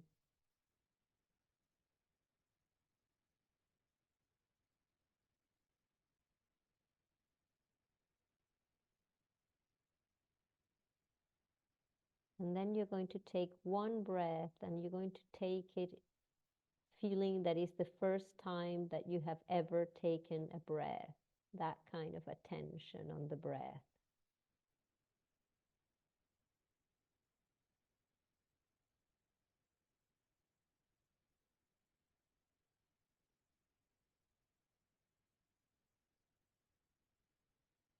It's almost like the breath is breathing you.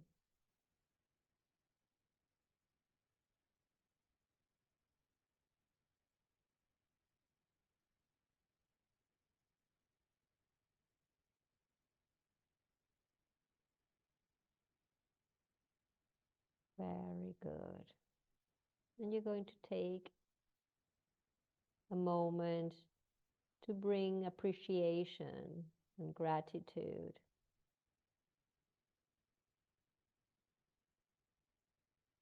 for everything you have created in your life until now, all the people that have contributed to that creation until now, in one way or another.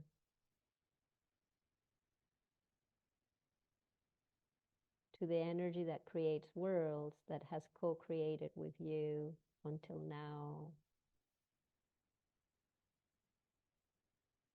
And gratitude for the future, for what is to come.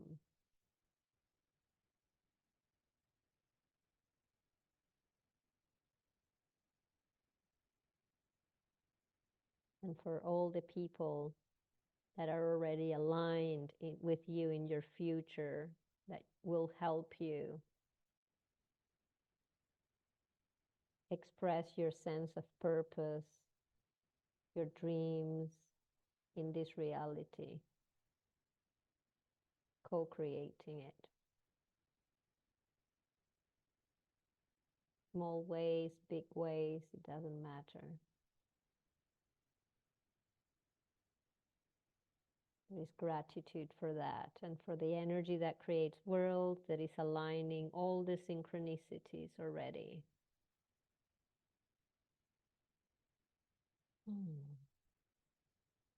You realize where we are in the cosmos, on Earth, floating, and you acknowledge that that energy that is sustaining the sun at the perfect distance, the galaxies, is also sustaining us.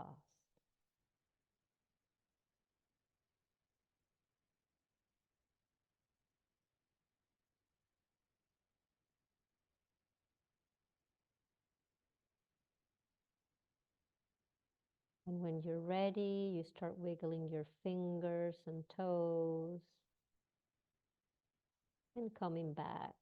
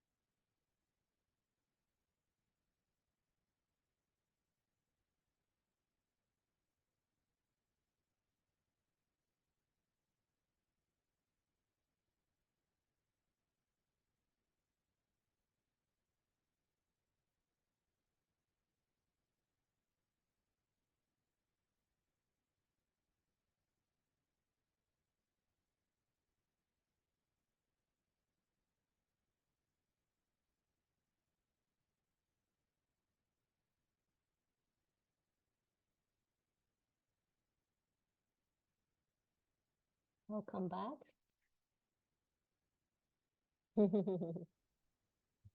How are you? I don't know if you want to ask something or share something about.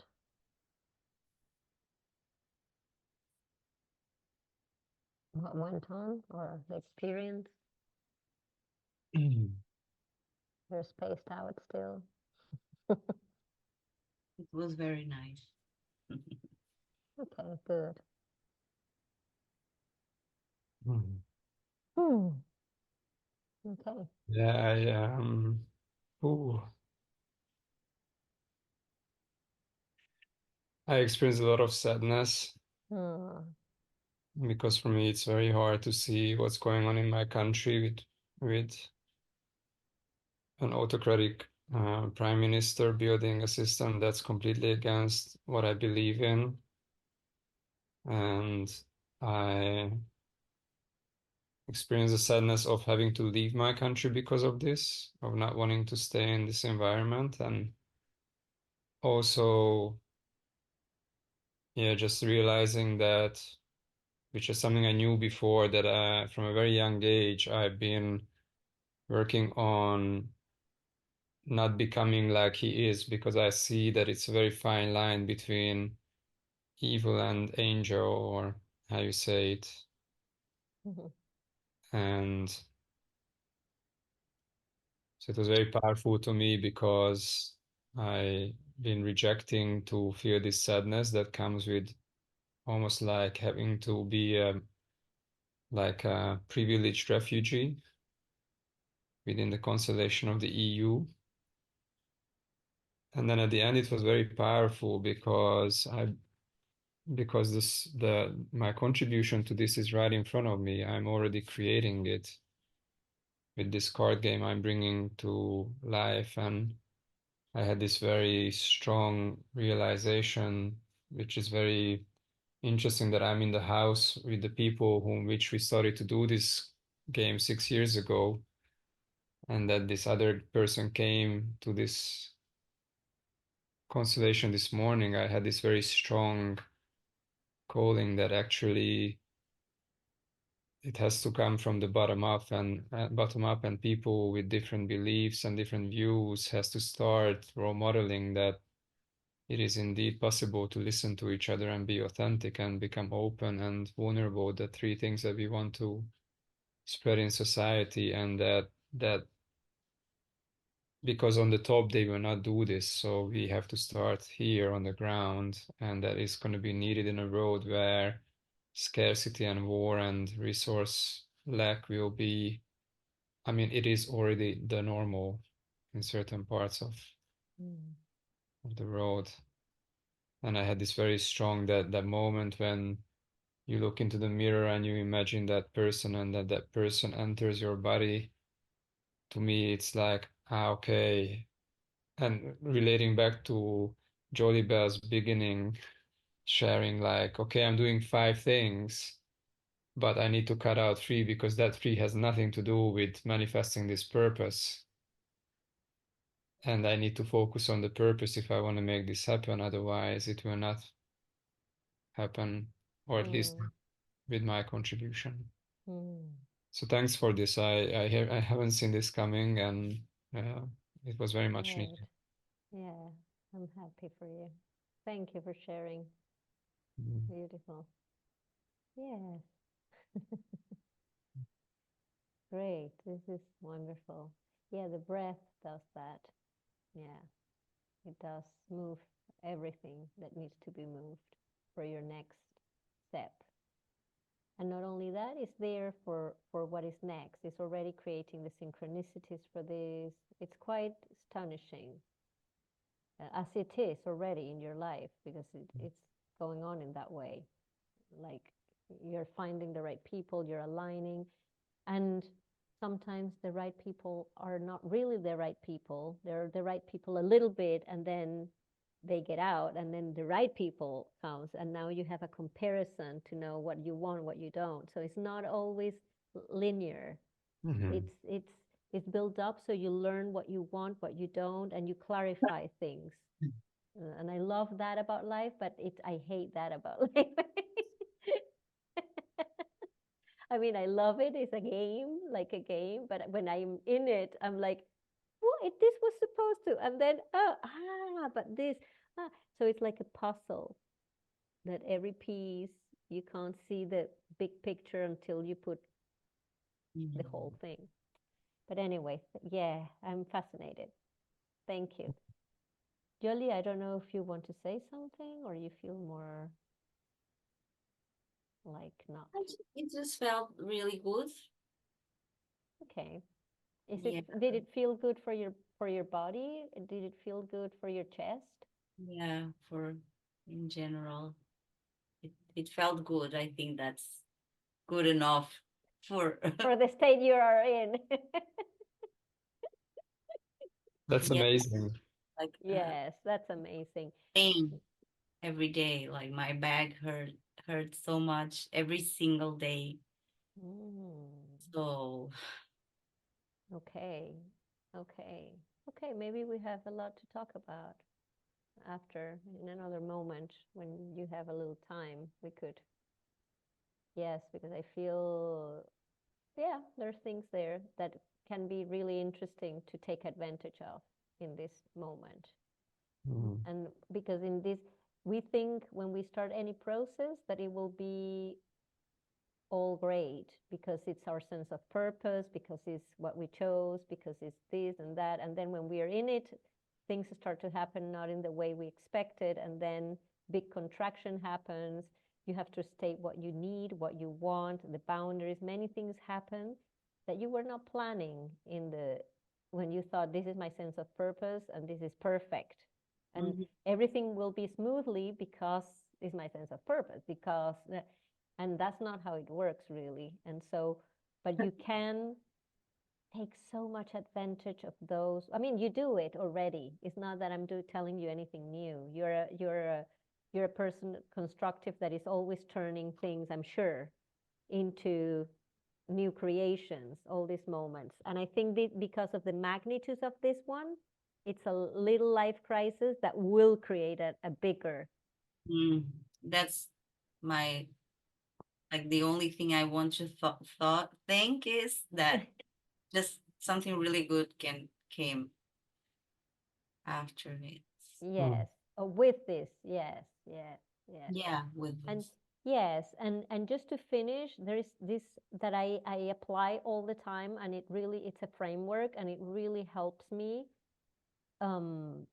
with my clients, but with myself, it's incorporated, but with my clients, and is understanding always that life is moving in at least two dimensions, more than that, but two dimensions, one that is relative and one that is absolute.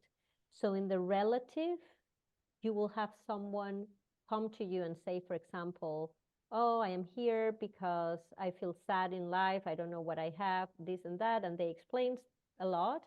And then when we dig, I understand, she tells me that her husband hits her. And I immediately understand that in the relative, this is painful and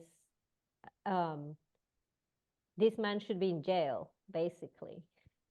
And in the relative, this is bad. This is really bad, and I can't let her go tonight home because he could kill her. So we need to call a sister or someone that picks her up, takes her to another place.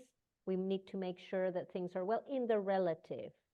I know in the absolute that this experience very probably will turn her into creating an association for women that are bit into a bigger life purpose.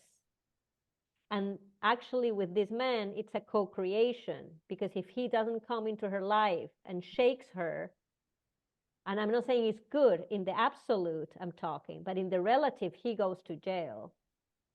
And I will make sure that he doesn't show up in her life in any way, that she has a protection around this, because she's vulnerable and can't in this moment have the inner resources to function. She's overwhelmed by his energy. And so when I work in these two frameworks, I mean, in these two levels, it's really important, because we have the new age world where you make relative you apply the absolute to the relative, and then you will ask, so I'm saying all this because in your case, I would say you need a cure of sleep. You need, like there is the relative. Your body needs this, this, this. And if you don't give it to your body will take it and it will oblige you to do it. And you don't want to be in bed ill. You prefer to be in bed resting simply. You know what I mean? Yeah. Taking a week off. Yeah. Yeah. Yeah. You will say no, but your body will make it happen. You know what I mean? So in the relative, there is all this, but I'm not saying that this is not for the good and this is not for something bigger, but you need a moment to check your body. You're a human with a physical body here. In this perspective, we need to take care of things. We need to take care of ourselves, and we need to make ourselves a priority because that's the only thing we count on here. This, if you don't take care of your body and of your being, no one will, more than your mom maybe, or, and she's not there, or I don't know. And so it's a need. There is no bat. There's no bat that can create another force in this, because there is no bat, because when you say bat and you keep going, the body will say no. Yeah, I keep. So either you rest there, either you rest in the hospital in a week or two when you can't go on. This was your body preventing you last night. I'm saying this with the seriousness of the matter in the relative. And there is of course, the absolute. This is an amazing moment where once you gain your forces again, you will see clearly and you will put boundaries and you will almost take over part of this project. With your intelligence, with your, but now you're overwhelmed. You arrive there, you drain your energy because it wasn't matching, you lost the rhythm, and it got you into this. But you just need a little time. You're not in burnout. If you were in burnout, you need 6 months at least. But now you're not. So don't get yourself there because you don't need that. You need a week, really, if I have to give my opinion. And I'm saying all this so you take this and you feel it with your body, you cry a little bit on this, you process it in your own way, and you understand, okay, there is this relative, there is this absolute, and I know this is for good, but I do need to take care of me. And you will come up with a version on your own of that. This is my version. But okay. Working with people, this is very useful because it keeps me grounded. I'm not telling them breathe, and with the breath work, your partner will never hit you again. No, come on. Yeah, because it's your vibration, and then so you're attracting him. Yeah, maybe, but that's absolute. And she will die tonight if she arrives there. So we need to keep grounded. We need to understand that all this is, but that kind of groundedness will take you very far with this work, helping your people and doing it yourself, of course. But we can talk about that if you want tomorrow. Yeah. Okay. So now you rest, now you find a little bit yourself, and tomorrow, after you digest a little bit everything, we can have a conversation. Thank you.